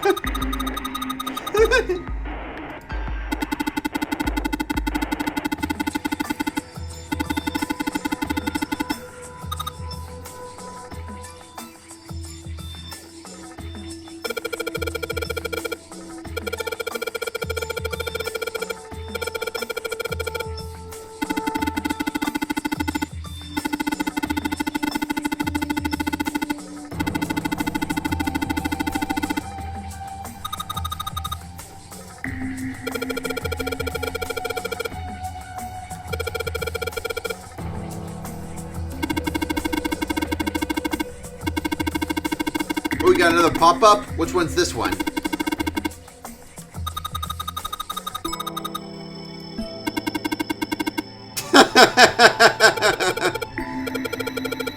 You gonna argue again?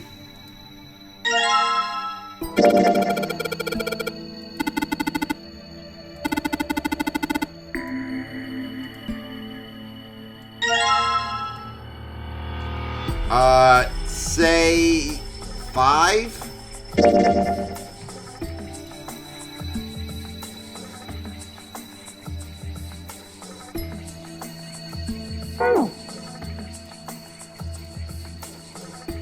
Are there any more?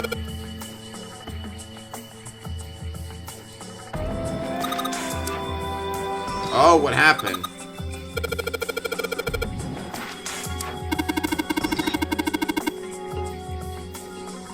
Yeah, you better apologize, Junpei. That's my girl, not yours. You already got one.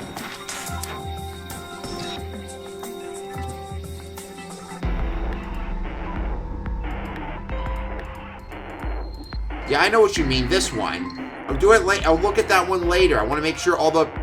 Alright, let's look down here now. Dad kind.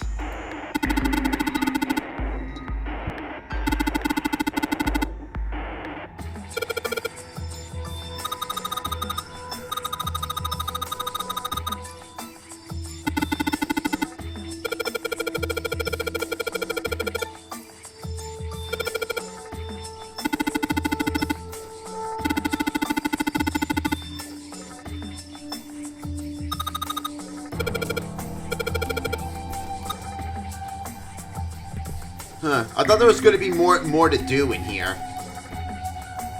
Guess not. Alright. I think the 3 books is all we need. So I think all we're missing is a light bulb now. Yeah, see? Different sections for the books, different sections for light bulbs. So...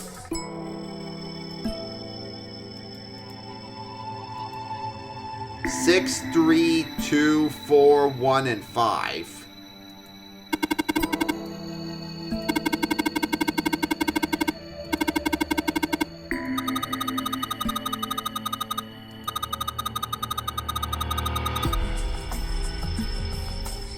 Okay, hold on. Let me write those down. Because I got the feeling that might be the code. I'm running out of room here, but we're almost done with the game. Da-da-da-da. Alright. 6, 3, 2, 4, 1, 5.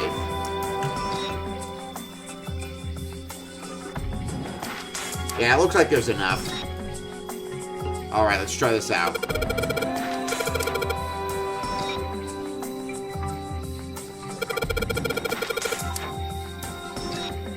Alright. Oh, wrong button. Usually when I right-click, it means goes the opposite direction, but apparently it means away from the menu.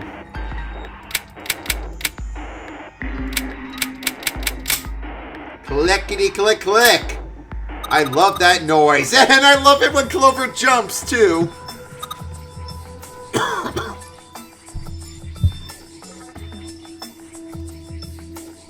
I love Clover. She's so awesome.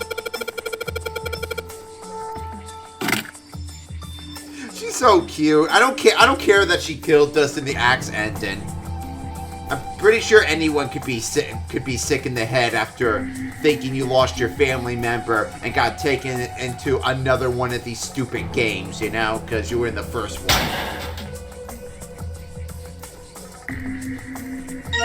Alright, there's the last light bulb we needed. Alright, now to take care of this.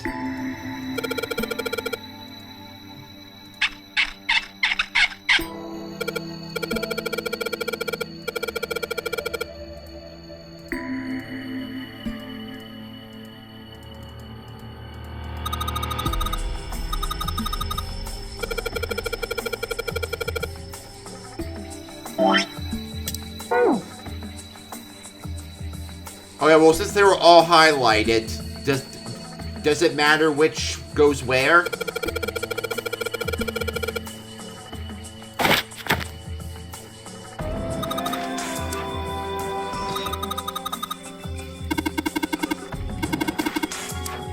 Thanks, Seven. What a bro. My 2 favorite people are in here with me, and Snake too, and he's also awesome. So. Yeah, this looks like some Resident Evil shit right here. Sheldrake 5? I think I saw the rest of this collection somewhere. Yeah, I think it was somewhere around here. Let's go take a look. Okay. Sheldrake. Have you heard of him? Sheldrake, I mean. Yeah, Lotus told me about him. There's a British biochemist named Sheldrake. He has a rather interesting theory. Morphogenetic fields, which relies on the theory of morphic resonance. Really? From Lotus, huh? Well, Clover also said something to me about that stuff. She did? Yeah, what was it? The ability to access a morphogenetic field is affected by a couple of things. The first is epiphany, and the other is danger. That girl. I told her not to tell anyone. You did? Why? Well, Look, man, I didn't push it because we're in a hurry, but I'm kind of sick of this. How about you just tell me, okay? tell you what? Don't give me that. About the experiment. Ugh. Very well, fine. I'll tell you everything. But not here. Let's move to the top floor.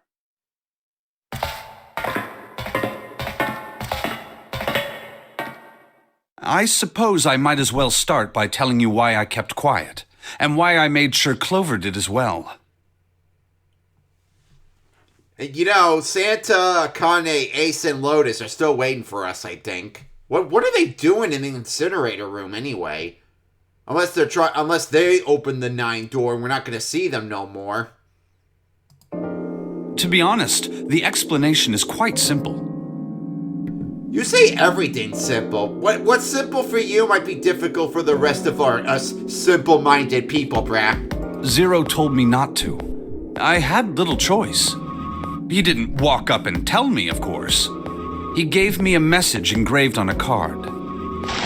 That's a Braille card. It looks just like the one you showed us earlier. So you had 2 cards? No, only one. Huh? What do you mean? I thought that card just had some rules for the nonary game on it.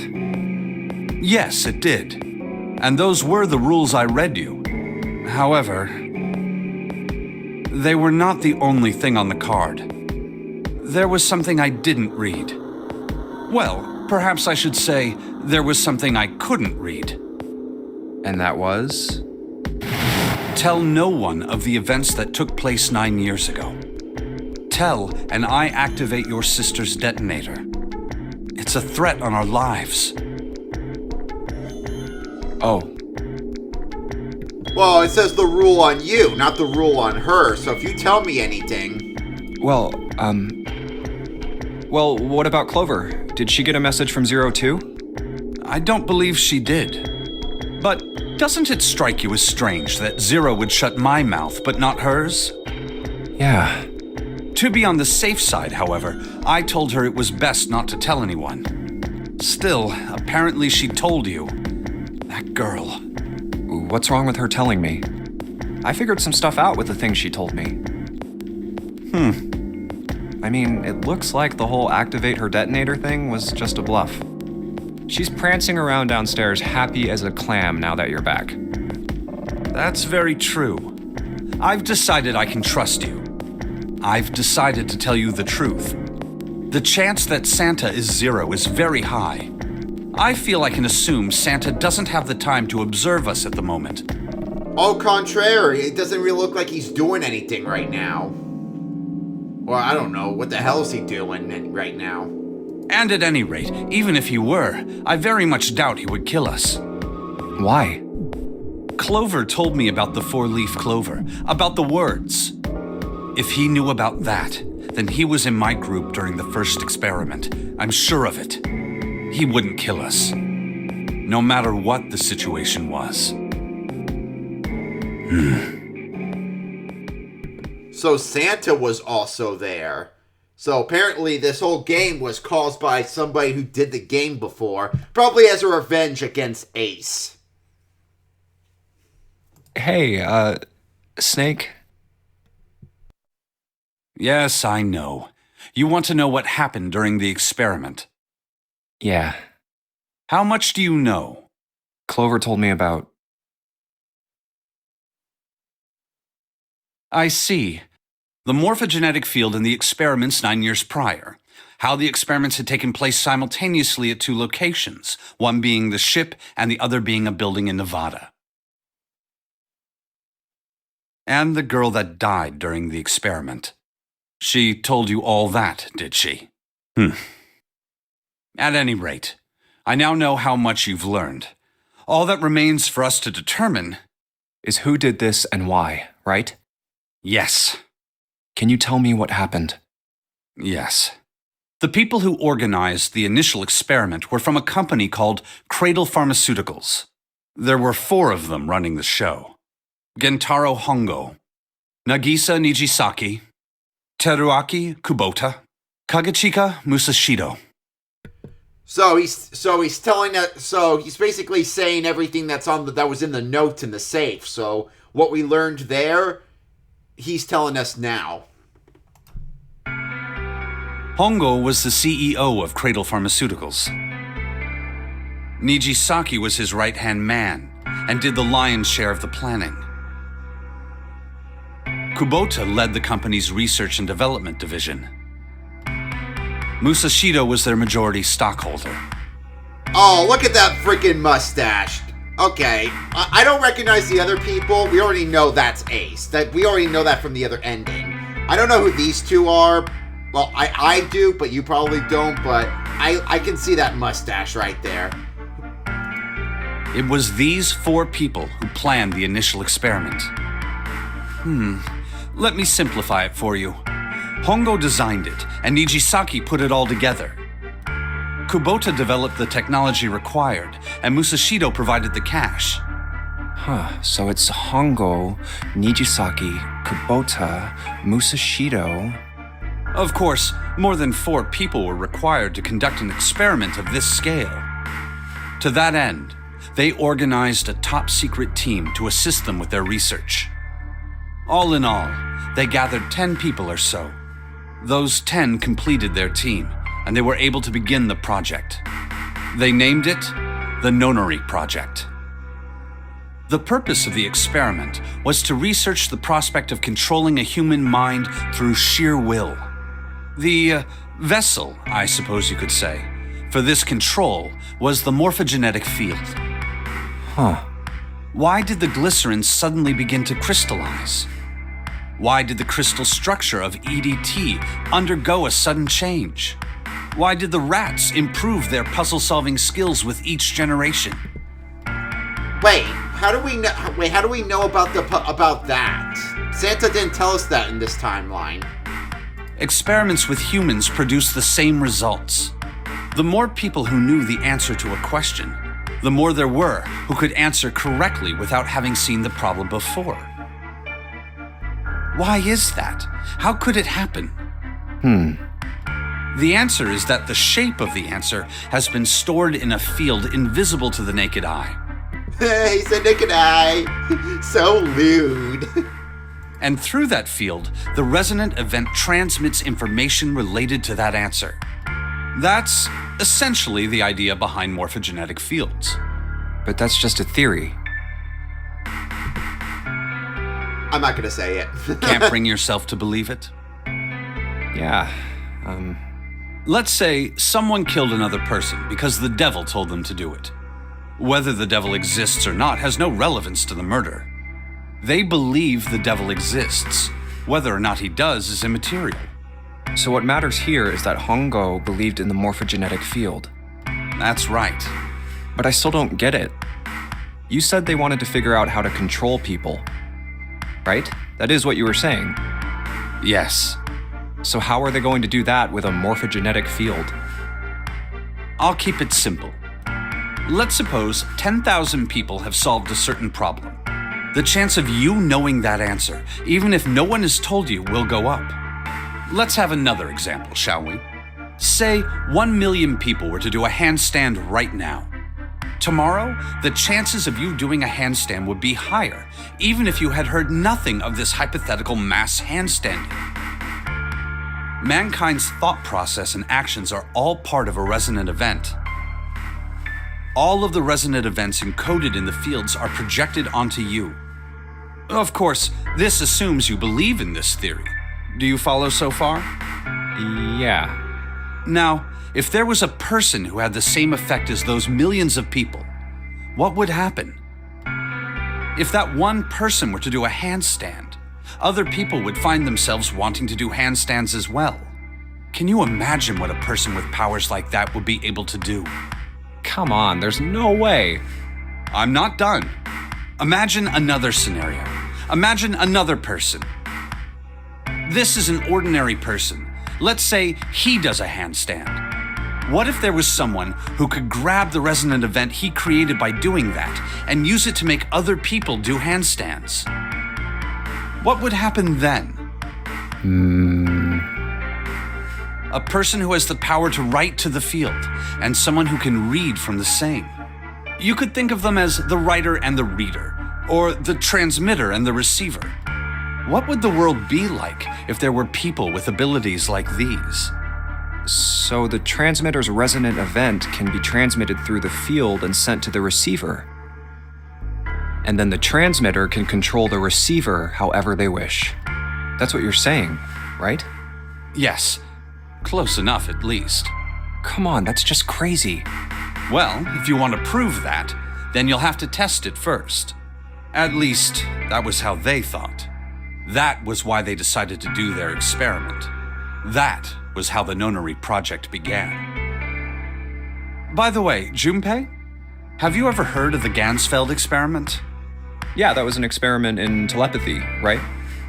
You place a pair of subjects in separate rooms. Then you show one a picture and ask the other what they see. Interesting. I'm impressed. Yes, that is exactly correct. So, why did you bring up the Gansfeld experiment? It was used to screen subjects for the Nonary project. The hospital in a remote town was affiliated with Cradle Pharmaceuticals. Hongo used it to conduct experiments on visiting children in secret. Some of them, he found, had potential. He began to gather children that showed promise, children that seemed as though they might be able to access the field. Of course, none of them volunteered. They were kidnapped. There were 9 pairs of siblings taken, for 18 children total. For reasons that were not fully understood at the time, each pair had 1 transmitter and 1 receiver. They were split perfectly. As such, the 18 children were split into 2 groups of 9. The children who were put into Group Q were the ones who excelled at transmitting. They were transferred to the mock experiment building known as Building Q in the Nevada desert. The children who excelled at receiving were put in Group A. Group A was then placed on the former hospital ship Gigantic. From the experiments he had conducted so far, Hongo had learned the following. There are 2 things that can increase one's resonance with the fields. The first is epiphany. The other is danger. Have you ever been faced with an especially difficult problem and thought about it very long and very hard until finally an answer suddenly appeared in your mind? It may seem obvious to say so, but that is what is meant by epiphany. The information obtained through that epiphany can be easily transmitted through the fields, where it can be easily interpreted. Adding danger to that equation allows for even easier field access. That's where Hongo came in. They set up a number of puzzles across the Gigantic. The participants had to solve each one before they could move to the next room. Of course, he hadn't forgotten to include danger. He had detonated a bomb on the hull of the Gigantic. The children in Group A were forced to play the Nonary game as the ship sunk. And we're on the Gigantic right now. So if the bomb exploded and the ship began to sink, then how are we on the ship now? By forcing the children into a life or death situation, Hongo hoped to increase the likelihood of their tapping into the fields. The children from Group Q, on the other hand, were confined to the mock experiment building, Building Q. Building Q duplicated the interior and puzzles of the Gigantic exactly. Every detail was exactly the same. I wonder. Do you dudes wonder as well? Hongo explained the situation to the children in Group Q. Solve the puzzles you find throughout the rooms. When you have the answers, transmit that information to the children in Group A. If you succeed, they will be able to solve the puzzles and escape. But if you fail, then the Gigantic will sink, and your brothers and sisters will drown. Those were his orders. Do you know why the astronauts of Apollo 13 were able to return to Earth safely? It was because NASA had access to a replica of the Apollo 13 capsule. All of the equipment, the instruments, everything. All of it identical. Everything was just like the real Apollo 13. NASA was able to replicate the situation the astronauts found themselves in. By putting themselves in the same situation, they attempted to solve the problems the astronauts were dealing with. Once they found solutions, they reported their findings to the men aboard the actual capsule. That was how they were able to return safely. It was the same with the Gigantic and Building Q. The children from Group Q had to use the power of epiphany to solve the puzzles they found and transmit what they learned through the fields. The children in Group A, however, they had to access the fields to learn how they might advance to the next stage. That is the simplest explanation I can manage. Hey, Junpei, Snake! How much longer are you two gonna sit around on those bony asses? Yeah, that's true. We've been talking for quite a while. Get down here already! I mean, it's already been over an hour, so are we at 6 a.m. yet? He's right. Let's go, shall we? We don't have much time. We need to get out of here and soon. Right. Hold it. There's one more thing I want to ask you. Oh, come on, more? Are you sure that there were 18 kids? Why? Well, I thought it was only 16. Oh, yes. That was what they said on the news, wasn't it? Yes, I have no doubt that 18 children were abducted and used in Hongo's experiment. After all, you couldn't exactly play a nonary game with any less, could you? Well, yeah, but are you saying that the news got it wrong? Yes, I am. There were 2 more children. However, they had no relatives that I'm aware of. I imagine no one filed a police report when they went missing. They were brother and sister, like Clover and I. The brother's name was Aoi. The sister's name was... Her name was...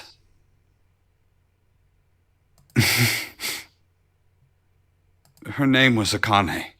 That was the girl who died.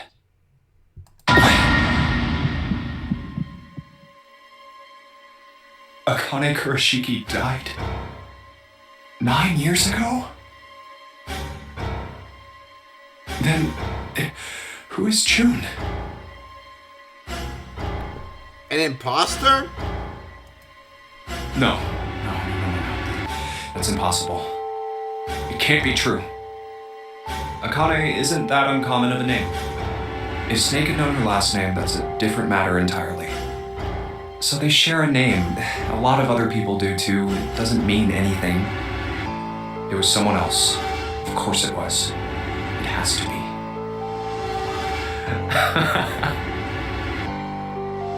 Is something wrong, Junpei? Your breathing sounds strange. Oh, no, it's nothing. I'm fine. Let's get back down there, all right? I couldn't do it. Why didn't I ask? What's her last name? Is it because you're afraid of the answer? I just couldn't get the words to come out.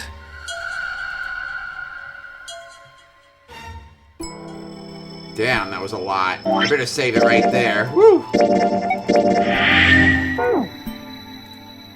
Alright, Sheldrake 5. You know, you dudes could have solved the problem yourselves.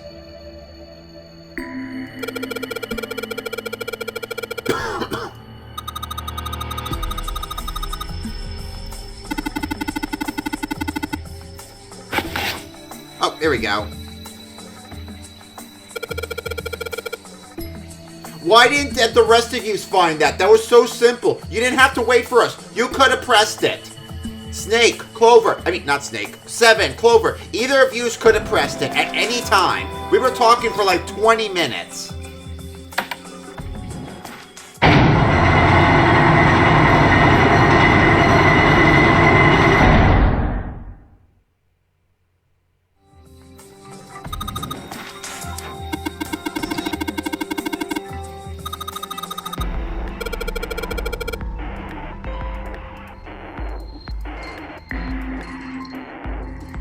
Alright, looks like we're done here.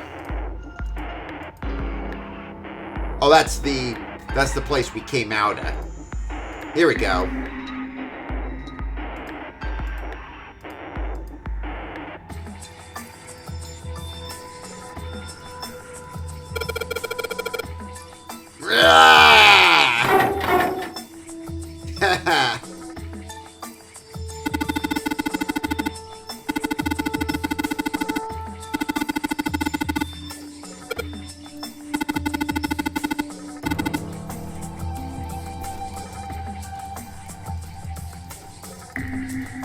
Alright, how about the other one?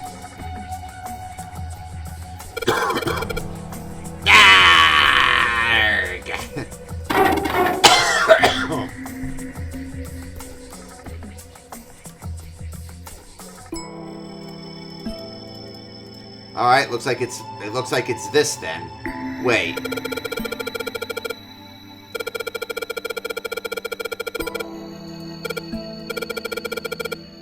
Yeah, I know Roman numerals, so that must be the code.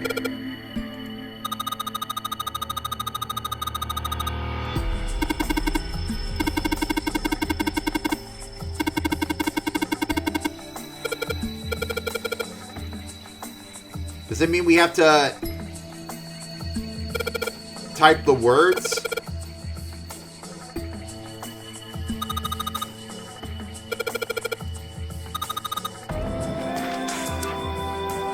Oh! What does it all equate to?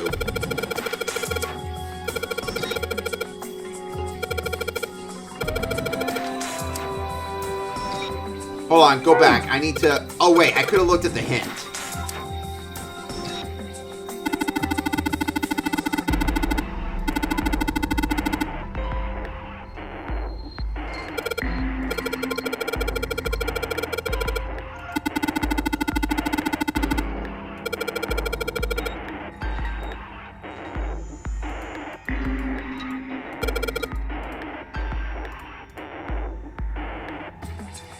Oh, wait, where's the calculator? Oh.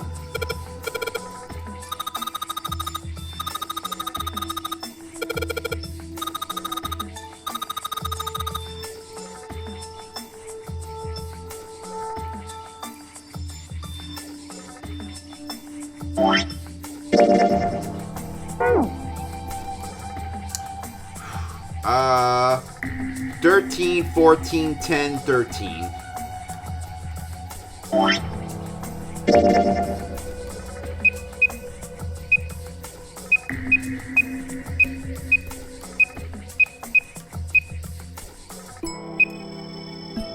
Five.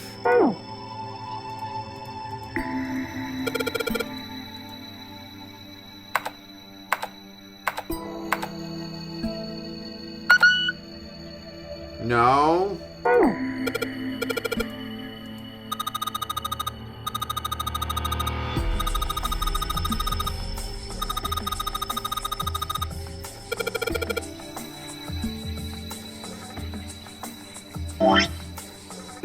Well, then wasn't it 50?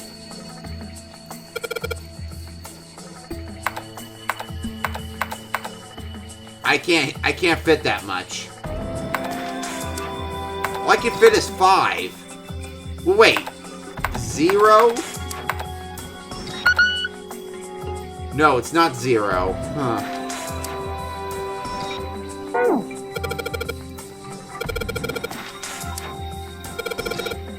Idiot.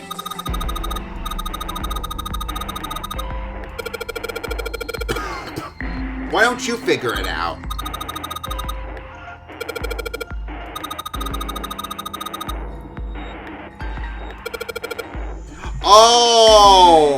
Oh, this isn't math. This is the code.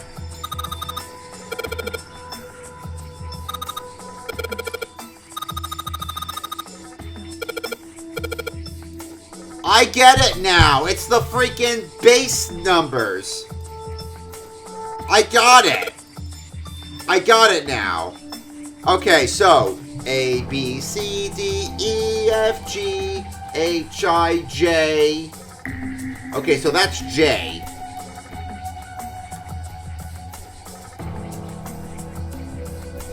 Wait, is it J? No. No. 10 is A. Because that's the first letter. It's right after 9. So, A, B, C, D. I know what it is. I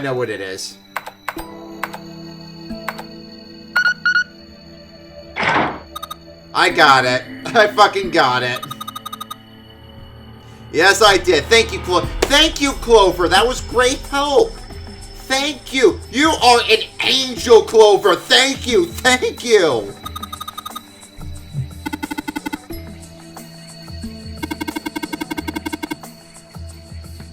Why not? You're the one that wanted us to get excited before 7. Come on. And yes, that was in this timeline.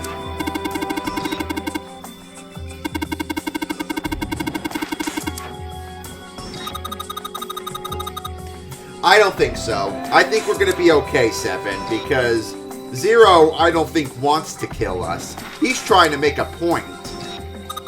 The only one he wants dead right now is Ace, probably.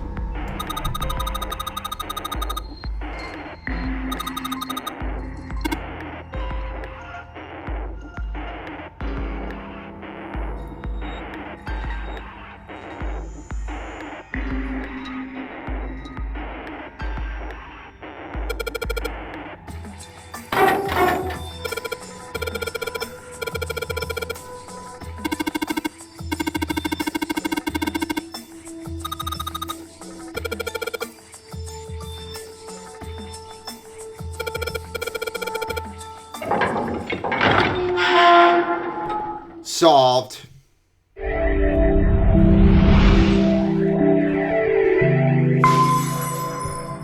Did it. All right, this is the next. Didn't even have to look it up. Oh, the door! Did that just close on its own? Don't tell me we can't go back. Maybe that's what the other doors were. I don't know. Let's see. Damn it. It looks like it locks automatically. Is there any other way out? Well, there's another door over on the right. There's a card reader next to it. Yeah, so one's the entry door, one's the exit door. And it won't be like one of those stores where we go, like in one of those Walmarts where people can just go in the exit door and out the entry door. It's got a red light on it though, so I'm pretty sure it's locked too. But there is a card reader, right? Yeah. Then perhaps if we find a key card, we could open the door and leave? Well, yeah, that might work, but... Hey! Wait a minute! Are you saying we're gonna have to search through this room for one little card? Oh, man.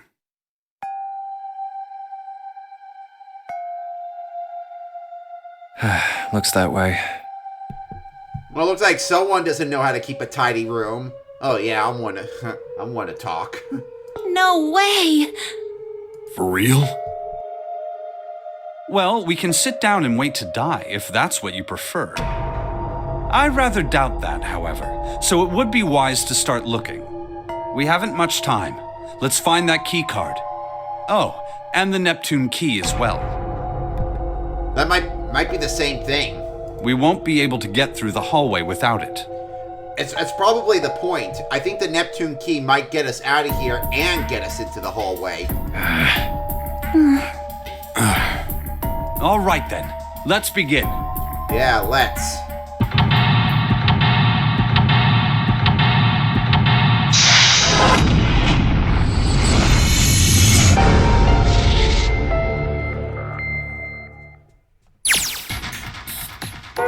Went from one puzzle to another. How much more is left? Damn, that's a lot. We still got a lot more to do. Frick, man. Alright, I gotta get something else to drink. I'll be back in a second. Alright, let's get to work. How many more puzzle rooms are there?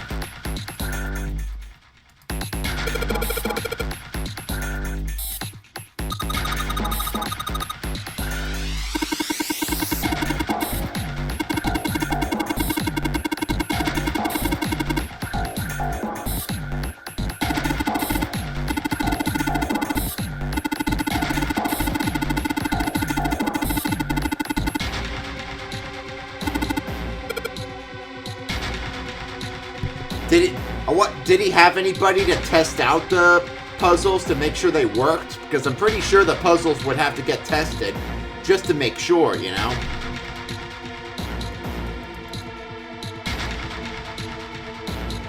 Oh, it's another map puzzle.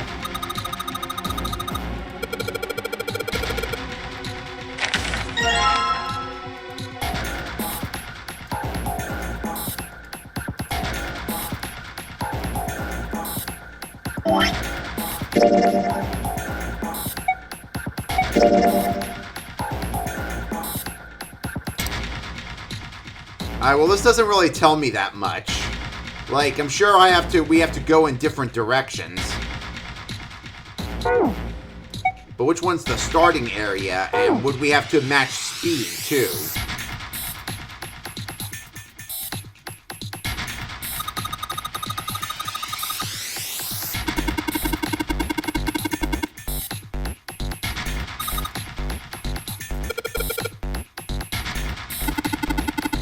Heavy duty.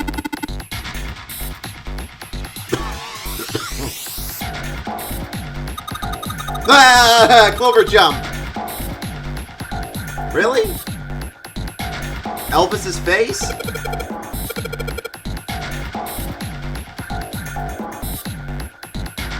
I don't see it. I don't see Elvis's face. Yeah, I don't exactly see it. Yeah, less conversation, a little more action, please. Oh.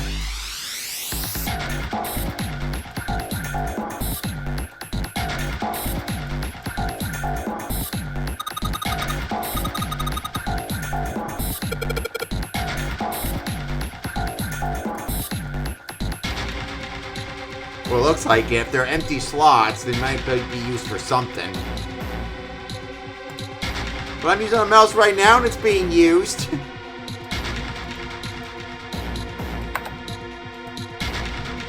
How many times are you going to say no dice? There are still no dice that appeared in this game yet. Probably not at all. A one chance to see him would probably be the casino.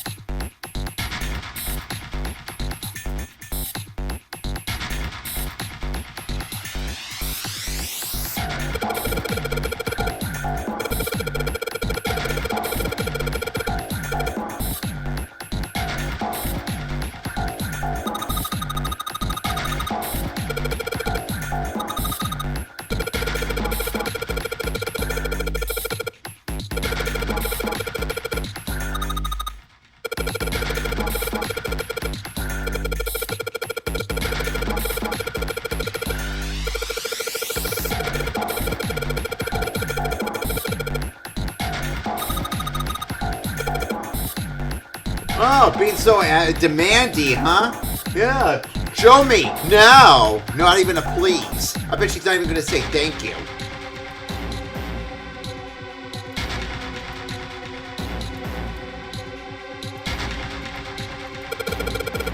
Well, hold on, I want to look at the instructions again. Oh, never mind, there it is. Where's our start? That looks like our start, so south. South is first. Oh, that's loud, damn. Okay, after that, it's that way. I think that's west. That's east.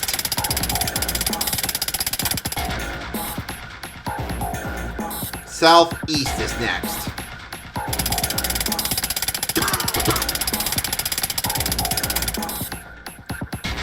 And now, northeast.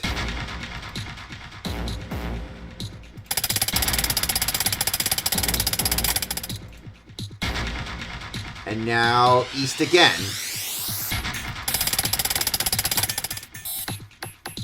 Then north, and then east again.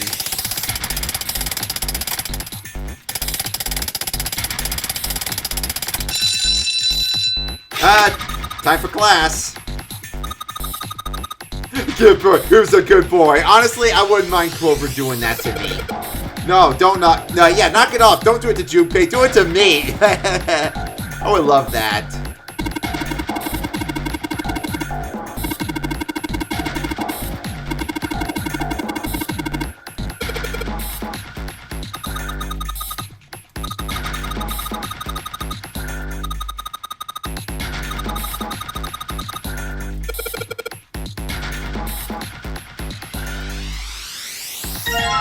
Oh, hey.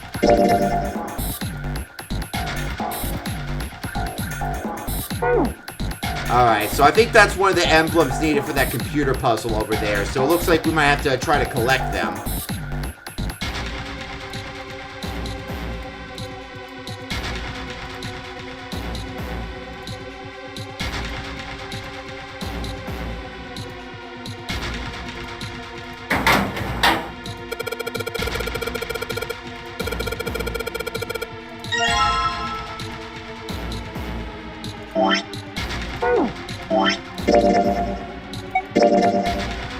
Oh, Morse code again?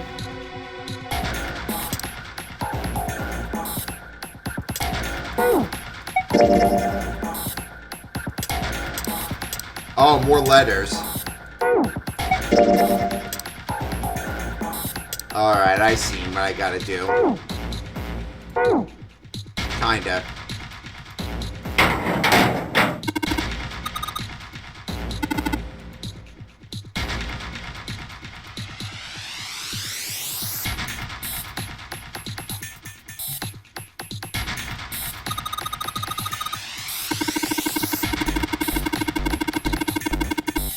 Till the cows come home. I don't think that card's gonna be anywhere in there. I think we gotta solve the puzzle first.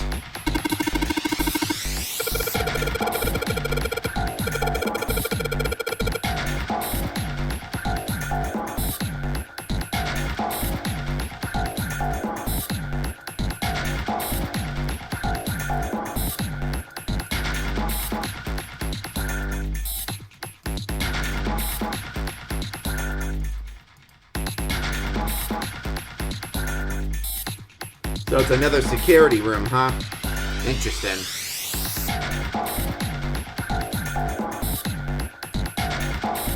Alright, so how about this thingy then?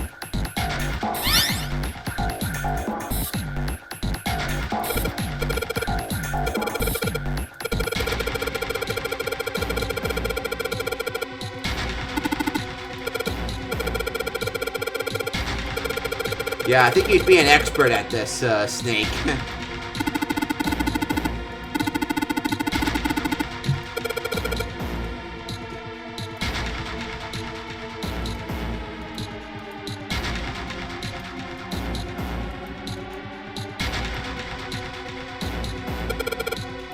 Wait, hold on. I don't have anything to use right now. I don't actually have a code.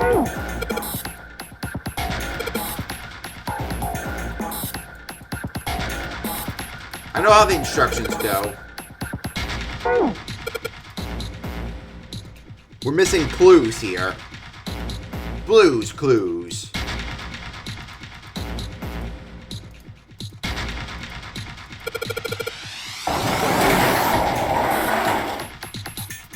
Alice?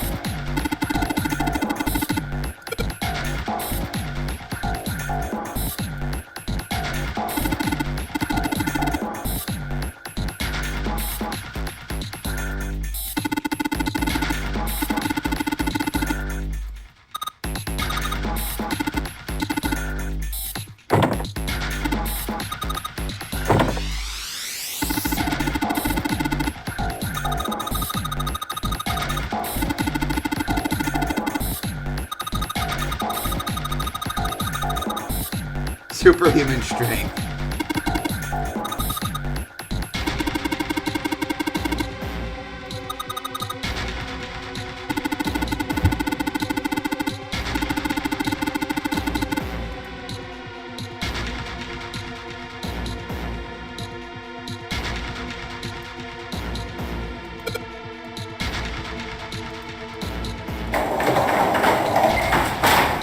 Alright, well, I don't know what else to do right now.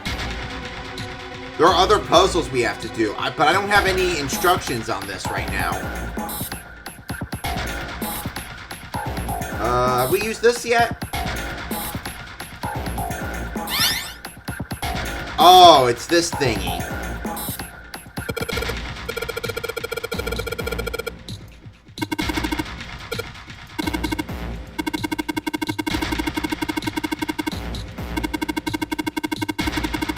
Is that like the pin? Is that like the pin puzzle we did before?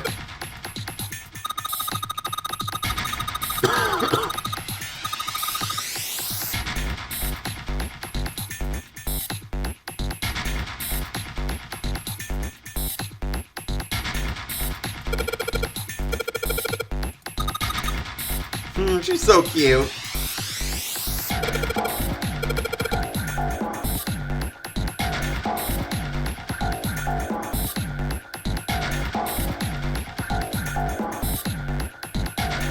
So I probably have to make this equate to A. Also make it equate to L as well.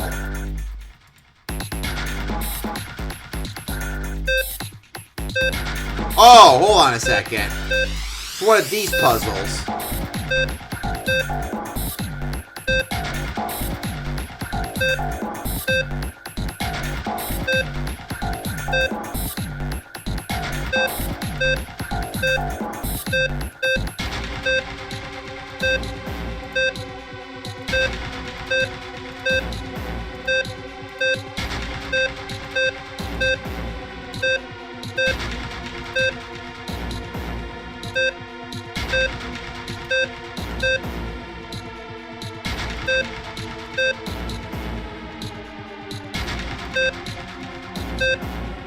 Do it.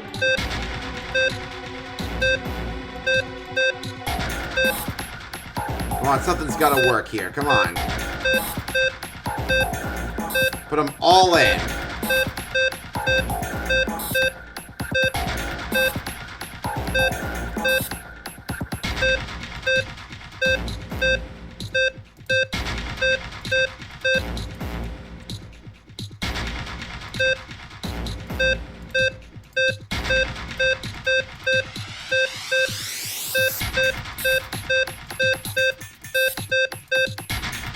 Practically just pressing random buttons and oh, there we go.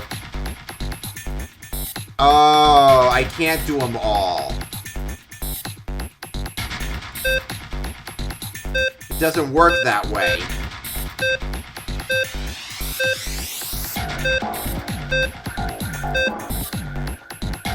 Okay, reset. All right. Time to look it up. No. Let's give it a try. Come on.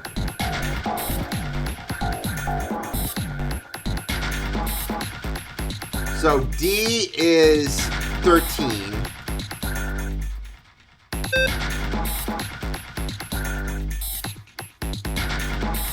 Okay, so A is 10. So 1 plus 9.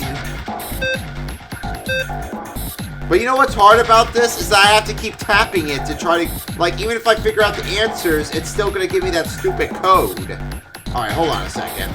Okay, so I got the answer. The answer is this and this has to be turned off. So get rid of the D and get rid of the B. That's pretty much it.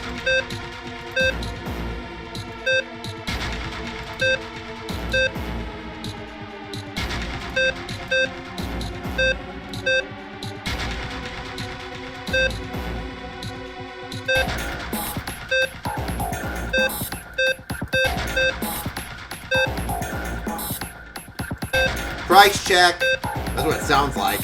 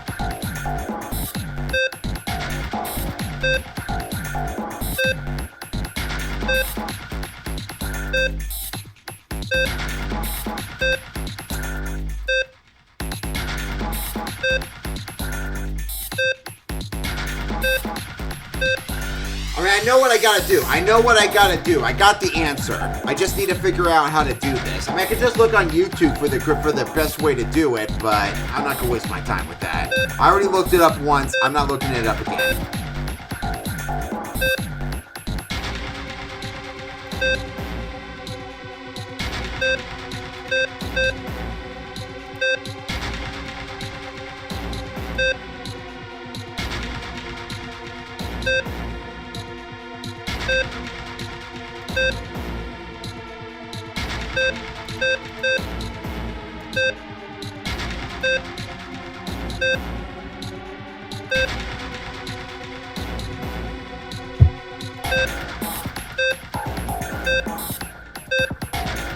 Ah, frickin' dick, man. Oh, no, I can't have that B there.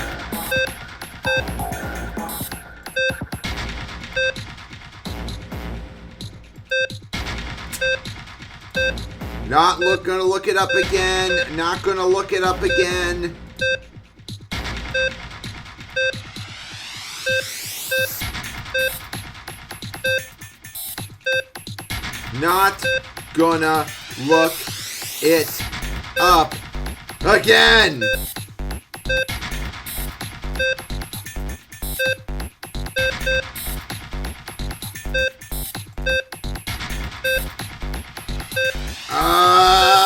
Come on. You know what? Fuck it. Fine. Man, it's as simple as that. It's as simple as that. Boop, boop, boop. That's it. It's that simple. All I have to do is tap it 3 times. 3 measly times. That's it. Yes, I am smart. Thank you for noticing, Clover. I appreciate that. Yeah, I totally solved that all on my own.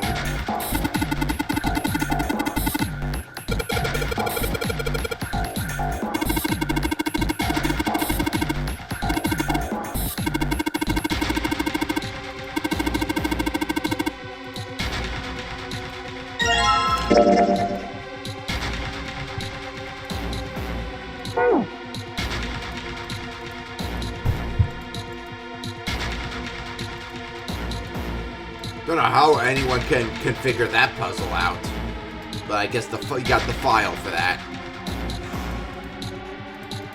Now for the Morse code thing. What do I do with this?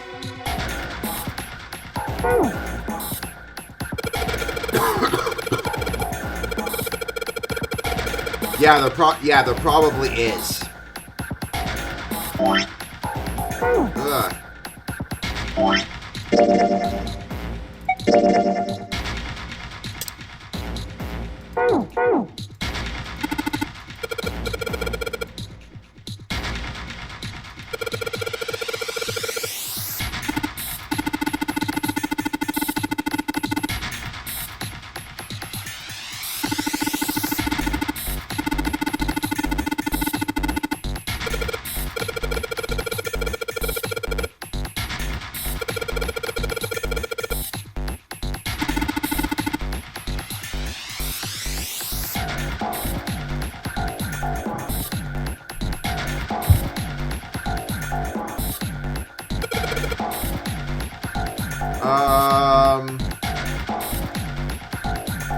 I don't exactly know what to use, though. Like, what's the code? What the heck is the code, though?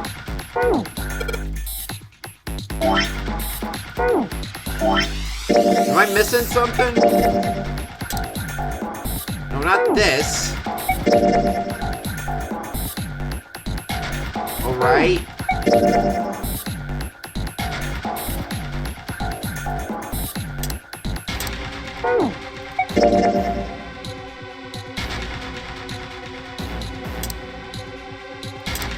That doesn't necessarily help me.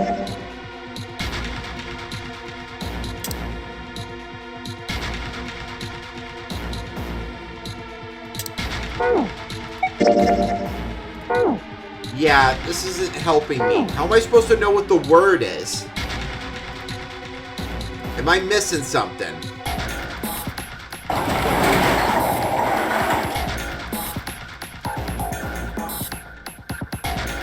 Oh, all ice.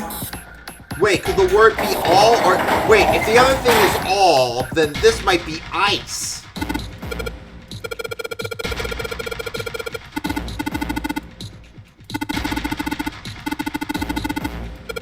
Yeah, I think I got it. I think I got the word now.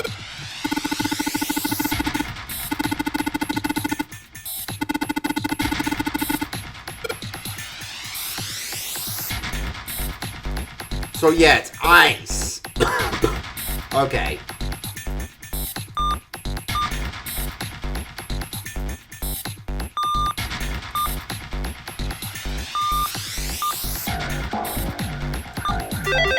Yep, there we go. Hey! At least I didn't have to look up that one. You think the other one was easier, Junpei? I had to look up the other one. This one I didn't have to look up.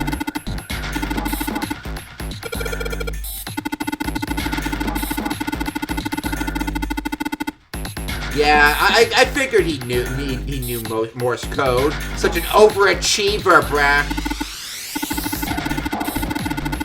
Maybe that's why Snake was put into the coffin and put away, because he would have figured out the puzzles much easier.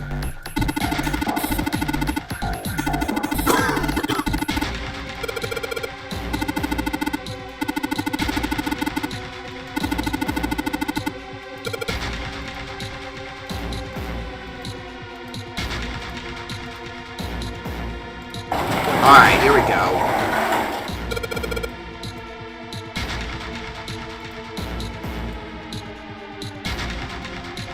Is Alice in there? Here we go. Let's meet her. Nope. Wah, wah, wah, wah. Gotcha, gotcha. Na na na na na na.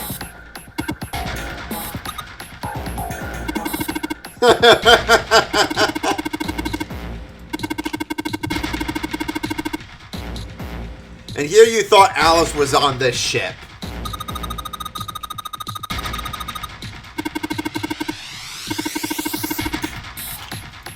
Ask Junpei.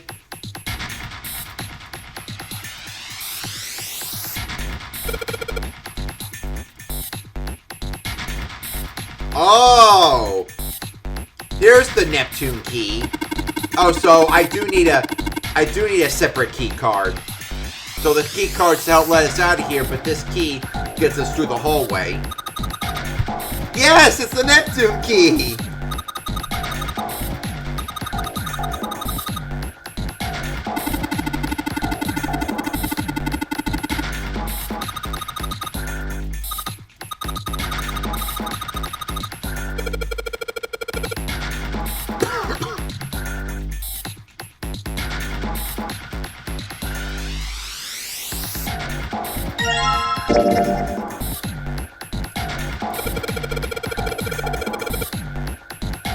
Oh, hold on. I forgot one more emblem.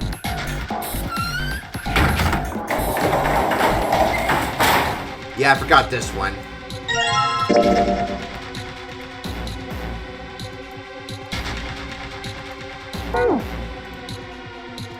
Alright.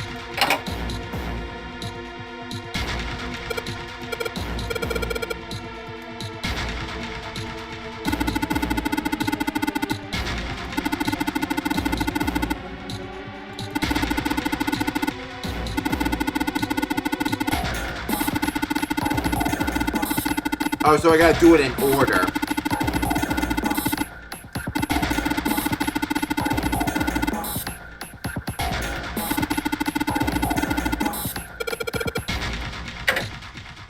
Alright. Start with the steering wheel then. Oh, we're doing this again. It's the friggin' pin puzzle.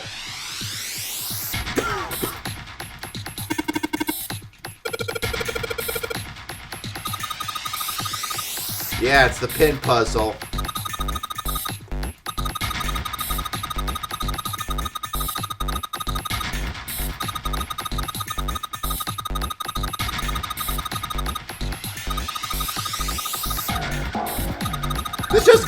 This just goes to show how, you see, and that's another reason why the submarine ending was useless, because it plays no role in this ending. It's just the two endings practically, you know.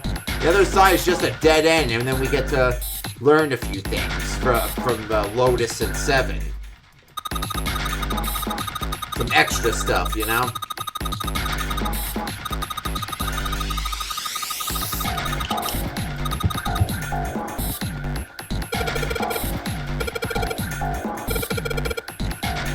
Practice makes prefects?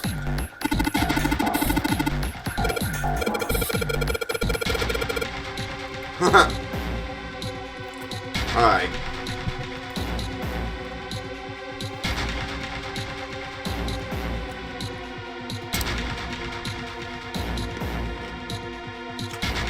Think about who went into door 6.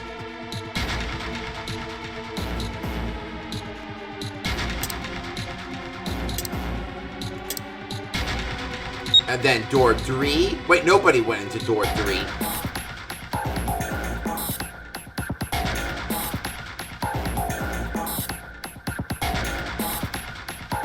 Well, those two, and then, I don't know, 9?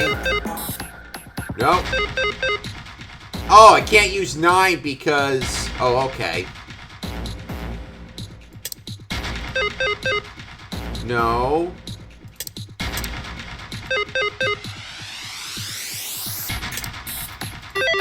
Oh, okay.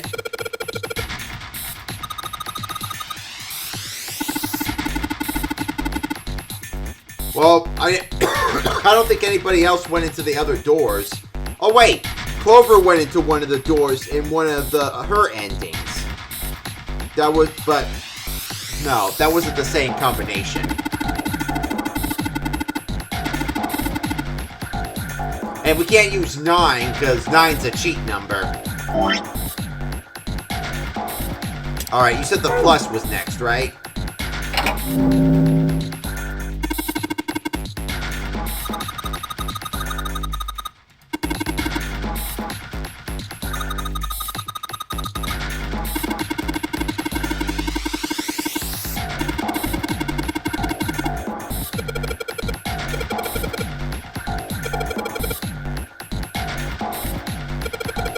A 1,000 words for 1,000 mistakes, right, Brad? Oh, I didn't see the typo.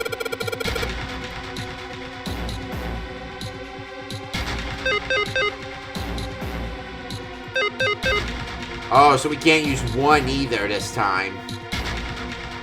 Okay, let's think about 7. So, 5, 4, and 7. And I'm guessing the rest go in here. Yeah! I did it, 7! Woo! Well done!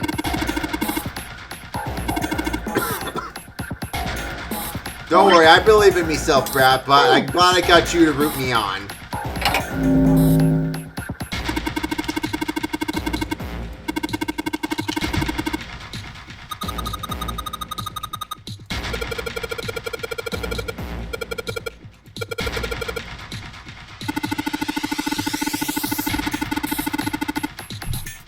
Snake, shut the fuck up, Brad. I love you, man. But shush.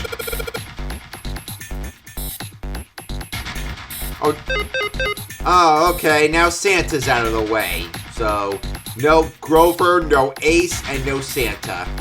Oh, we're doing 7 again. Alright, well, like before. No. And then the rest of them, right? So simple. Alright, one more time.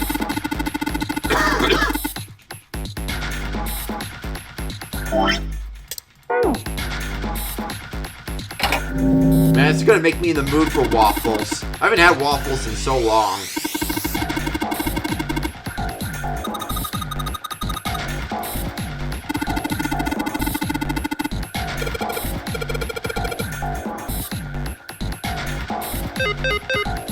And now you're out of the way. Now Akane's out of the way, so it's just us now. Alright, 9 can wait. Let's think about 8 for now. So I remember it was me, Clover, and Lotus, and now... Wait, that can't be right. You can't have just 2 people going in there. Huh.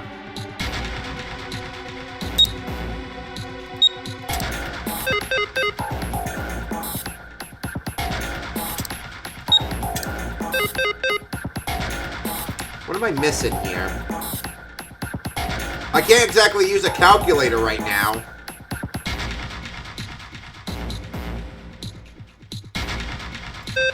This one's gonna be a little tougher.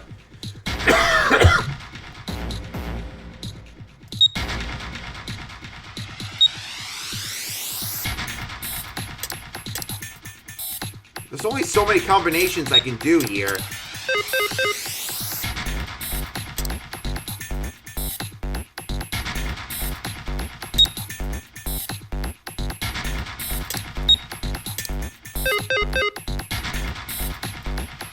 I'm gonna have to write this stuff down. So if I can't use Ace, Santa, Akane, or Grover, then what can I use? Where did I put my pen? Here it is.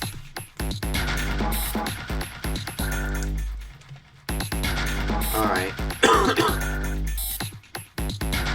Okay, no, 1, 3, 6, or 9. Okay, 8 and 9. I'll have to start using the calculator.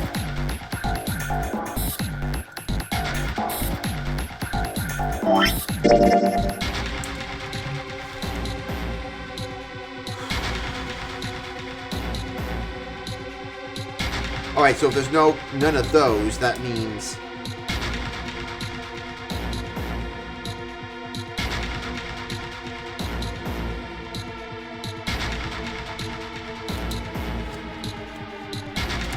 Okay, so let me do this in duos.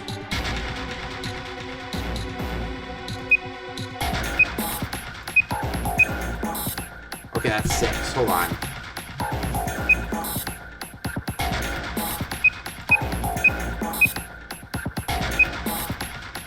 That's 6 again.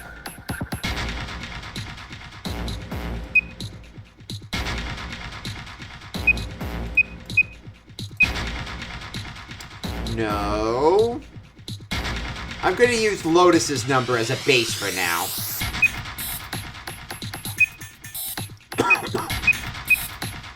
That's 4 again.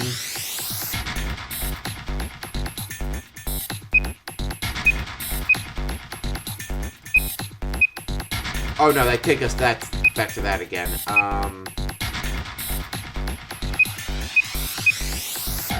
4.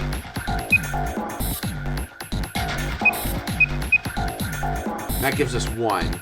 I'm getting less stuff here. Okay, so I can't use Lotus's, so let's see.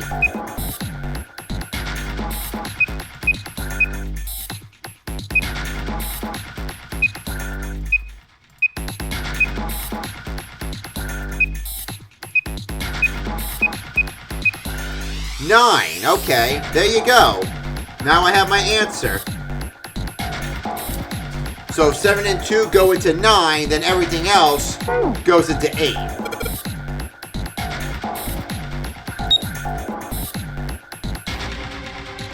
So 7 and 2 go here, everybody else goes here. Excuse me! Excuse me, what? That was the answer! Oh no, do I leave a number behind?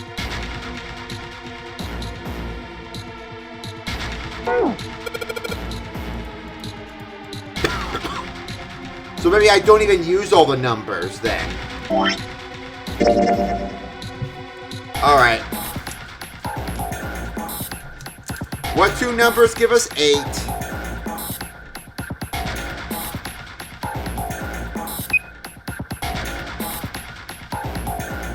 Wait. No. Hold on. 8, 1, 2, 3, 4 is 4.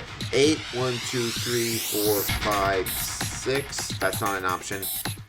8, take away 1, 2.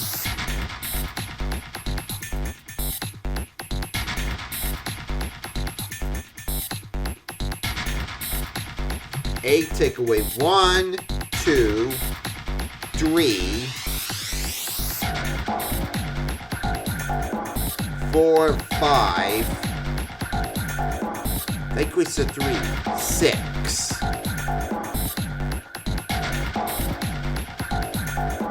So 2 and 6.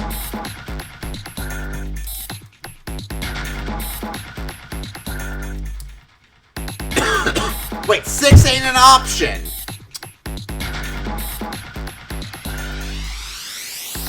I don't know.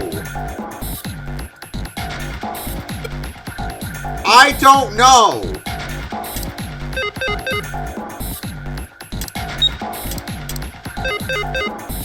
I don't know.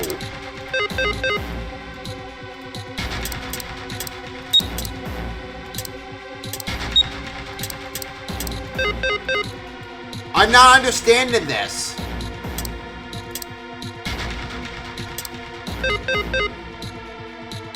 Son of a bitch. I am not looking it up again. I'm gonna figure this one out.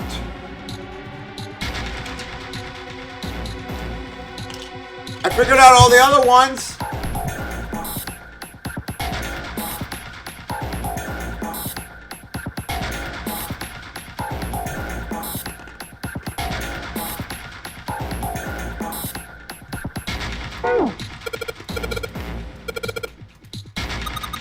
No, don't give up.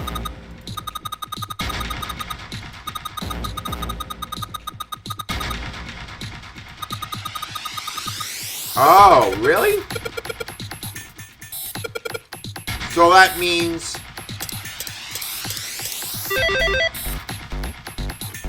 Oh. I didn't have to look it up. Clover gave me a hint. Thanks, Clover. You're the best. Thanks to you, Clover. Thank you. You are amazing. And with your help, Clover, thank you so much. I absolutely love Clover. Clover is amazing. She is a sweet angel.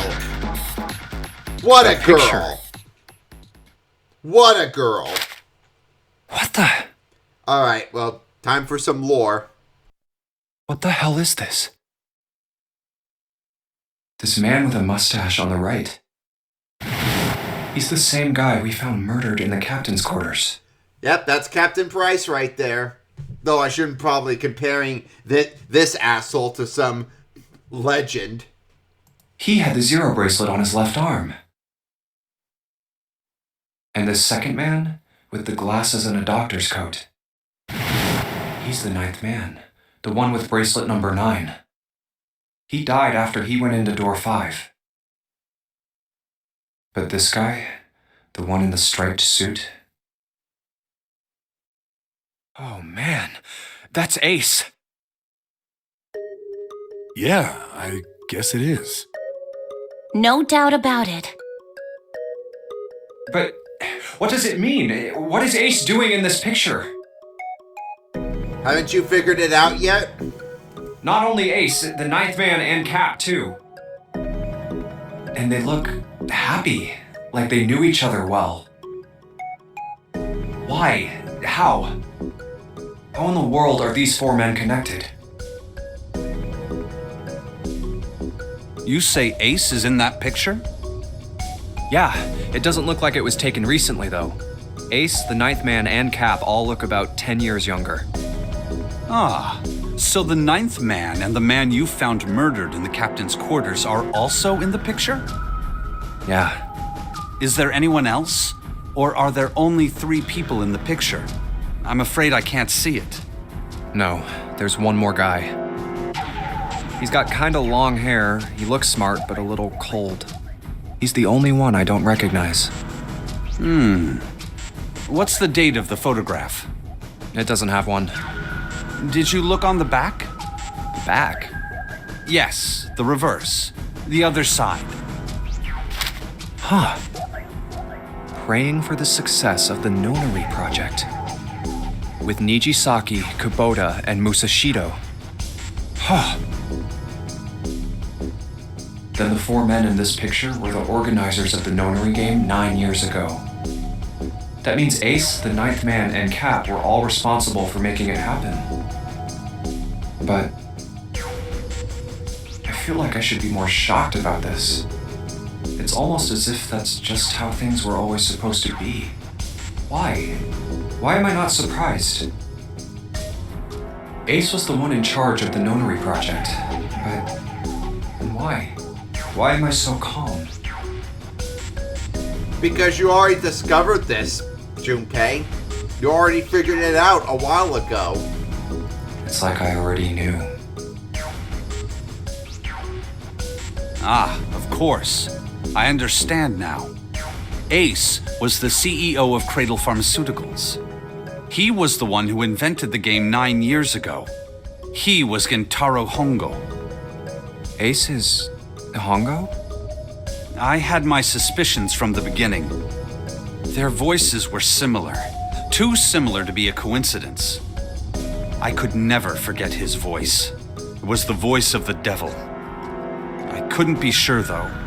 After all, I had no way to check. I certainly couldn't ask him. Even if I had known, however, I would never have told you.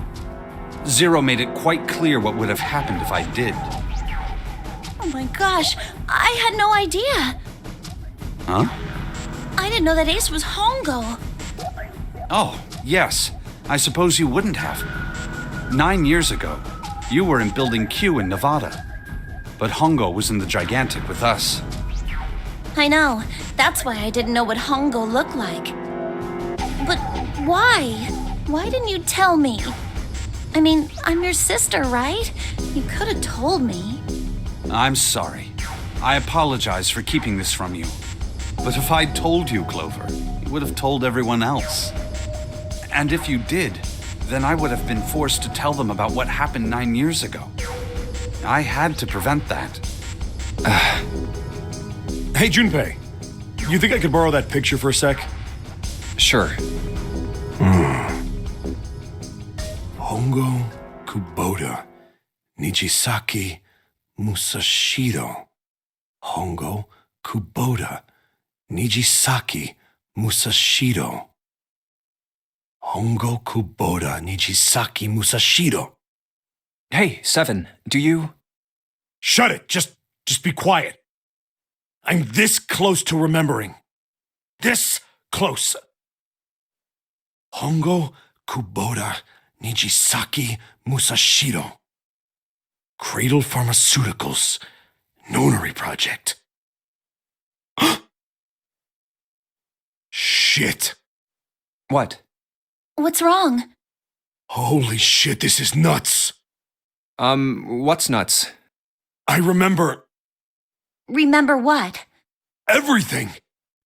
Oh, everything. So not a half-assed one like before, right? Everything? Yeah, I remember all of it. My memory's back. I remember what happened before I got snatched. What? Let me tell you what happened. Like Snake said, Ace is Hongo. From the right, the other 3 are Musashido, Nijisaki, and Kubota.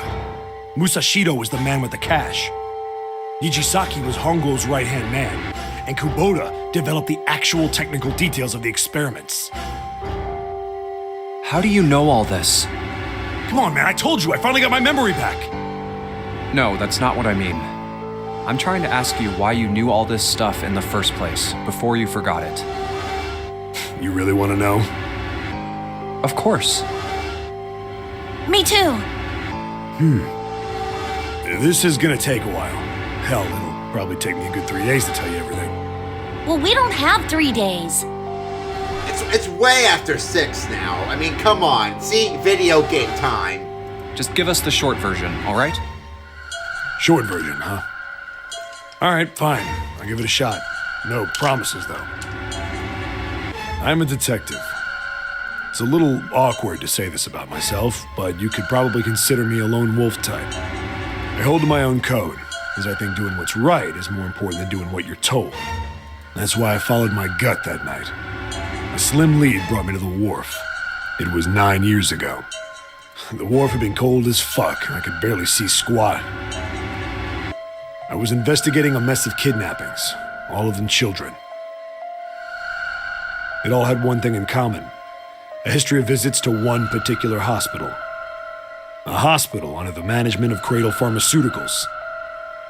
And my investigation had turned up evidence that Cradle had been involved in the kidnappings. After a little sweet-talking, I managed to finally get a real lead from someone inside Cradle. My source told me this. Tonight, a ship is set to take the children to a large passenger liner docked offshore. So I headed to the wharf. In the shadows, I searched the harbor until I found the ship he was talking about. Oh, so we're gonna get the story now. We're gonna get what we already heard. Yeah. There's a bunch of movement near it.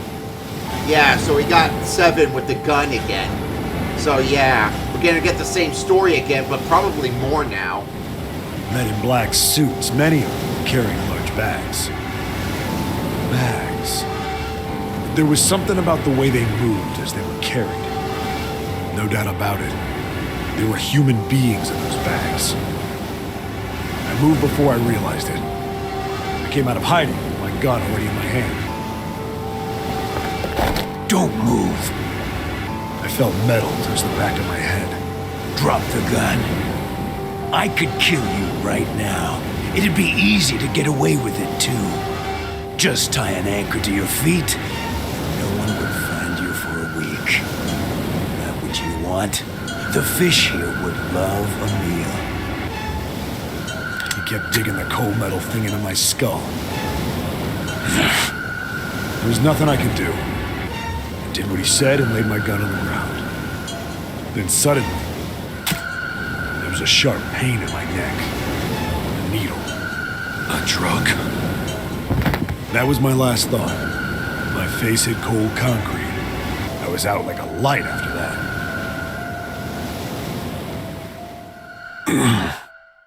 I woke up on a hard floor. Damn it. Shit, my head hurts. I did a quick once-over of the room. Where am I? A small, shabby bed, a dirty sink, a toilet with no privacy. I'd seen it countless times as a cop. I'm in a cell, huh? Facing the toilet was a door set into the wall. I was still pretty woozy, but I made my way over to it. I pushed and pulled on it, but...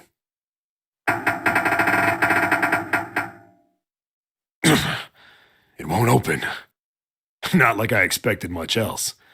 It would be dumb enough to put me in a cell and leave it unlocked. Threw myself against the door a few times, but it wouldn't budge. I knew it.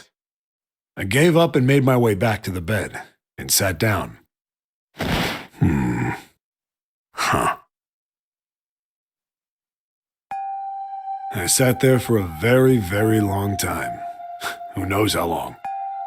Then, I heard a faint voice.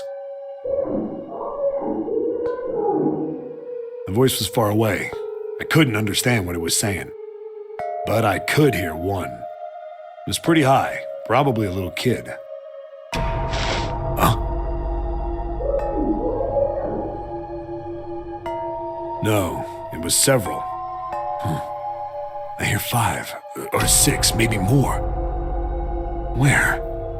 Where are they coming from? I pressed my ear to the wall and tried to listen through it. No, No, that's not it. Left. It's coming from under the bed? I hauled on the metal frame and flipped the thing over. And there it was. The bed had hidden an air vent under it. The hole in the wall was covered by a metal grate. I dropped flat on the floor and peered through the grate. I couldn't see shit, but I knew it in my gut. This was where those voices were coming from. Hold on. Why are there kids here? But then what my inside man told me popped into my head.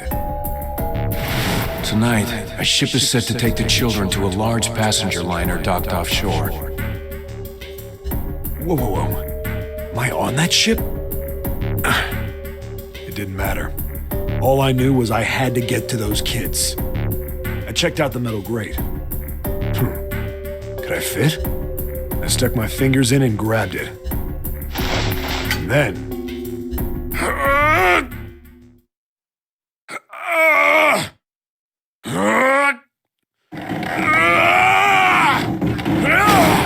Go on, you got the 7. Go, go, go. Yeah. How do you like that, you son of a bitch? All right. Sounds good. Good. Every time you say it, 7. Every time. I finally got the damn thing off. Sweat was dripping down my face, so I wiped it off and crawled inside. The first bit or so was tight. I had a wriggle on my belly. I'd wind up eventually, and there was space for me to crawl along on my hands and knees. I went from crawling like a worm in dirt to skittering like a bug. Couldn't say it was much better, but I'd take what I could get. And when I'd been in the thing long enough to start wondering where it'd take me, a massive sound nearly scared the piss out of me. It was like a heavy metal door had just been slammed shut. Then there was a voice.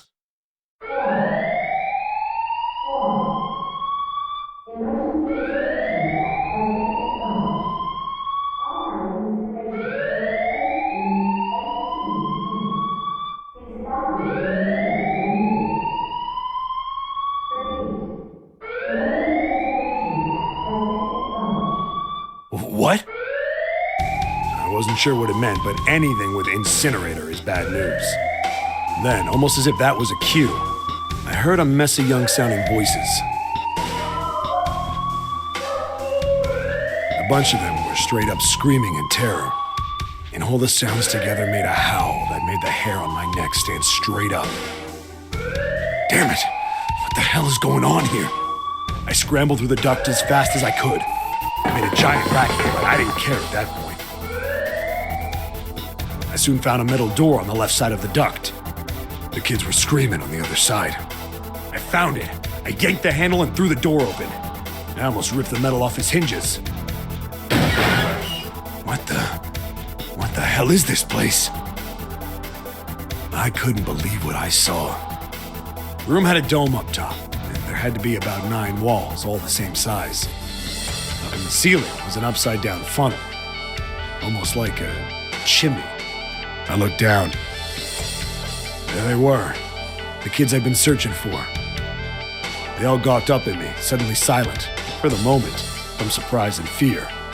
Scared of the room or me, I couldn't tell. Probably both, actually. Not like I can blame them running into a mug like this when they're already scared shitless. I snorted at my own dig at myself and turned to the kids. Don't worry, kids, I'm not your enemy. I'm one of the good guys. All of them stood there, frozen. Well, except one. He was a boy, slightly older than the others, in a private school uniform. Wait, this kid looks familiar. Who the hell are you? The voice sounds familiar, too. He stepped forward and glared at me suspiciously. I'm a detective. I'm here to rescue you. It looked like they relaxed some the second I got the words out. How are you gonna help us? Where's the exit? There isn't one. The doors we came in through won't open, and the door over there... He kind of cut himself off. I think he was considering something before he changed his mind. Anyway, there's no point. We can't all get out of here. If we don't get out of here, we're gonna be burned to death. Burned to death? Can't you hear it? That voice said the incinerator's gonna start up soon. So...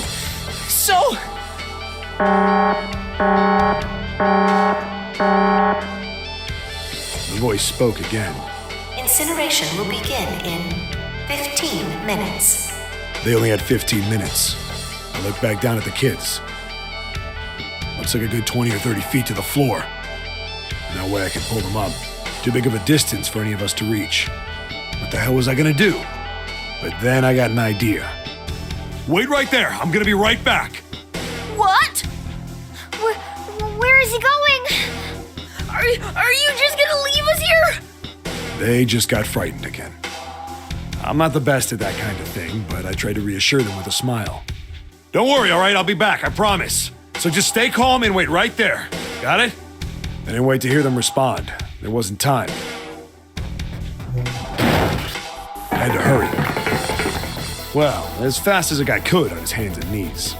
Didn't take me long to get back to my cell. Still no way out of there, but I had a plan. I needed something from the room. When I got it, I dove back into the hole and took off towards the incinerator. Then... Sorry to keep you waiting, guys. I tipped out the doorway and dropped down the rope I brought with me.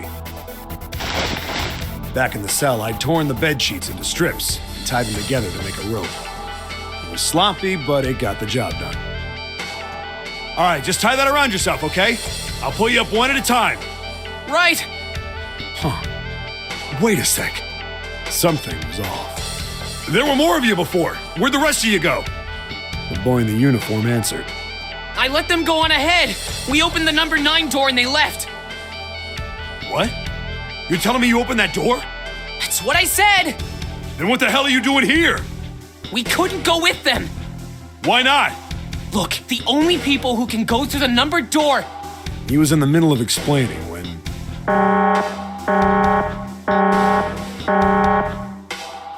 Incineration will begin in 5 minutes. The wall shook a bit from the voice bouncing around. Look, that can wait, all right? Just get us out of here! Right! I grabbed onto the rope. The first one I pulled on was a girl with a ponytail. Next was a girl with a red necktie. A boy in a jacket came after. He said he'd climb up on his own. The boy in the uniform was the last up. Like the other kid, he climbed up the rope himself. He looked pretty scrawny, but I guess he was stronger than he looked. He moved fast, but when he was almost to me, we heard some knocking. Everyone looked at the door. It had a thick, square window set into it. On the other side, an angry face was staring in. God damn it! What's going on here? Why is the room empty? Where the hell are those fucking kids?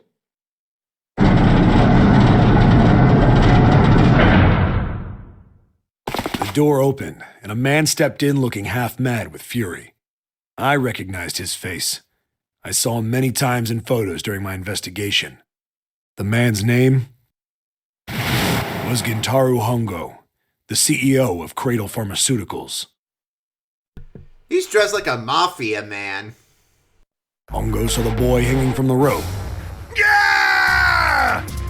It was like he was an animal. He lunged for the rope. Hurry! I know! The boy in the uniform booked it up the rope. You son of a bitch! Get back here, you little shit! 15 feet. 10. The second I could reach the kid, I grabbed him. I hauled him up and tossed him into the duct behind me. No! Hongo had lost it. His face didn't even look human. It was like the bastard pulled off his fake face. He was really a terrified devil or some kind of damn monster. How about this? Here, let him stand in the room, get burned to death by the incinerator, and be like, no, I don't deserve this! Yeah, right. I quickly reeled in the rope, leaving a furious Hongo yelling at me from the floor. You fucking bastard! You won't get away with this! How dare you compromise this experiment! Experiment? What experiment?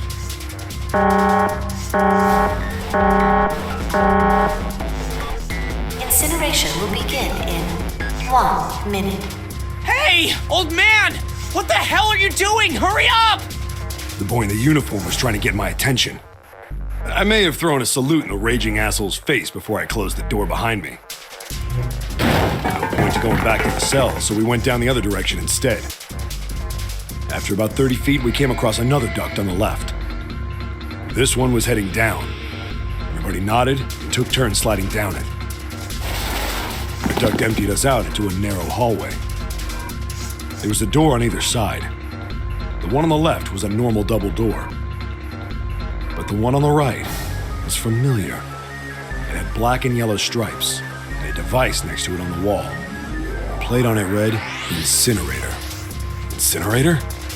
Yeah, that's where we were. It was the girl with the red tie who answered me. We were inside an incinerator? Yeah, Hongo might still be there. It looks like it's been shut off, though. Wait, what? If he's still in there... Yeah, that's not good. That meant we'd better... We gotta get out of here. Go to the other door, hurry! The kids started running, and I was close on their heels. On the other side of the door was a large spiral staircase. Run! Didn't need to tell them twice. We went up and up and up. Our feet pounded the steps. Our arms pumping fast. We went round and round and round, and the devil was on our tail. The stairway kept going. We passed a couple of landings when the boy in the uniform suddenly spoke. Something's up. Akane's not catching up to us. Akane? My kid's sister. The girl with the red necktie. Akane. That's strange. I didn't remember seeing that name on the list of missing kids. Hey! Akane! He kept his hands around his mouth and yelled. Maybe we outran her. The boy in the uniform skidded to a stop. I stopped too, and so did the other two kids. When did we do that? Well, we passed a couple big rooms on the way here. Maybe she took a rest in one of them? Well, why would one need to rest in a situation like this, you know? When your life is at risk, you gotta use all the stamina you can get, you know? There's no time to rest. No, that's impossible. The devil was on your tail, practically. Sorry, Grandpa. You keep going. I gotta go look for her downstairs. He turned to go. Hey, kid, wait! God damn it, I said wait! I don't think the kid even heard me. Fuck! I spun around to the boy in the jacket and the girl with the ponytail. I'm going after him. You two keep going, all right? You got it? The girl nodded and ran up the stairs. But the boy... I'm going with you. I didn't have time to argue. I just nodded and took off down the stairs. I could hear him following me. We ran all the way to the bottom floor, calling for her. Akane was nowhere to be found. God damn it, where the hell did she go? I could tell the kid was frustrated. And then suddenly... Help me! Somebody help me! We heard a girl's voice. Akane! The boy in the uniform threw open the door and leapt into the hallway by the incinerator. We rushed in after him. I couldn't for the life of me believe what we were seeing. That bastard Hongo had Akane by the arm and was forcing her into the incinerator. Come on, goddammit, move! No, I don't want to! Let me go, please! Let go of me! Is my face blocking her face? Hold on. Was struggling to get away, but Hongo was bigger and stronger. Okay, my face wasn't She wasn't blocking. gonna win. My face wasn't blocking. Akane! My brother roared with anger and charged toward Hongo. Help me! Ah! You're too late, idiot! Man, that voice! Hongo lifted Akane bodily into the air and threw her, still fighting him, into the incinerator. Sounds like a psychopath, you know? Way different than how Ace sounded. You're using the name Connie. Are you sure it's the same person? Before we could even blink, Hongo had leapt through the door after her. We saw him land inside.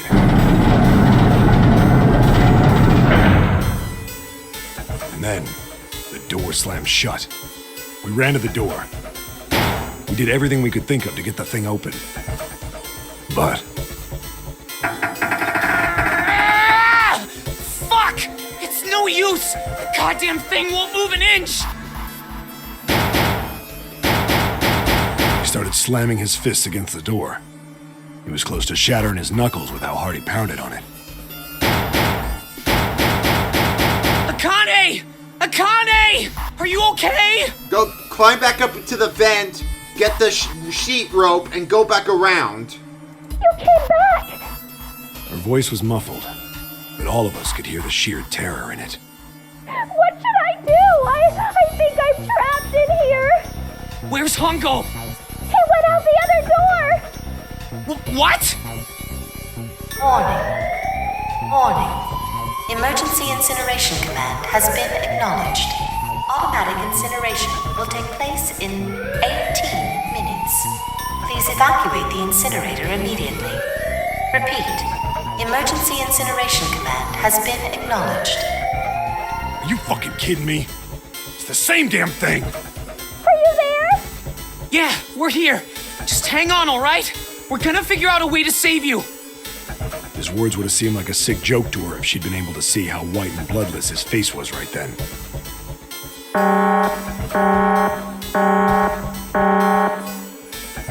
Incineration will begin in 17 minutes. Climb back into the vent. Like, go on each other's shoulders and get the rope. Do you still have that sheet? Please help me!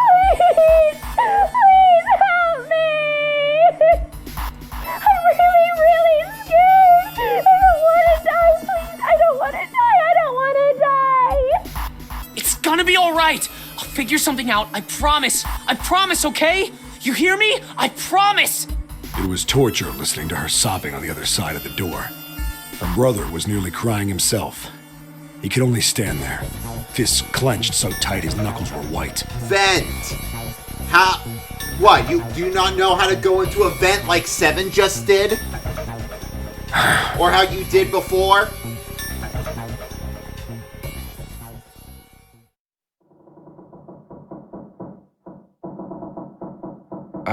What happened then? Come on, man. Put yourself in my shoes. It doesn't end good. You think I want to remember that? Then... Yeah. Shit.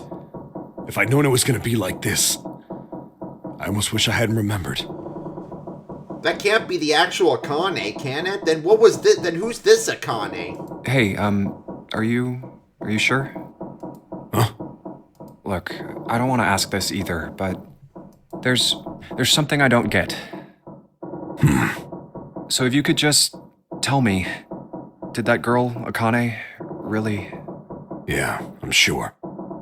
There wasn't anything we could do. After a while, the countdown ended, and we heard something burning. The fire stopped, but we still didn't move. Me and the jacket kid were frozen. The boy in the uniform collapsed as if he couldn't hold himself up anymore. A few minutes passed. The door opened.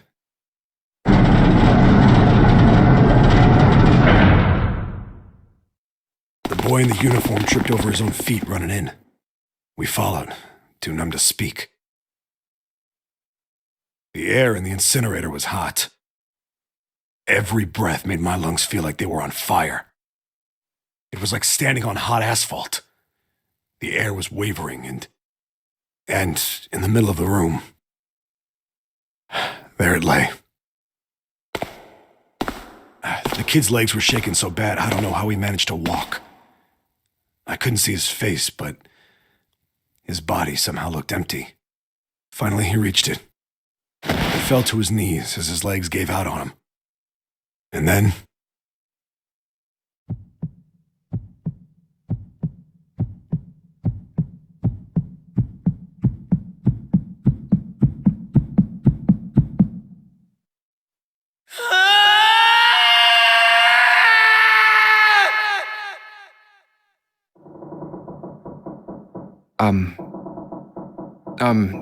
Can I ask you one more thing?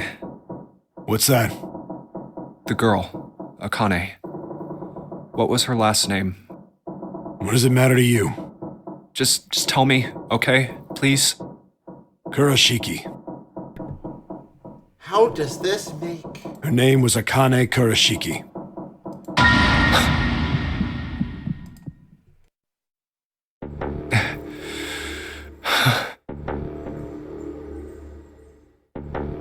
You were there that day, weren't you? The tall kid in the jacket. That was you, wasn't it? Yes, it was. You are correct, Detective. Don't misunderstand me. I told you before how Zero threatened me. There was nothing I could do. I couldn't say anything about what happened 9 years ago. So you're saying you're not working for Zero, right? Of course not. Clover, what about you? Hey, come on! You really think I'm working with Zero? I told you before, you idiot! I was in Nevada, in Building Q. I did hear that a detective rescued the kids on the boat, but I didn't know it was you. Well, I guess I believe you. All right, let me ask you another question. Santa's real name is Aoi Kurashiki. So that was Santa. He's Akane's brother. You know that? No, I didn't. Did you? Well, yes. I know Aoi Kurashiki was her brother. But I didn't know he was Santa. At least not from the beginning. 9 years ago, he was in the middle of puberty. His voice is entirely different now. I'm ashamed to say that even my exceptional hearing wasn't able to make that connection. As such, I had no reason to think Santa was Aoi. It sounded pretty similar on my end. Probably should have changed voice actors then. Should have used a different kid. When did you figure it out? Clover told me that Santa might have been one of the subjects of the initial experiment. It was only a short while ago, while we were leaving the library. When she told me that, I had a feeling. Santa is Aoi? Akane Kurashiki, June's brother? There's still a lot we don't know. I mean, like a lot. But there is one thing I think we can say we know. What's that? The body we found in the shower room. It had to be Nijisaki, dressed up to look like Snake. What? Come on, man, what kind of detective are you? You didn't figure that out already? Hey, go easy on me, man. I just got my memory back, all right? Cut me some slack. Well, if he is, the 3 murders make sense then, don't they? Yeah, that's right. Murder. Kubota blew himself up, but that was murder too. So why did these murders take place?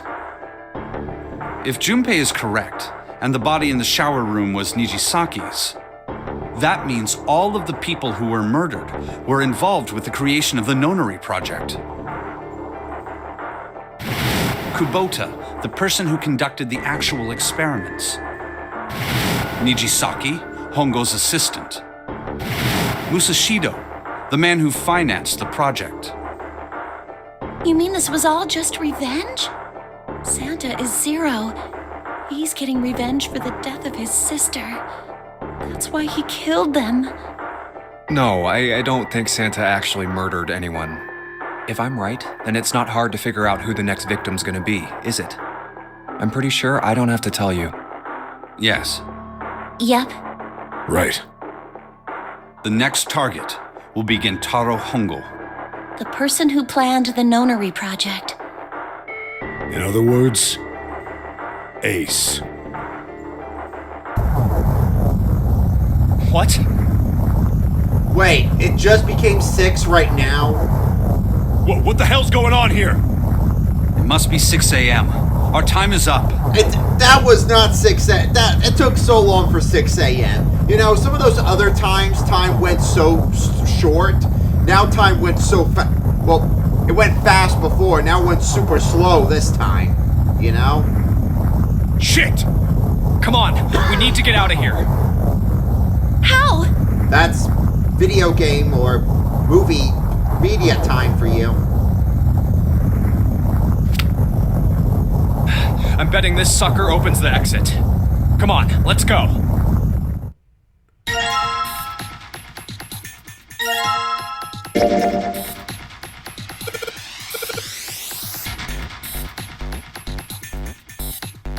But you said that was the Neptune. Oh no, the other one was the Neptune key. This one's the key out of here.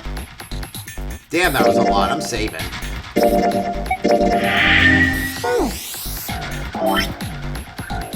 Okay, did you say something else added to the...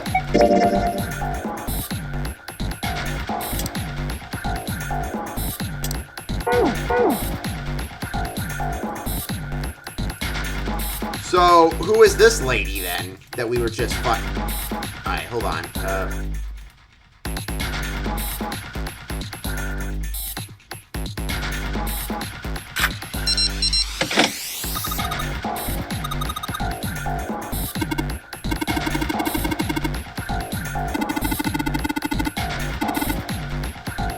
Hopefully that was the last puzzle. We're out of here. We're out of here, mommy fuckers.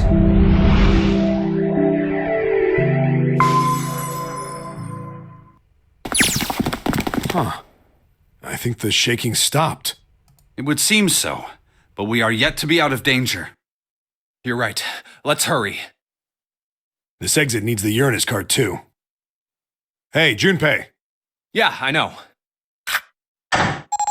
All right, it's open. Let's go. Okay, Neptune Key, let's see if you work. Yes! I think it unlocked. It says incinerator. So this is the incinerator. This is the first time I've seen it from this side, but yeah, I think so. Then there ought to be a lever near the door. Yeah, right here. Pull that and the door should open. Got it.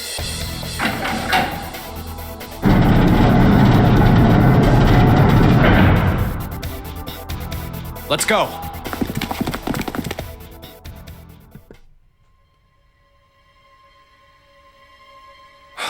What the hell is going on? Yeah, sorry it took so long. What's wrong? Are you okay? Yeah, it took us quite a while, but we're finally here, Braz. Sorry. Jumpy, you came to get me. Of course I did. I made a promise. Is this actually her, or...? I'm so glad you're here. So glad. Hey, what happened to you? I'm fine. I just fainted. I wasn't feeling very good. I'm feeling a lot better now, though. Are you sure? Yes. I just need to rest a little longer. I'm sure I'll be fine. You shouldn't worry about me. Santa. Hey, where is it? Where's the gun? You hide it somewhere? I don't have it.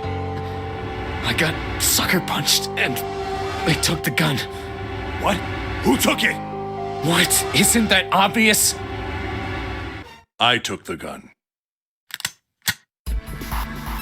Villain Ace. Villain reveal 2.0, and Lotus is the victim again. What is with you and Lotus, huh, dude? Because he had to reuse assets, right? Just what the hell do you think you're doing, Ace? Or maybe I ought to say Gentaro Hongo, CEO of Cradle Pharmaceuticals? You have me at a disadvantage, and I don't like that. You know me, but I don't know you. Do you have any idea how much I've suffered? Can you even begin to understand my pain? The pain of prosopagnosia, right? Another irritating insect. And how do you know that, Good question. Yeah, good question. We haven't talked about it in this timeline. No matter. If you don't want to answer, it makes no difference to me. This is a waste of time anyway. It's time for me to go. First is 1. Give me your hand. 8. And with this, 9. Yep, he's got the 9 bracelet again. Or, yes, he always. The 9th man. Kubota's bracelet. I believe I've won this game. I've had quite a time playing with you. I must thank Zero, I suppose. Wait, what? Ace doesn't know who Zero is. What the hell are you planning, Santa?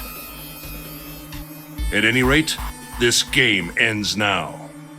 I will escape, and the rest of you will have a slightly less pleasant ending. I suggest you enjoy your final moments. Goodbye. Wait! What?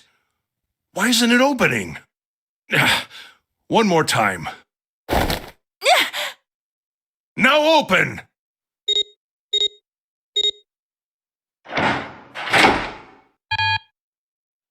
No! What is this? Why? That digital route should be 9! It has to be 9! Then why? Why isn't it opening? Now!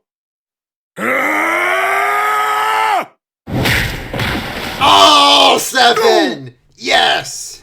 Ugh. What a bro! Great soccer punch! Bro!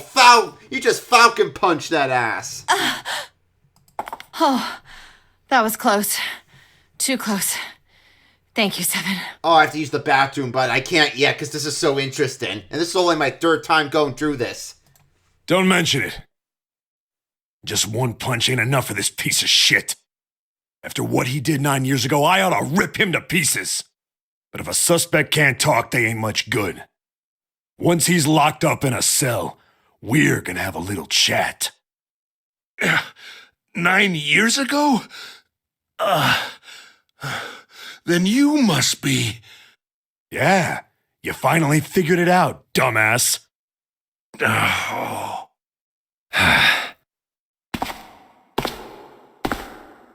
Ace, you killed Kubota, Nijisaki, and Musashido, didn't you? Wait, Nijisaki? Oh, right. You don't know yet. I have to use the bathroom. This is going to take a while. They have pretty long bits of dialogue here, and I have to get something else to drink. All right. We'll just go through them in order then. Let's start off with Kubota. Alright. Man, I really want this cough gone, you know? Right now, I'd rather have my cough gone than my computer fixed at this time, you know? It's worse at night. You talked to Kubota and managed to convince him to go into door 5 alone. You killed him without making it look like you killed him. The way I figure it, you had 4 motives. 1. In the nonary game, the number 9 is dangerous. Man, Junpei, you know everything. It's like you don't even have to give Ace the chance to explain it. Whoever had the 9 bracelet could join whatever team they wanted. Adding 9 to any number doesn't change the digital route, which means that number 9 could do whatever they wanted. You wanted to remove that threat as soon as possible. 2. You wanted the number 9 bracelet for yourself, so that you could make use of its power. In fact, you did use it in the murder of Nijisaki. 3. Even if his number hadn't been 9, Kubota was a problem. He knew your past. He knew what had happened 9 years before. You needed to silence him before he told anyone. 4. But last, and perhaps the most disturbing, you used Kubota as a test. You wanted to know how serious this nonary game was. Was it truly life or death, or simply a harmless prank? You convinced him to break the rules so you could see what would happen.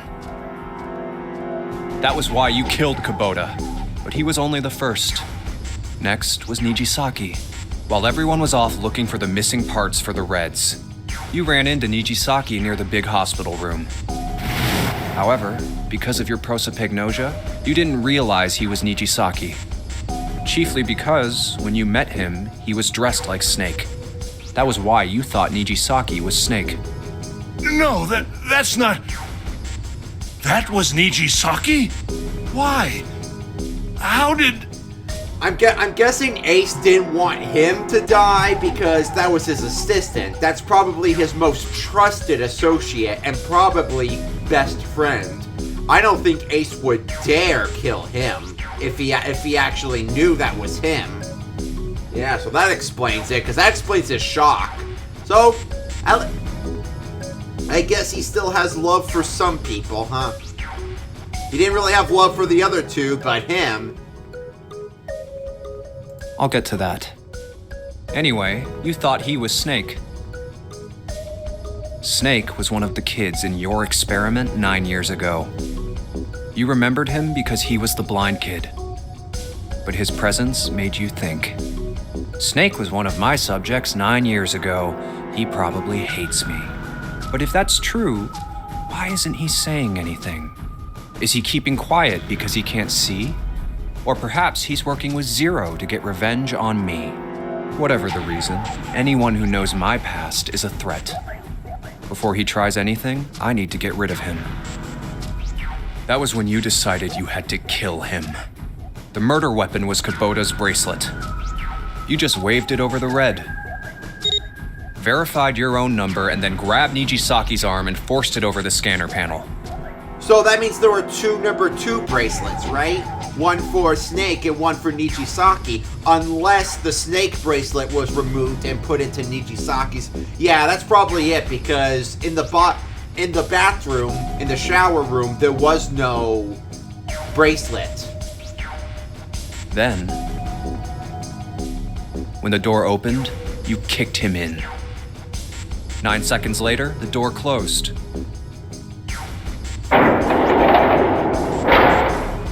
And then 81 seconds passed. And poor Nijisaki was dead. And you mean to say Snake is still alive? Sorry to disappoint you, but I'm as good as new. Thank you for killing the wrong man, but I can't say I like knowing that you wanted me dead.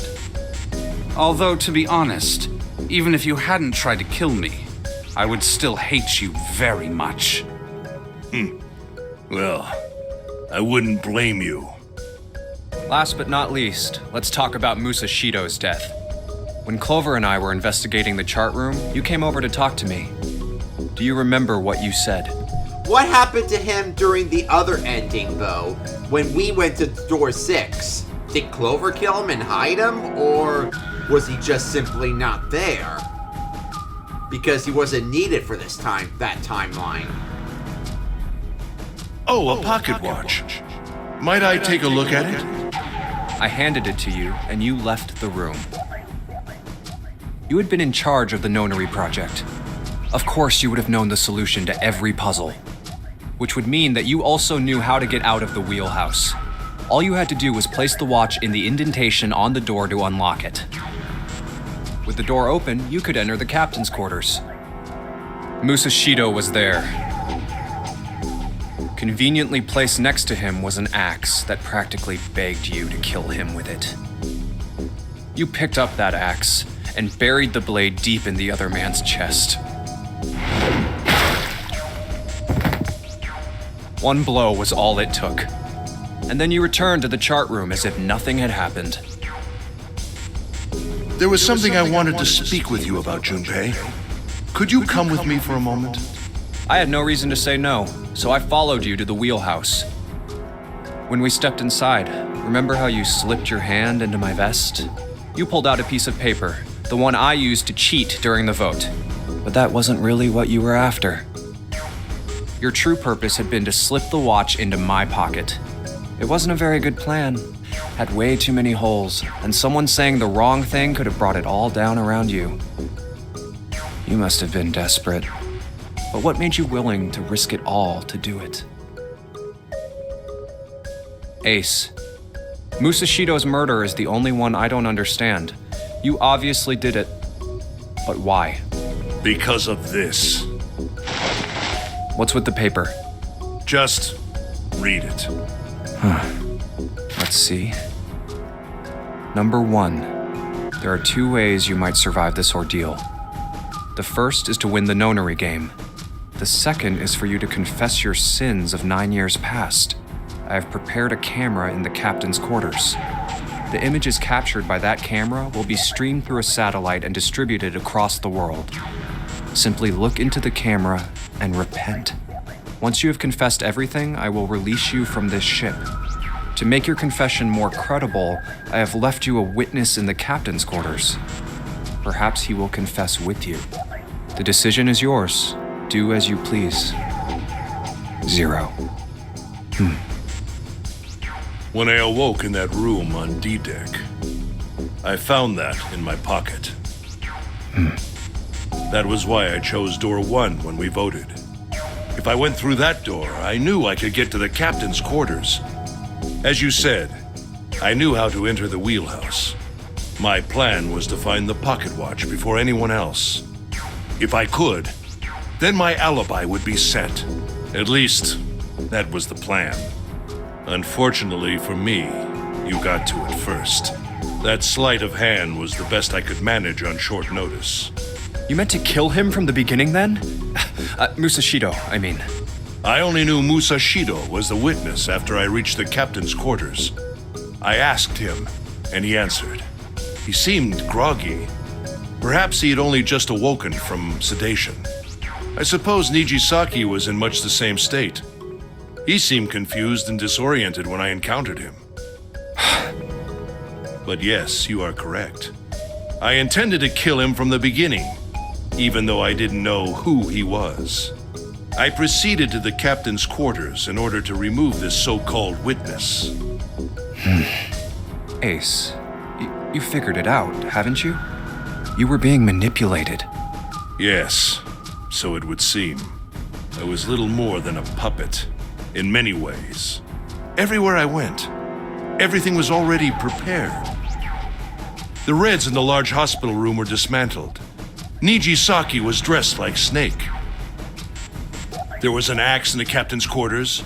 Musashido was delirious from the anesthetic, so he couldn't fight back. Nijisaki as well. In retrospect, I can't understand how I could have fallen into such a simple trap. But yes, this was a trap. It was Zero's trap. And I fell for it, hook, line, and sinker. I did everything he wanted me to do. Yeah. By manipulating you, Zero was able to kill 3 people and keep the blood off his own hands. All of this was revenge for what happened 9 years ago. That's why this nonary game happened. Am I right, Santa? Huh? What the hell are you talking about? I don't know any... Ain't no point trying to play dumb anymore, Santa. Actually, I guess I should call you Aoi Kurashiki, huh? My memory came back to me, kid. You're Aoi Kurashiki, no doubt about it. Never thought I'd be back in this room talking to you.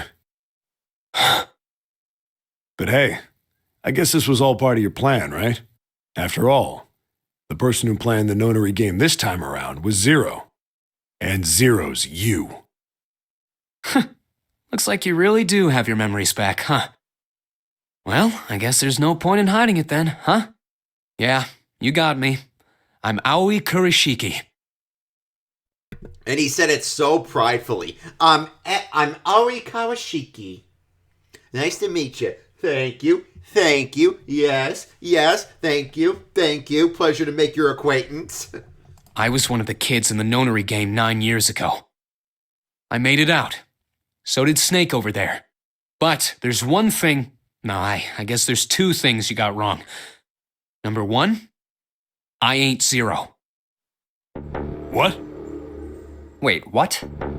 Sure, I was helping Zero out, but I'm really more of an assistant, like a secretary. But an assistant's only an assistant. I didn't come up with all this. All I did was follow Zero's orders. Then, if you're not Zero, who is? Calm down there, Junpei. Didn't I say 2 things?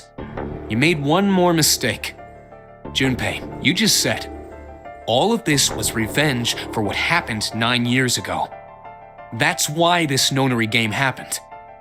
But that's not it. Revenge isn't the only purpose. There's another reason you guys were playing the nonary game. To save someone. Save someone? Right. You were brought here to help my sister. To save Akane. What the hell are you talking about? Akane Kurashiki died 9 years ago in this room. I was there. I saw... What? What the hell? Where is she? Where's Akane Kuroshiki? Ugh! Oh, my head! My head, it feels like it's gonna pop! Connie, where are you? Seven! What the hell is going on? I don't know, I swear to God, my head feels like it's about to explode! Was she an illusion, or... I mean, the bracelet was real. We all saw her. What was the Nonary Project? I'm sure you know already, but I'll tell you one more time. It was a project designed to test a particular phenomenon. And what was that phenomenon? For two organisms to communicate with one another in the absence of physical contact. The morphogenetic field theory. Could human beings use these invisible fields to exchange information? That was what this experiment was conducted to determine.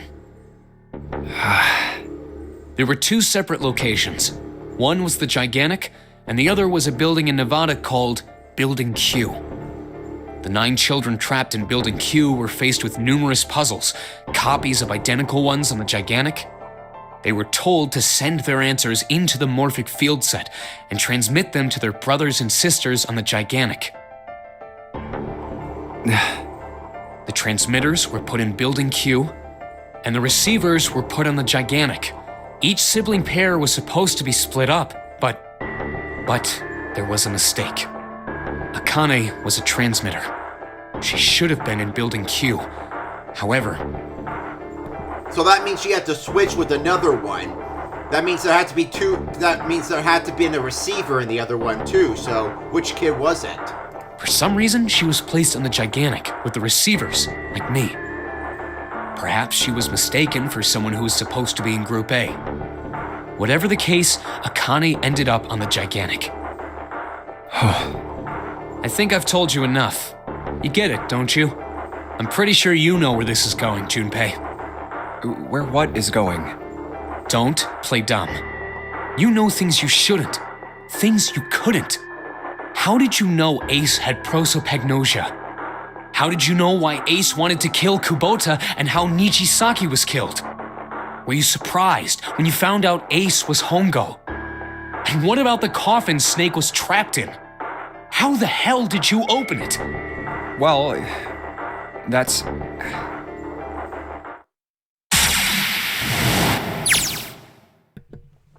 He knew because I knew. Junpei was receiving information that I sent to him through the morphic field set. It's simple, really. Oh, what, you Snake? How do I know the alternate futures, then? Imagine a river that splits in two like an upside-down Y.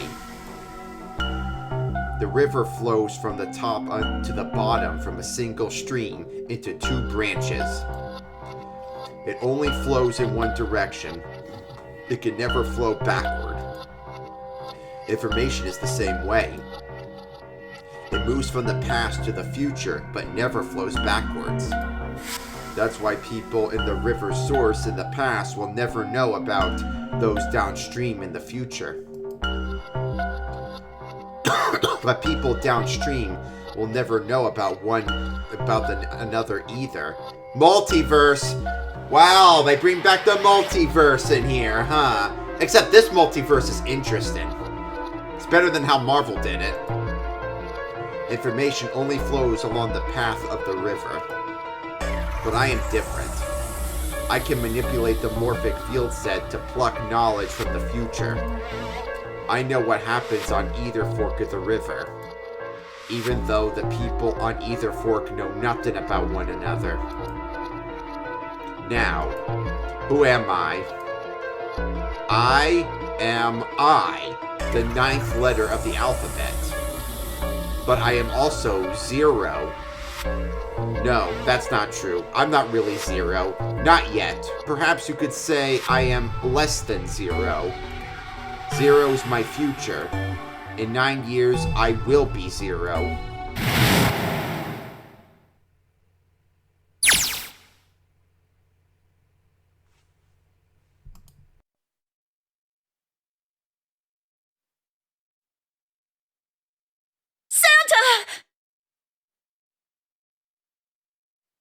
freeze.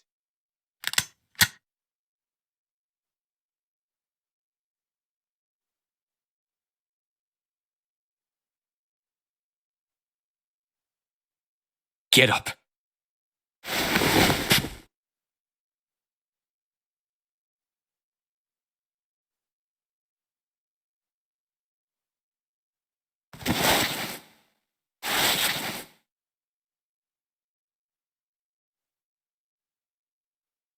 Hey, what's your plan, Santa?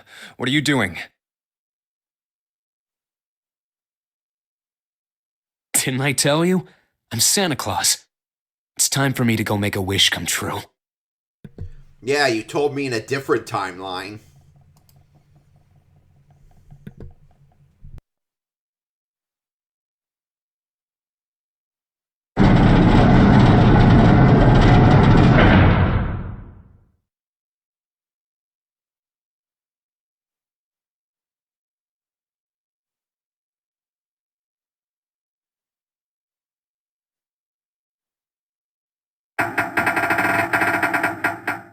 Damn.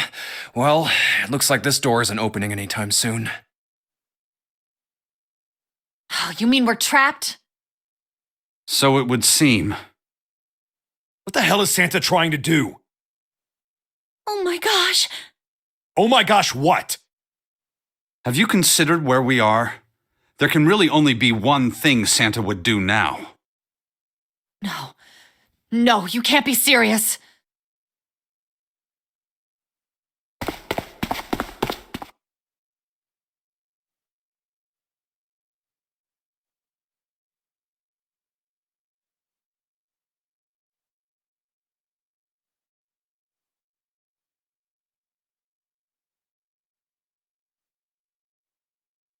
Junpei, can I borrow your pen and notebook?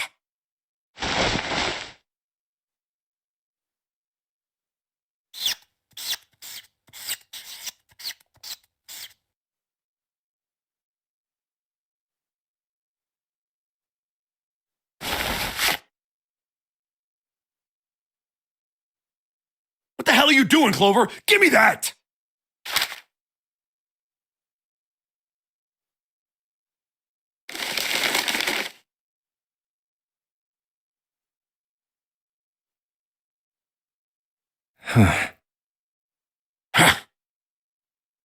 What?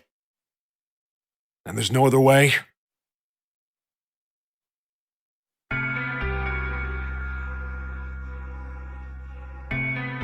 It's okay. Go. No! No, not Lotus! I mean, I know it sounds like, oh no, anyway, but we should all get out of here. No, Lotus ain't sacrificing herself. Her kids need her. Lotus. Come on, you know we can't do that. Oh, don't give me that. I'm sure you'd love to get rid of me. God damn it, you idiot!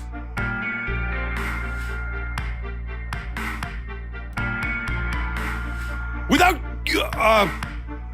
if you're not, look, it'd be bad, all right? Bad? Yeah. If there weren't assholes like you around, I'd be out of a job. Uh-huh. Look, I'm just not leaving you behind, all right? End of story. 7. He's right. I'm not leaving you either. Me too. You didn't honestly think I'd abandon you, did you? You're all idiots. That being said, however, I doubt we would be able to open the door anyway, even if we were to leave Lotus behind. Huh? What? I trust you remember what happened to Ace? I couldn't, see exactly what happened, but I was able to guess what he was attempting to do earlier at the Red. Oh, yeah. No! What is this? Why? The digital route should be 9! It has to be 9! Then why? Why isn't it opening? Just to see, why don't we give it a shot? Give it a shot. Yes, that is what I said.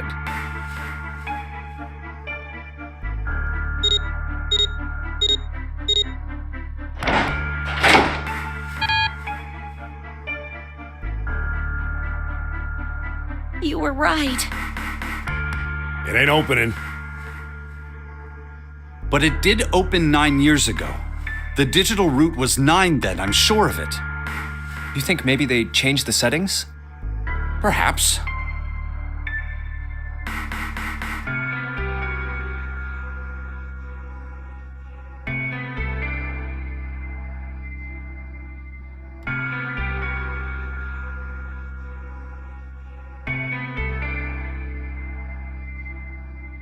Well, we're not done yet. You said we were sent here to save someone.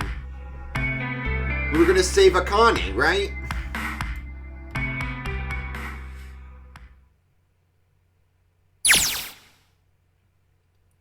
I was watching.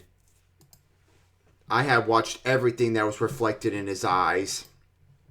I was listening. Every sound that vibrated in his eardrums, I heard. Smell, taste, touch. I felt everything he felt. I knew everything about him. What he was thinking, what he was feeling, and what he was sensing. Even when he was masturbating, all of his feelings and worries and fears became mine. My mind, my consciousness was inside of him. Through the morphic field sets, we were resonant and we were as one. I was him, and at the same time, I was an observer. Started with a tremendous noise, like a clap of thunder. That was approximately 9 hours ago. A bomb had gone off on the ship we were on.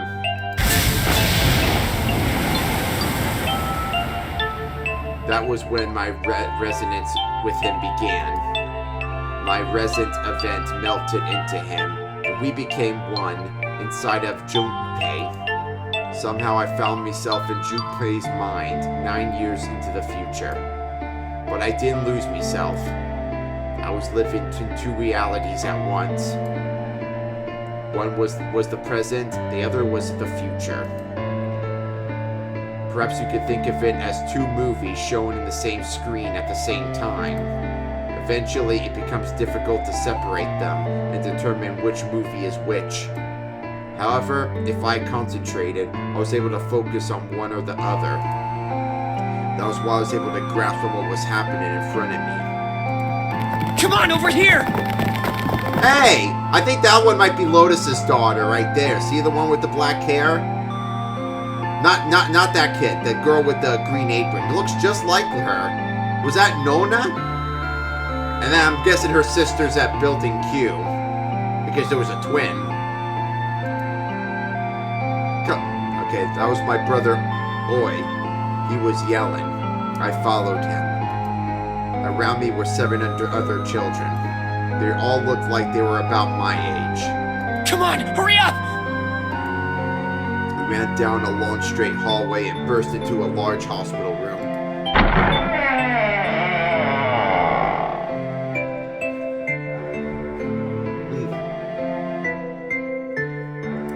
Everyone was arguing. 2 of the boys got into a fist fight. A girl watched them and began to cry. I want to go home, she cried. I want to go home! Another girl slapped the crying girl and glared down at her. It has been 2 hours since the Nonary game began. We were starting to fall apart. But just when all hope seemed lost, Light started talking. He was blind. 9 years later, we would call him Snake. Hello? Everyone? Could you come over here for a moment? He was older than most of us, and his voice had authority and dignity. The fights died down, and we gathered around him. I have a little sister. She is very important to me. Right now, she is over in Building Q, and is desperately trying to send information over to me. Her name is Clover, and today is her 9th birthday. Oh. So her actual name is Clover too. I guess it wasn't that hard to. So, well, what nice mislead. Made a nickname out of your real name. As he spoke, he pulled something from his pocket. In his hand were 9 4-leaf clovers. I was going to give these to her as a birthday present. I was outside picking them when I was abducted. I'm sure I've already told you, but I am blind. For a man who can't see, collecting 9 of a very specific plant is, well, it is difficult. But my sister means a great deal to me, and I hope that these would show her how much I cared for her. Since it's her 9th birthday, I thought 9 4-leaf clovers would be appropriate. Every one of you has a brother or a sister in Building Q with Clover. For their sake, we have to survive. We have to get off this ship. Do you understand? If we're going to do that, there are 3 things you have to remember. We need trust and love, and we have to have faith in one another. If we can take all 3 of those to heart, then I promise that good luck will come our way. Did you know that the leaves on the 4-leaf clover mean faith, trust, love, and luck? Those words are leaf words. So if you believe what I've told you, and you understand, then I want you each to have one of these. They're a promise between friends. He gave a clover to each of us. I took one too. Eventually, he was left with only a single 4-leaf clover. He had one last thing to say. Now don't ever forget, so long as you have that, we will always be connected. Do you understand?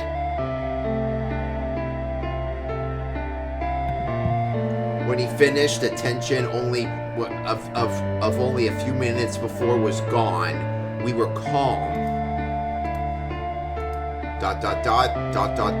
After that, we ran around the ship for a while longer and opened several of the numbered doors until we finally found a door with the number 9 on it. In fact, there were 2 doors with 9 on them, and we found them in the chapel. We split into 2 groups and walked through the doors.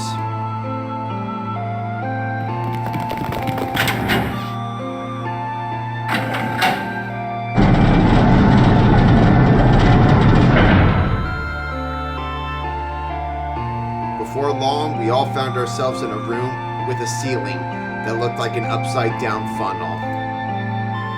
For some reason, this room had another number 9, but this time it was only 1. But if there was only 1 door, that meant only 5 people could escape.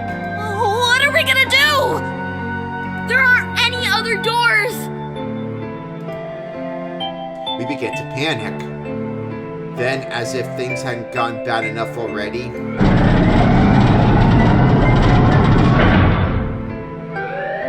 Warning. Warning. Emergency incineration command has been acknowledged. Automatic incineration will take place in 18 minutes. Please evacuate the incinerator immediately. Repeat. Emergency incineration command has been acknowledged. What? What's happening? What did that thing say? That didn't sound good. my brother Ari swallowed hard and answered, I think it means this room is gonna burn. Burn! The plaque on the door says incinerator. And that voice said that the incineration is about to start. And incinerate means to burn. Help me!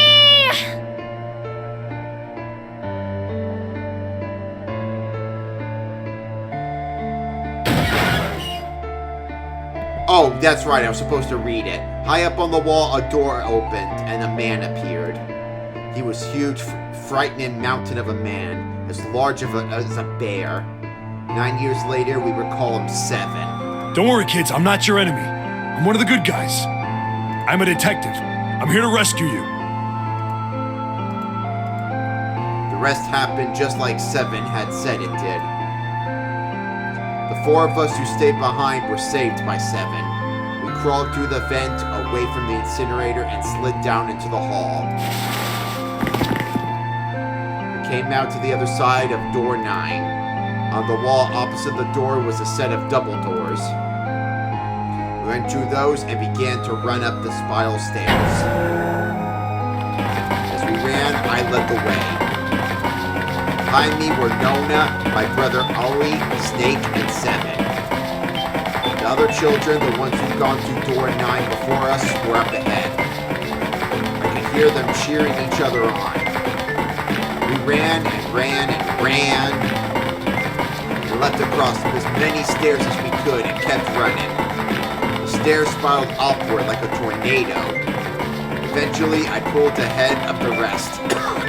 Perhaps Nona had slowed them down. I didn't want to lose them, so I slowed down as well. I didn't stop, but I glanced over my shoulder from time to time to see if they had caught up. That was when I realized... Oh no, where is it? Did I drop Jumpy's present? I knew I'd had it with me when we passed through the vent. Then, had I dropped it as we slid out? I had to go back. I had to. But I knew I couldn't tell the others. They would stop me. I was sure of that. I didn't stop to think. I simply moved. I ran through the central hall and the room that connected to all the other areas of the ship. I hid in the shadows, and moments later I felt a rush of wind as they ran past me up the staircase.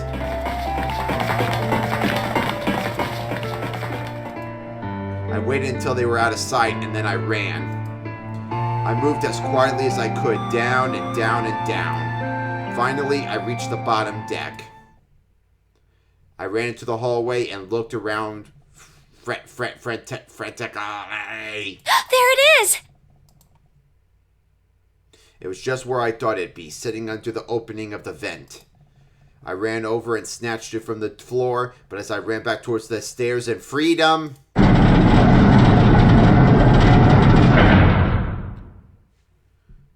The door to the incinerator opened and a man stepped out. It was Hongongo. You know, Ace. 9 years later, we were caught. Yeah. Ah, how wonderful to see you decided to come back.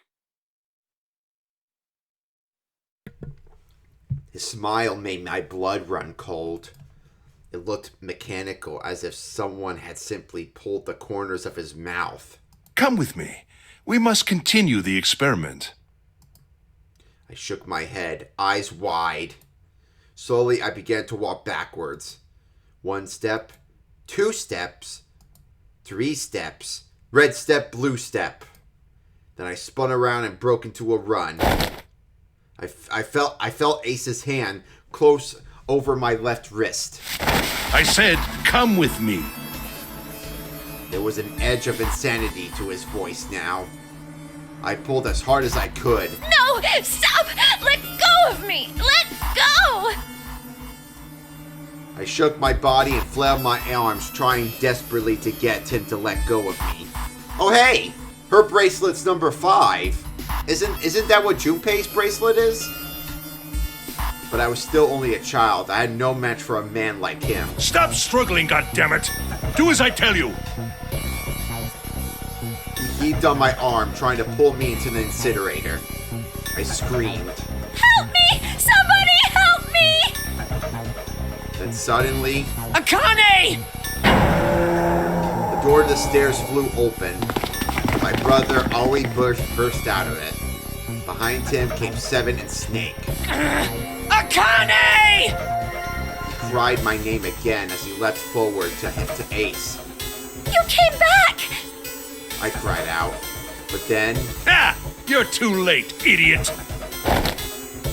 Ace threw his full weight against my arm, pulling us both into the incinerator. Ah!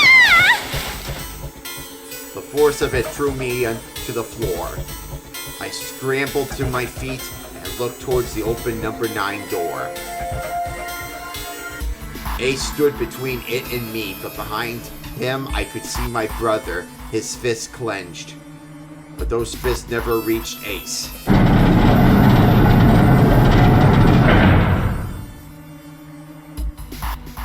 cold, heartless screech of metal on metal, the door slammed shut. Ace glanced at me mechanically. His face registered that there was an object there, but not anything he would consider a human being. He then turned away and walked to the red and sat next to the door. He reached into his pocket and removed 2 bracelets. He waved them both at the scanner panel. 2 asterisks appeared on the red. He checked on the screen and then tossed the bracelets carelessly on the floor. What was he doing? What was the point? He made no effort to explain himself, of course. He said nothing at all and walked past me as though I were nothing more than a rock by the roadside. A few moments later, use that chance to run out. The 2 other doors slid shut as well. Faintly, I could hear someone pounding on the door behind me. I turned around and ran towards the door with the 9. Akane! Akane! Are you okay? I could hear a voice from the other side of the door. A worried, frightened voice. Help me! My throat was already raw, but I screamed as loud as I could. My voice echoed lonely around the empty room. What should I do? I think I'm trapped in here! Where's Hongo? He went out the other door! What? Then it started again. Warning. Emergency incineration command has been acknowledged. Incineration will begin in 18 minutes. Now we're completely in sync again. Please evacuate the incinerator immediately.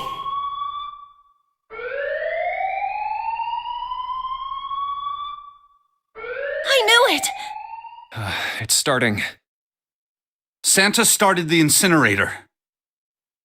Fuck! Man, I never thought I'd hear that damn voice again after 9 years. What the hell? What the hell? What in God's name are you talking about? It's 9 years this and 9 years that, and when it's not 9 years something, then you're talking about some sort of fucking experiments. You aren't making any sense.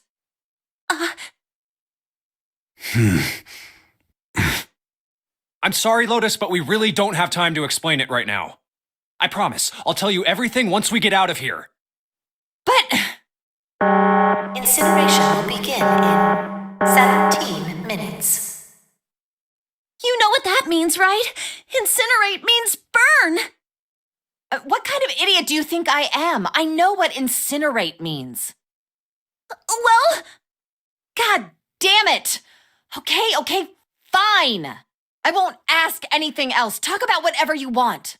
But you have to do something for me. 7, figure this out. What? Why me? Just shut up and stop this thing. How the hell? There has to be some sort of emergency shut-off button. There isn't anything like that. How the hell do you know? Because I looked for it 9 years ago.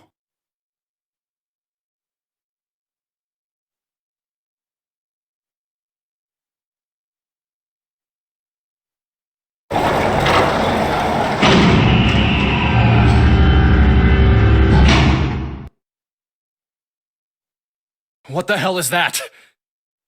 What is that? What else could I say? The floor opened and a machine rose up out of it. It looked like a computer. At least it kind of did. There was a monitor, a keyboard, and a cross-shaped device of some kind. Something about the machine scared me, but I forced myself to walk up to it. I was terrified.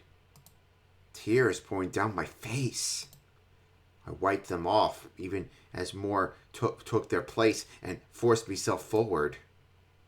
Finally, I reached it. I looked at the screen. It was blank. All I saw was my own frightened face staring back at me from the glass, drenched in tears.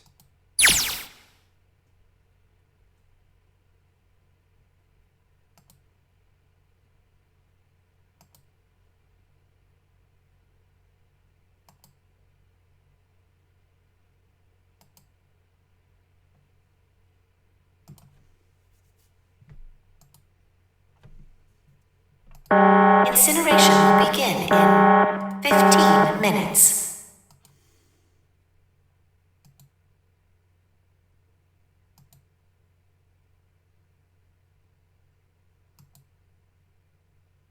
Hey, move!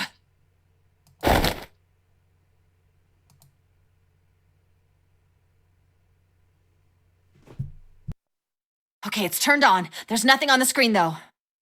Oh, this is bad. This is really bad. If there's nothing on here, how are we supposed to do anything with it?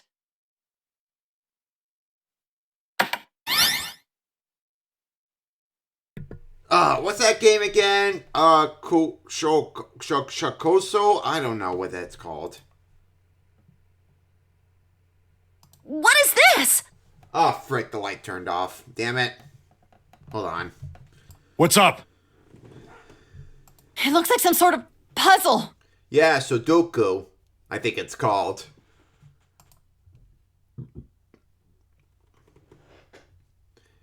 Yeah, well, I got some pretty good news, Brass. I think I know the solution to this one, and I don't even have to look this one up. I had enough looking up for one playthrough. It's actually pretty easy. Easier in comparison to the puzzles from the blast room. Do you think that if we solve this puzzle... The incinerator will stop? Yeah. Well, we can hope, right? Well, the DS version was actually a lot harder than this. The puzzle was a lot more difficult, I think. And it was a DS, and because it's a DS version, it made use of the two monitors. It had Junpei's vision and Akane's vision in the two separate monitors. So, but you'll see. You'll see why.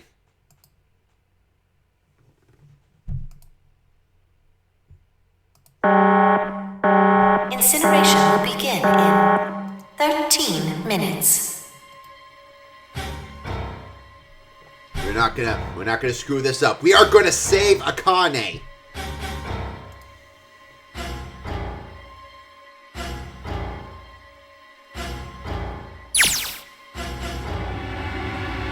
I'm not reading this again because I saw some of the clip and it turned out that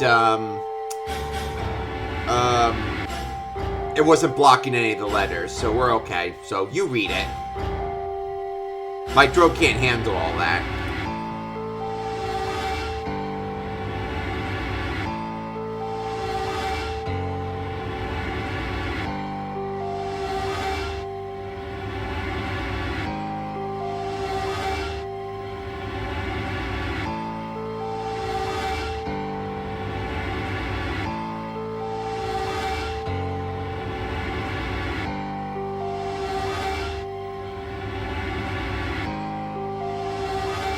Hey, what are you doing?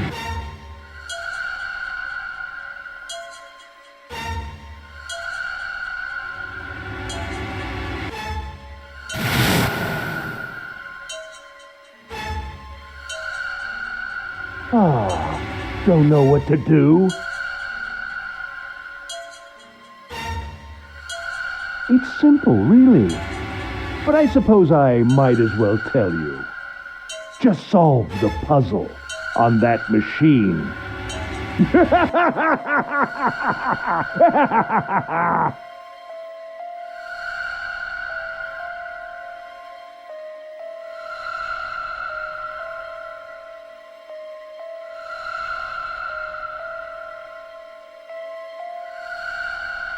You're a terrible person!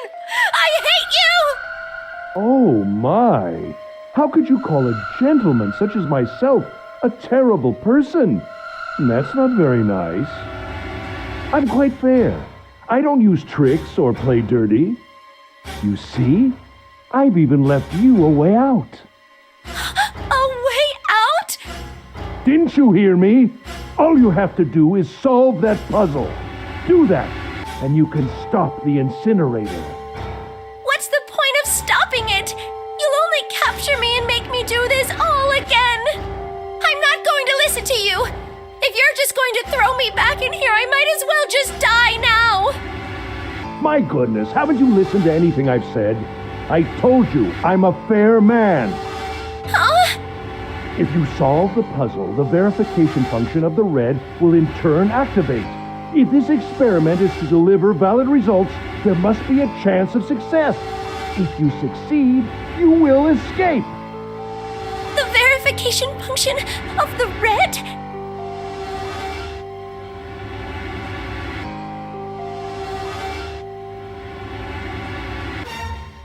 Ah, so you do remember.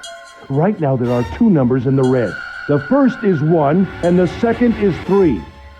Say, Akane, what's your number?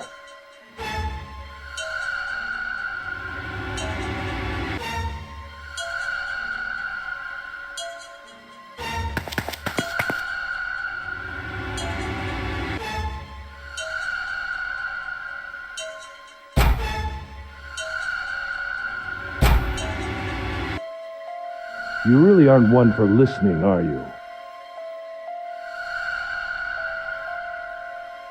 I've already told you, didn't I? Once you solve the puzzle, the verification function of the red will activate. In other words, if you haven't solved the puzzle, you can't enter your number. What kind of fool are you? She's just a kid, man. Cut her some slack. Why'd you have to use kids? Why are you doing this? You could never understand. You don't know what it's like to spend every day surrounded by monkeys. Huh? Now start the experiment. Solve the puzzle. That implies something. You remember one of the other times when remember when Lotus talked about monkeys earlier? You figure it out. I can't! I don't know how! Of course you don't. Isn't that the point? You understand, don't you? Access the morphogenetic field and find the solution. I can't! Then you'll die. You'll burn alive. It's gonna be quite hot in there in a few minutes. Yeah, you find this quite amusing, huh? Psychopath. I imagine it will be very painful.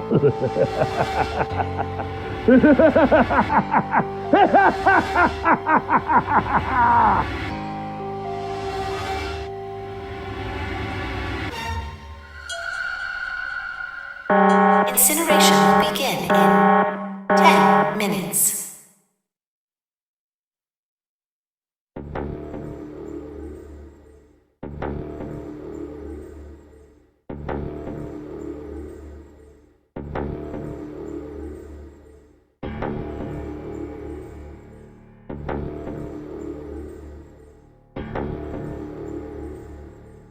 I can't!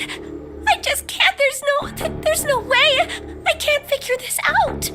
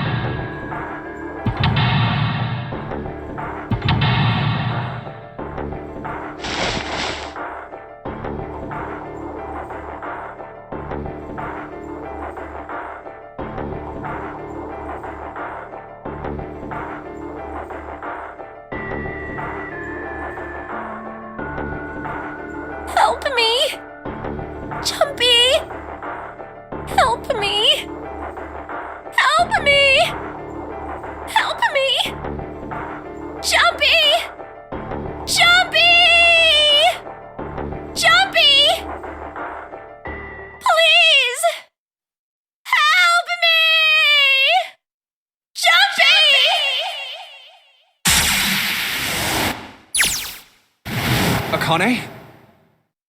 Akane? Who the hell is Akane? Shut up! Just shut the hell up!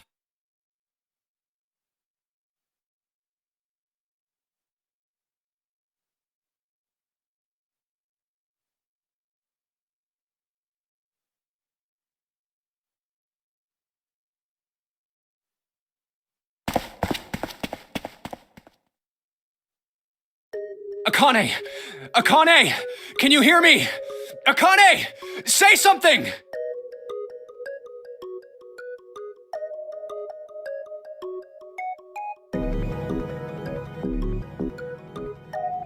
Akane! Answer me! Akane! Jumpy?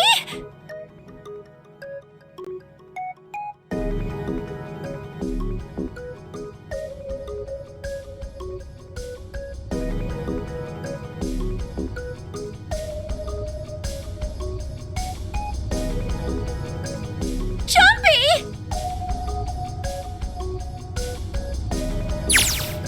Akane! Jumpy!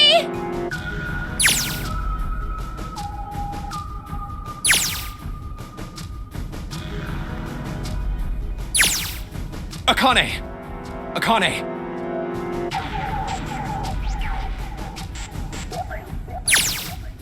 Yes, I am! How did you know?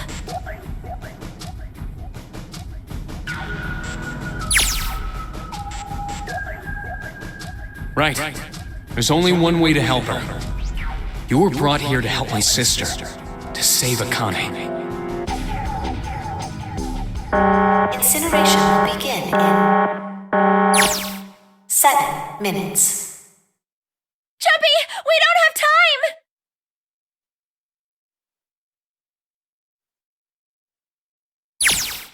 time! Got it!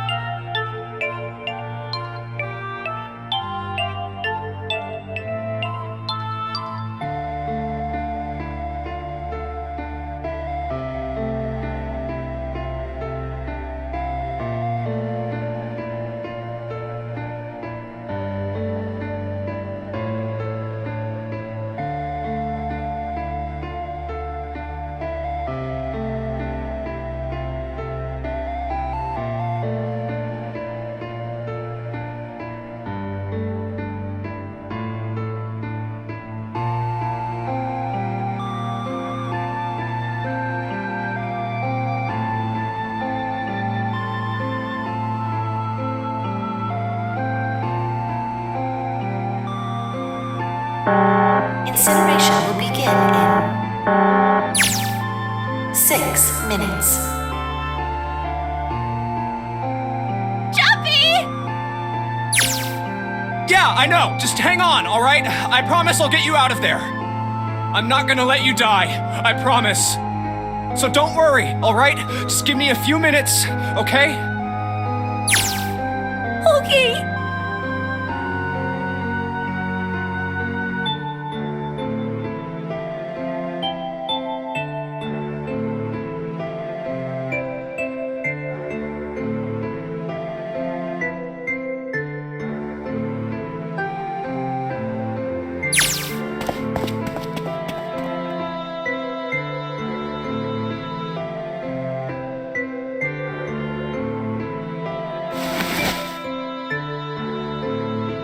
Hey, what are you...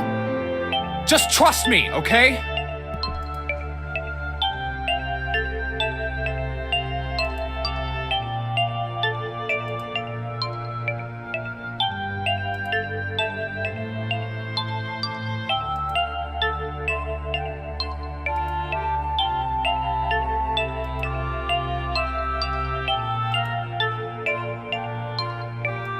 Just think of what I did all those times before. I'm gonna do this on my own, with my own mind. I'm gonna solve this problem.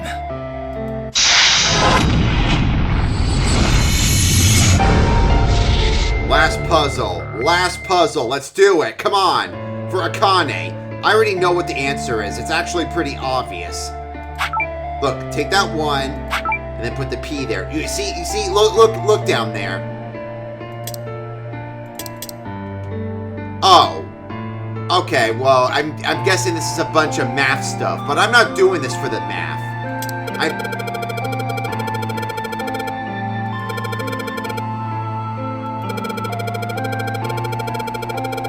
And if I'm doing this, Akane's doing it at the same time. So, yeah. We are gonna save her. Okay, let's do it. Alright, boom, gotcha. Okay, W. Gotcha. And R. Yes! See, so easy!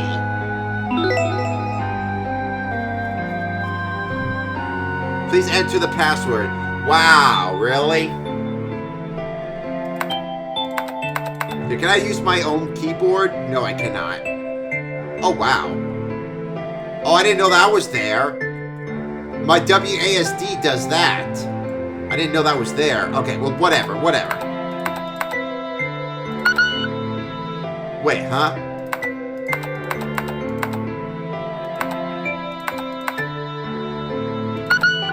How was that an error? That's the exact password. Wait, what the hell, man? What's the password?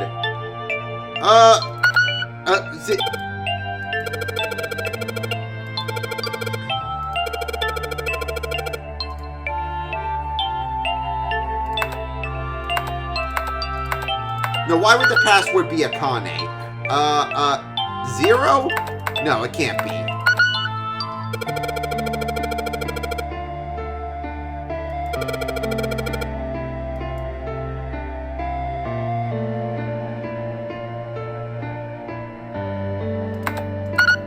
Oh, it's just 9.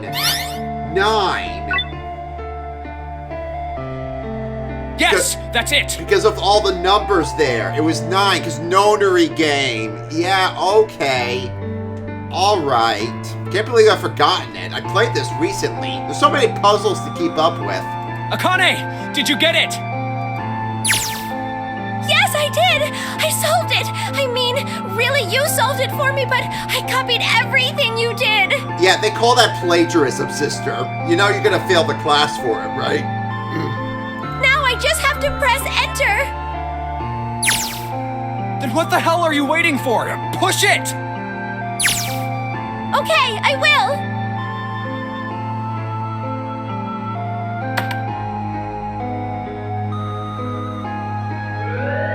Emergency shutdown command has been confirmed. Incineration system has been disabled.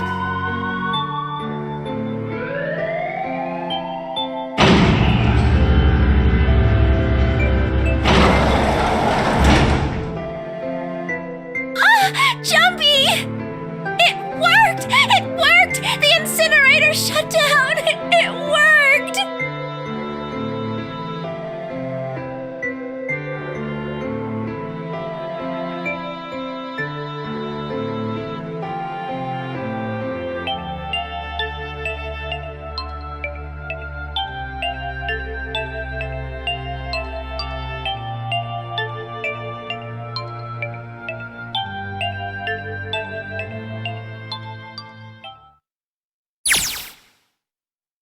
Whew. We did it. We saved Akane. So, in case you don't understand, Akane can see visions. She can see multiple timelines. So she was able to see everything to reenact this moment as it were, you know? And therefore, she became Zero with Santa helping her out since he's her personal Santa Claus.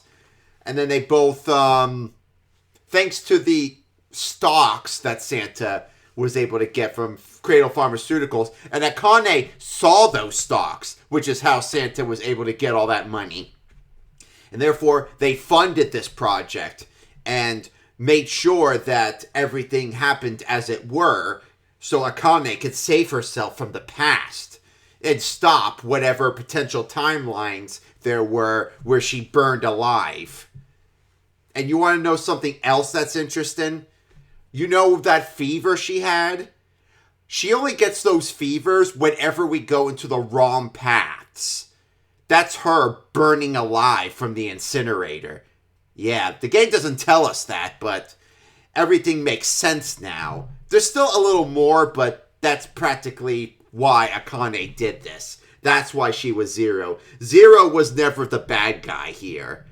It's pretty anti-hero of him to do that, but it was what had to be done. And danger and emergence, like Clover said, is how Junpei was able to access the field so he could be able to help Akane out and save her and stopping her from dying, you know? And stop whatever timeline. And that's why in the other ending, in the safe ending, when Ace got burned alive in the incinerator with Snake fighting him, you know why Akane was like dying in the middle of the chapel? It's because she was still burning alive and dying. And that's why she disappeared too. She just vanished. Like in a Back to the Future way. She just, poof, she went away. Time caught up with her, so she's gone. And the Zero that was speaking to us in that ending was actually Santa. That's why he said, I have lost. I lost my sister. I've lost the game. So yeah, that's pretty much the whole gist of it. That's why I recorded this. That's why this series is awesome. And it's only going to get better from here. But this is the first game. And, well, let's continue on and finish this up, alright? So, but you get it now.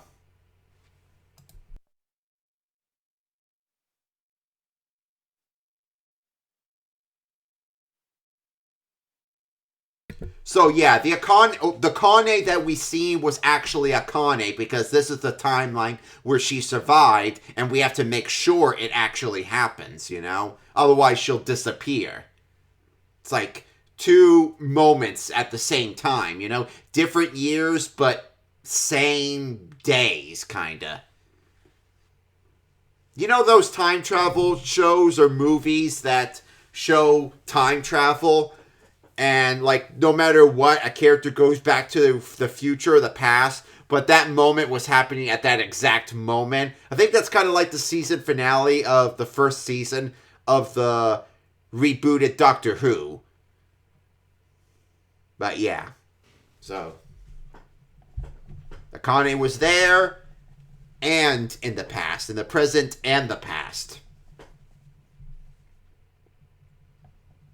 That's why it had to happen.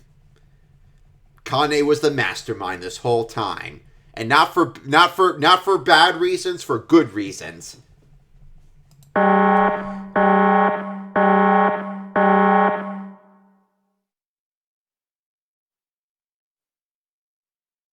Akane! Sorry, but things are kind of busy over here.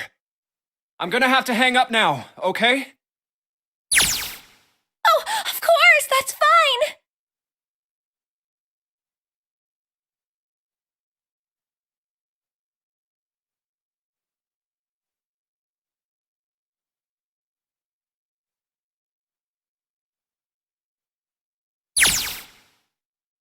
Now.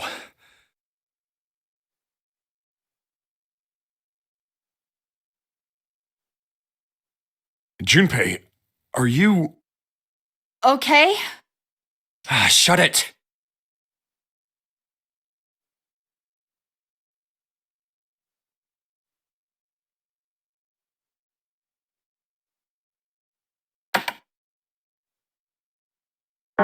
Incineration will begin in 90 seconds.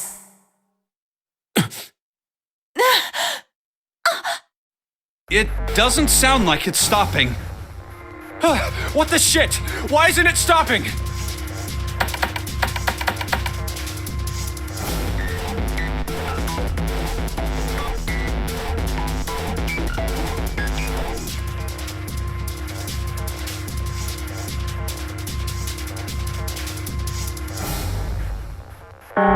Incineration will begin in 60 seconds.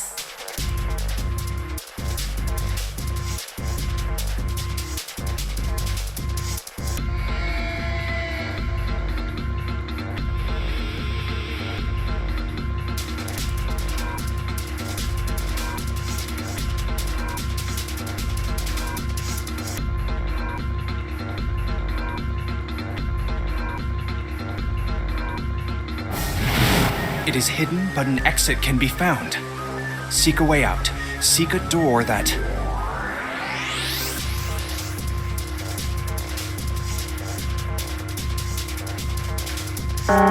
Incineration will begin in 30 seconds.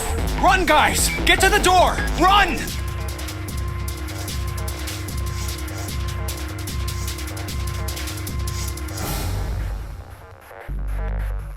Quick! Verify your numbers on the red!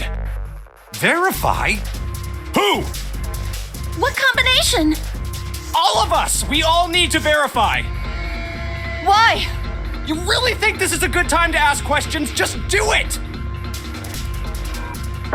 Incineration will begin in 10 seconds. 9, 8, 7, 6, 5, 4, 3, 2. Central gate has been opened. Incineration system has been disabled.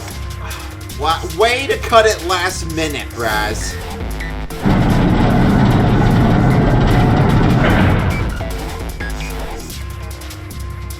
At least Santa wasn't crazy enough to leave us to die. Hurry! We've only got 9 seconds before the door closes. Go, go, go!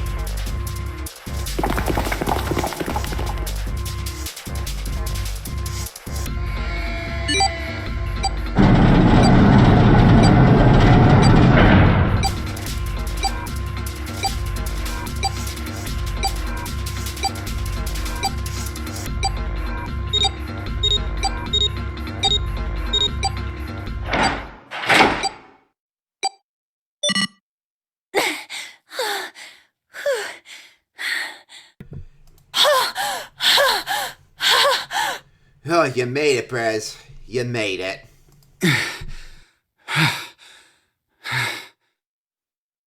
Shit. Looks like we made it, huh?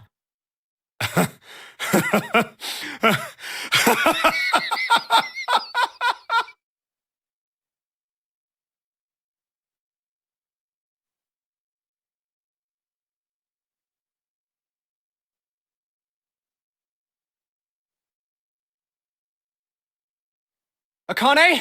Akane! Can you hear me? Akane!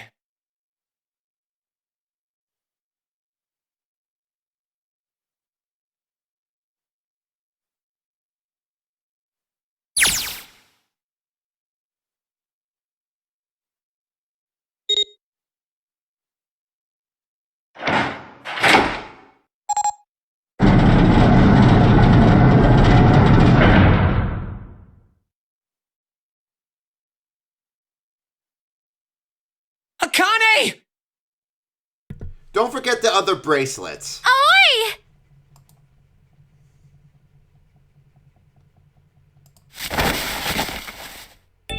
Oh, oi! You still got the little skull on your bracelet. Akane!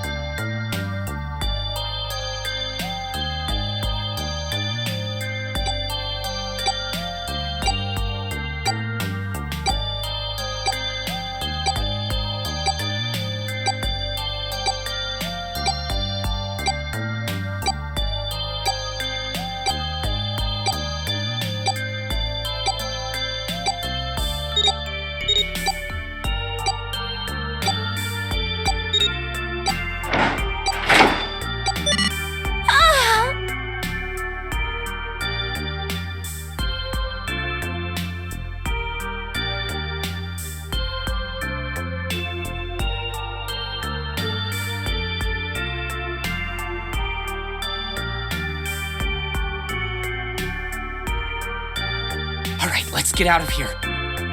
If we don't book it, we might run into Hongo again.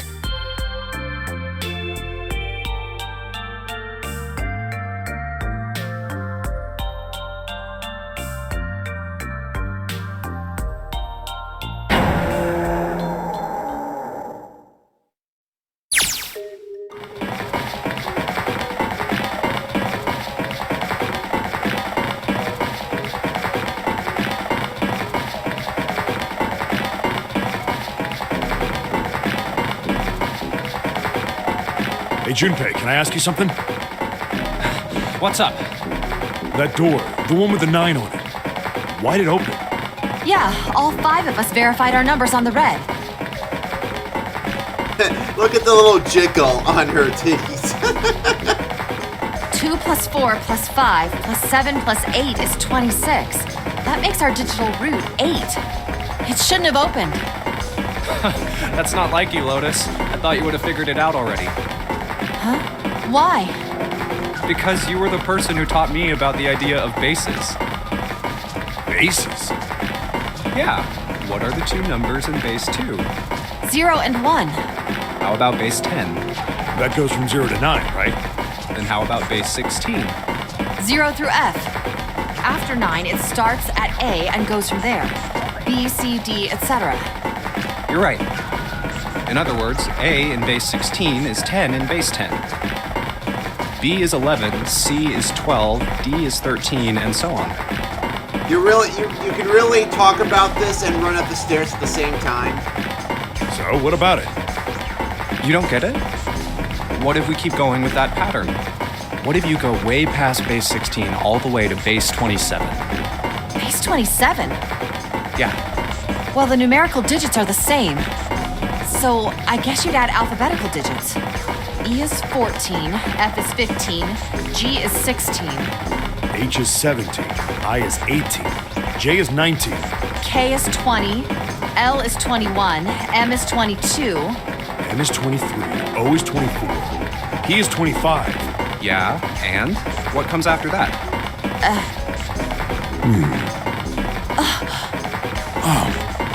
Q. 26! And what does that mean? Wasn't a 9 on the door. It was a Q! A fucking lowercase q! Yep, that's pretty much it. I guess to put it another way, you could say that it was a 9 in base 10, but a Q in base 27.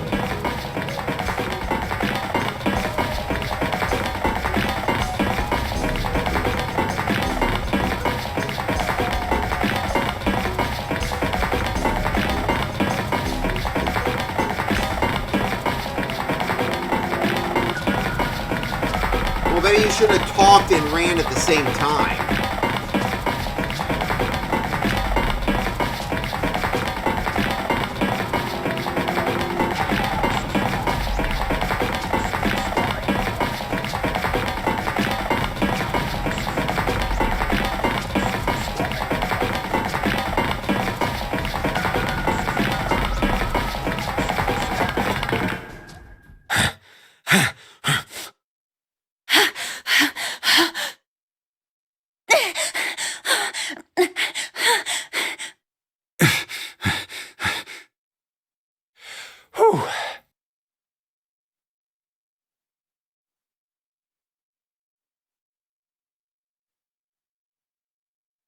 All right, I'm gonna open it.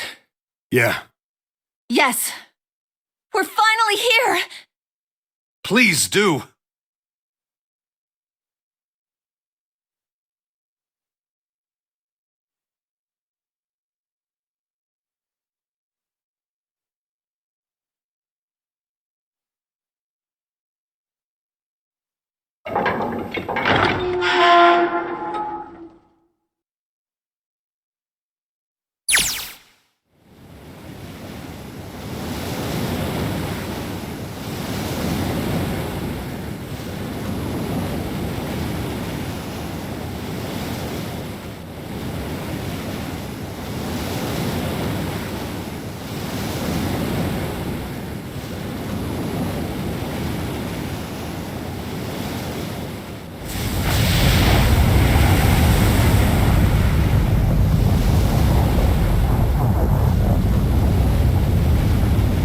Well, that's another Titanic ship out of the way, huh? So, if the ship sank, then that would mean...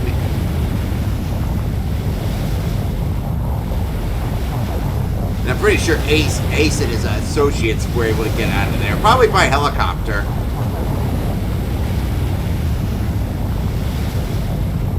I'm sure that was a lot of money wasted in that place, you know? It's over.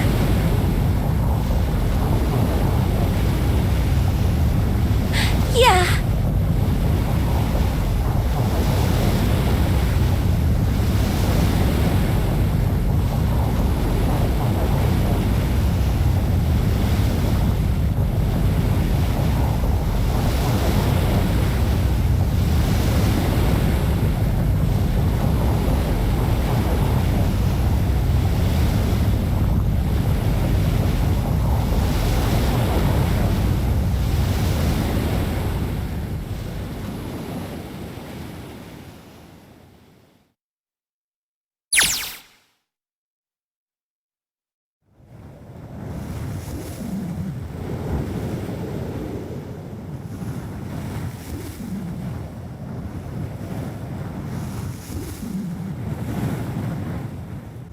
No way.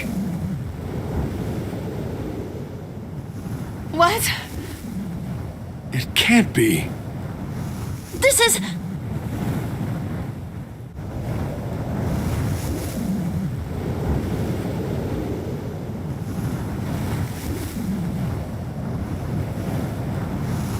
This is the building in the Nevada desert. the mock experiment building. Oh my god. This whole time we were in Building Q. Well, if you think about it, the desert is an ocean with its life up above, and the not so perfect disguise even higher. You see, I've been through the desert.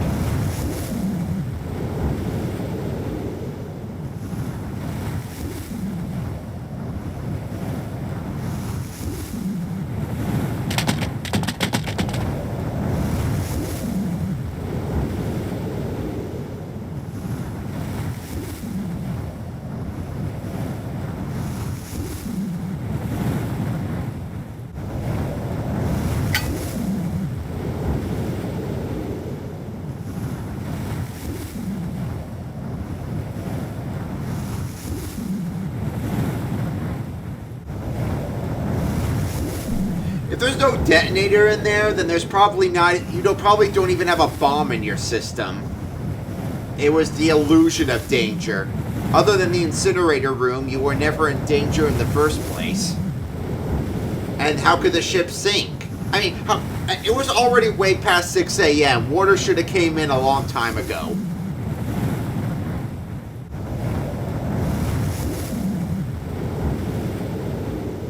Akane. Kane would never want to put you at risk. I mean, it's too bad that the furnace, the incinerator was necessary, but I'm sure she was against that. Right? I mean, you saved her life. I'm pretty sure her love for you is still real. Do you and Santa get along, though? I mean, that remains to be seen.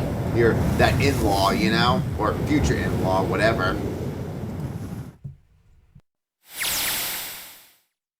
Jumpy!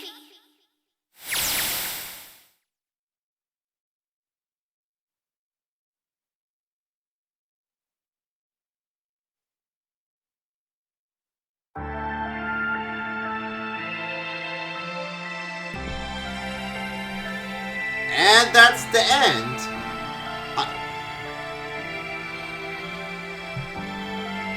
Damn, what a game.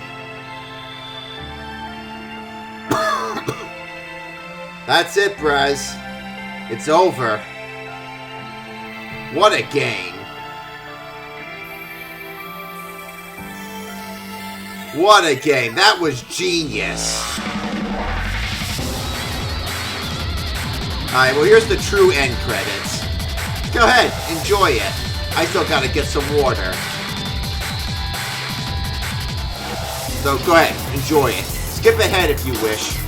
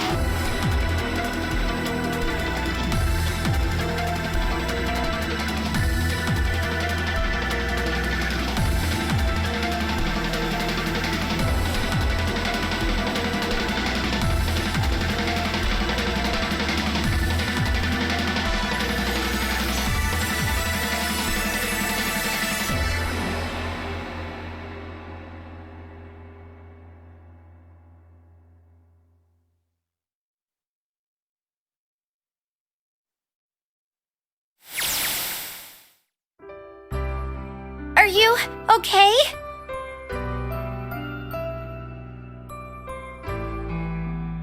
Just got back. I didn't even get water yet. I just went to the bathroom. I didn't think the credits were going to be done that fast.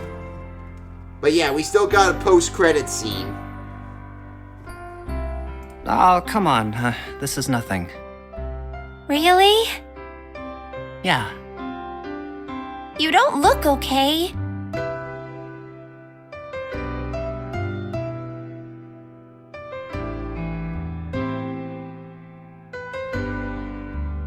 How does it look then?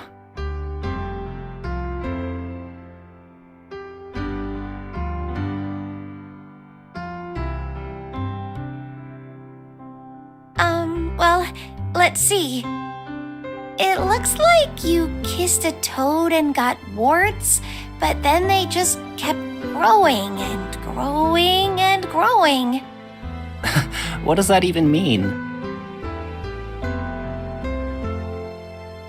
Ow, ow, ow, ow. See? I told you you're not okay. You're too reckless. You can't beat 5 8th graders, Jumpy. That's crazy. Yeah, but I couldn't just stand there. I mean, don't you think so? I had to do something.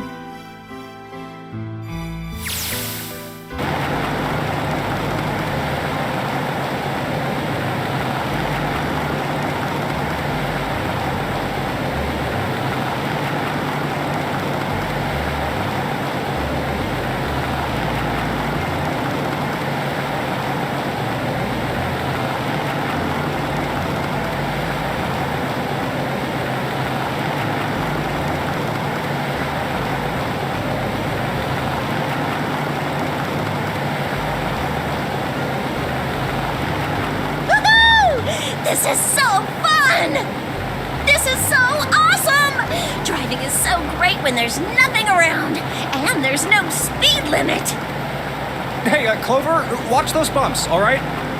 This car jumps even a little, and I think I'm gonna get crushed to death. Hey, shut it. I can't help if I'm big, all right? Suck it up.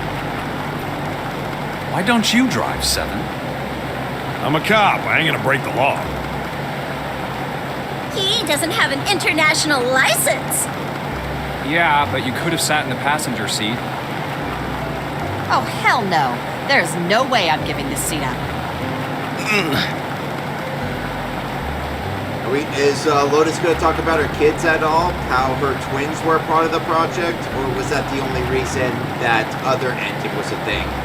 And Clover, there's no need to slow down. The car Santa and June are in should be somewhere down this road ahead of us. Yeah, I saw some fresh tire tracks going out. There's no doubt about it. Then we've got to hurry if we want to catch them, don't we? Sure thing.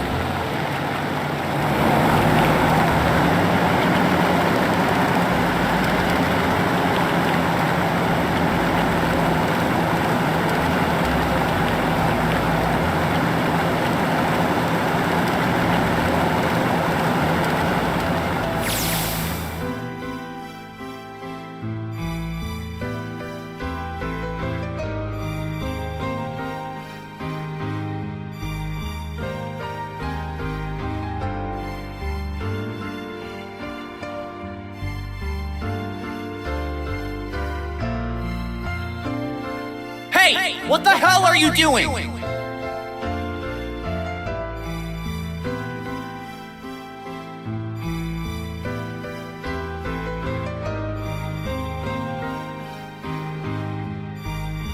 Help me! Officer, please! You have to come with me!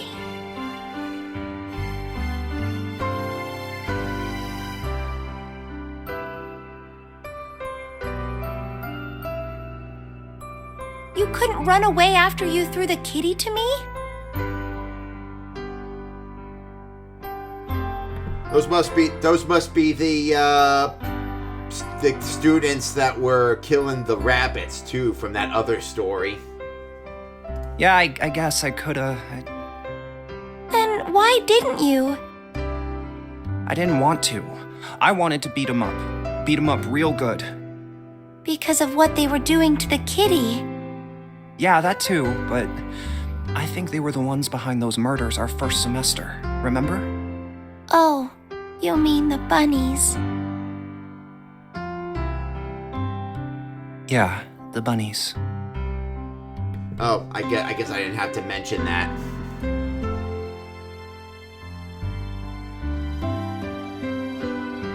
They asked me what elementary school I was from, so I told them. And then they said they'd do the same thing to you that they did to the rabbits.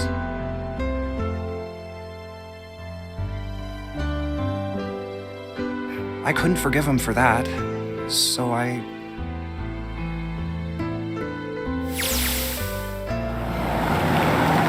Hey, there's still some stuff I don't get.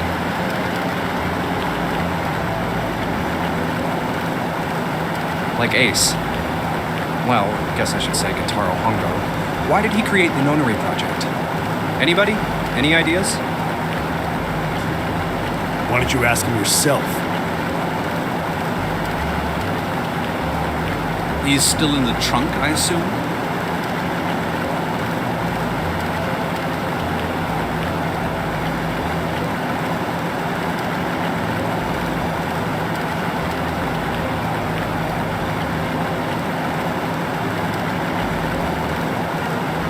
Hey, were you listening to us?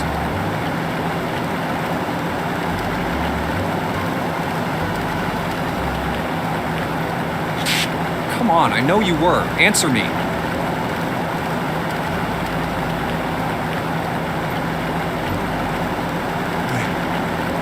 I only wanted to see the faces. Human faces.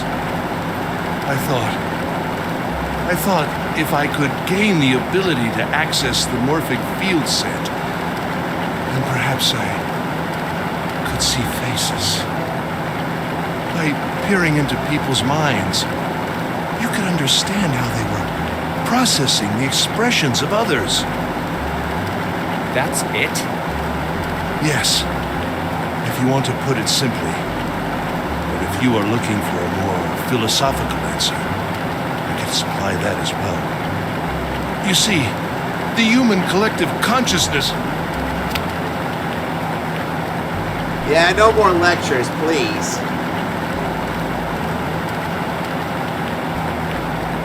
All right, so what's your second question? You said there were some things you didn't get, didn't you? Well, my next question doesn't really have anything to do with you two. This is for you, Seven.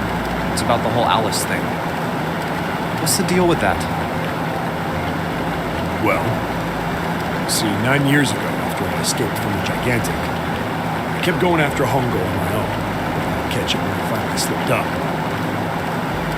And during the course of my investigations, I learned a lot more about the Gigantic. I also found out about Bourdain and Alice. You're not really answering my question. Was there actually a girl who wouldn't melt at room temperature?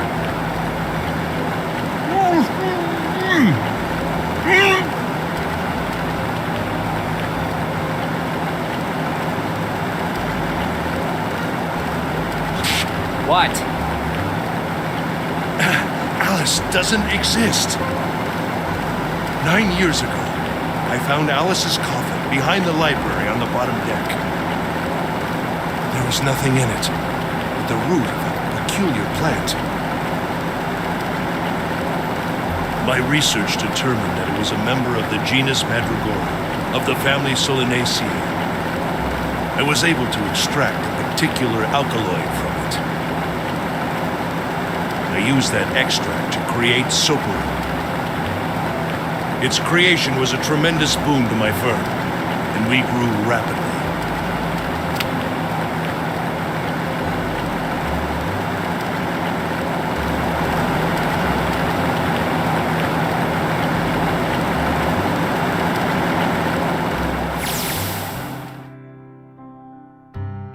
Here, this is for you.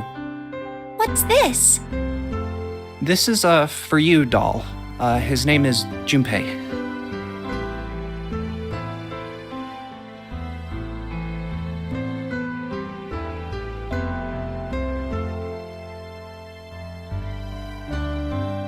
Chumpy, Are you sure it's, for you, doll? Huh? Yeah, the lady at the shop said so, so that means it's for you, right? Are you sure it's not a voodoo doll?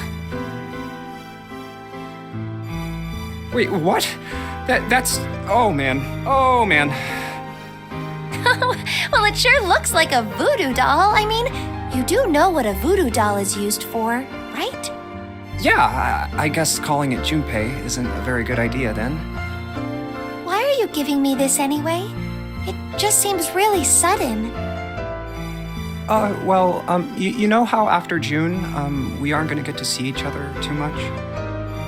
I mean, we're gonna be in different schools, and I just thought I'd, Oh, okay, well, how about we call it June then? Okay. So, I wanted to give you this. You sound like some sort of tribal chief in a bad movie. Yes. I, head of tribe. This doll, traditional charm of tribe. So I give this. It me. So we always together. Oh, Jumpy. If something bad, then hold and pray. I go wherever you are. So here, take. If the doll was in the incinerator too, why didn't Junpei burn to death? Thank you. Thank you so much, Jumpy.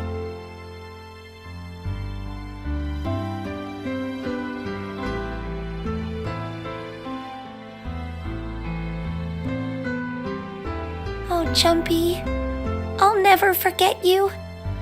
I promise.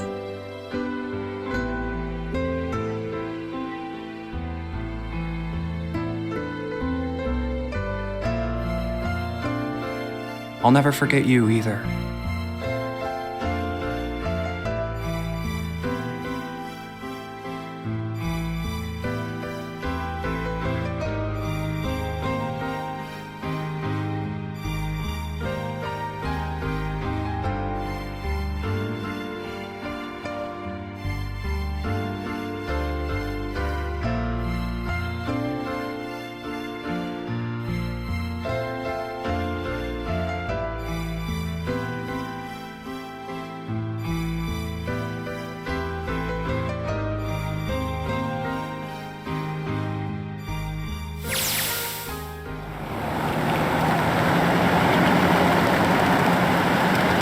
Another thing you don't get. What's with all these epilogues and I still don't know what this is.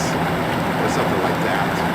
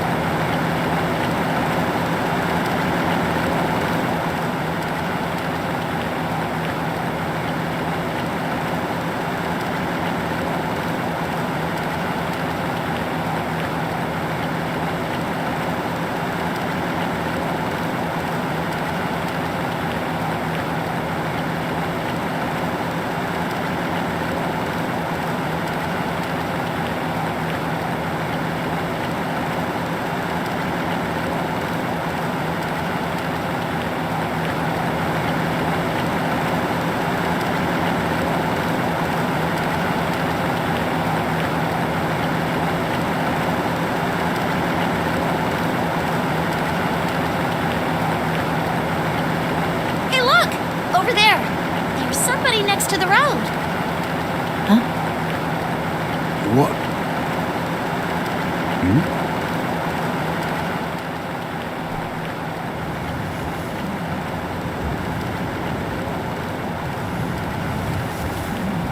Oh, hey, Alice.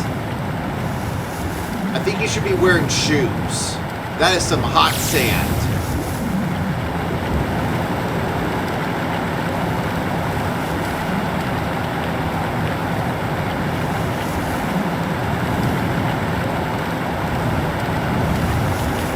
don't think you really need to narrate that. I think you could have just ended it in that one picture.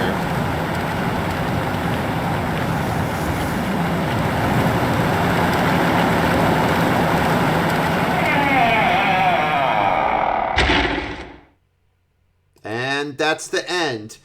Okay, well, that's it. That's Zero Escape 999. 9 doors, 9 people, 9 hours. Oh, and that's it.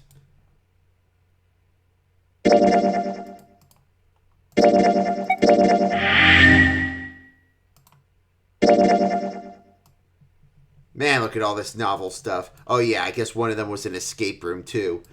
Well, I guess this is where we're ending this. So, I hope you enjoyed this as much as I've been enjoying it. I highly recommend you guys getting this yourself. It's a really great game. It's a really great series. There's more. I'm going to hold off on the other ones for now. I need to get my computer back and finish up some other gameplay videos, but I think I'm going to leave this here for now, and at some point in the future, I'll work on VLR and Zero Time Dilemma, but I'm going to just leave it here for now. So, yeah, this is a great series, Braz. I think you're going to get a real kick out of this if you're into this kind of thing. I mean, if you're here for this long, you definitely enjoyed it. But if you want, you could just wait for the next one, and whenever I make it, you'll enjoy it. I assure you of that. So, thank you everyone so much for watching. Hugs all around. Talk to you later, alligators. And from whatever timeline, I'll talk all about you. Thanks.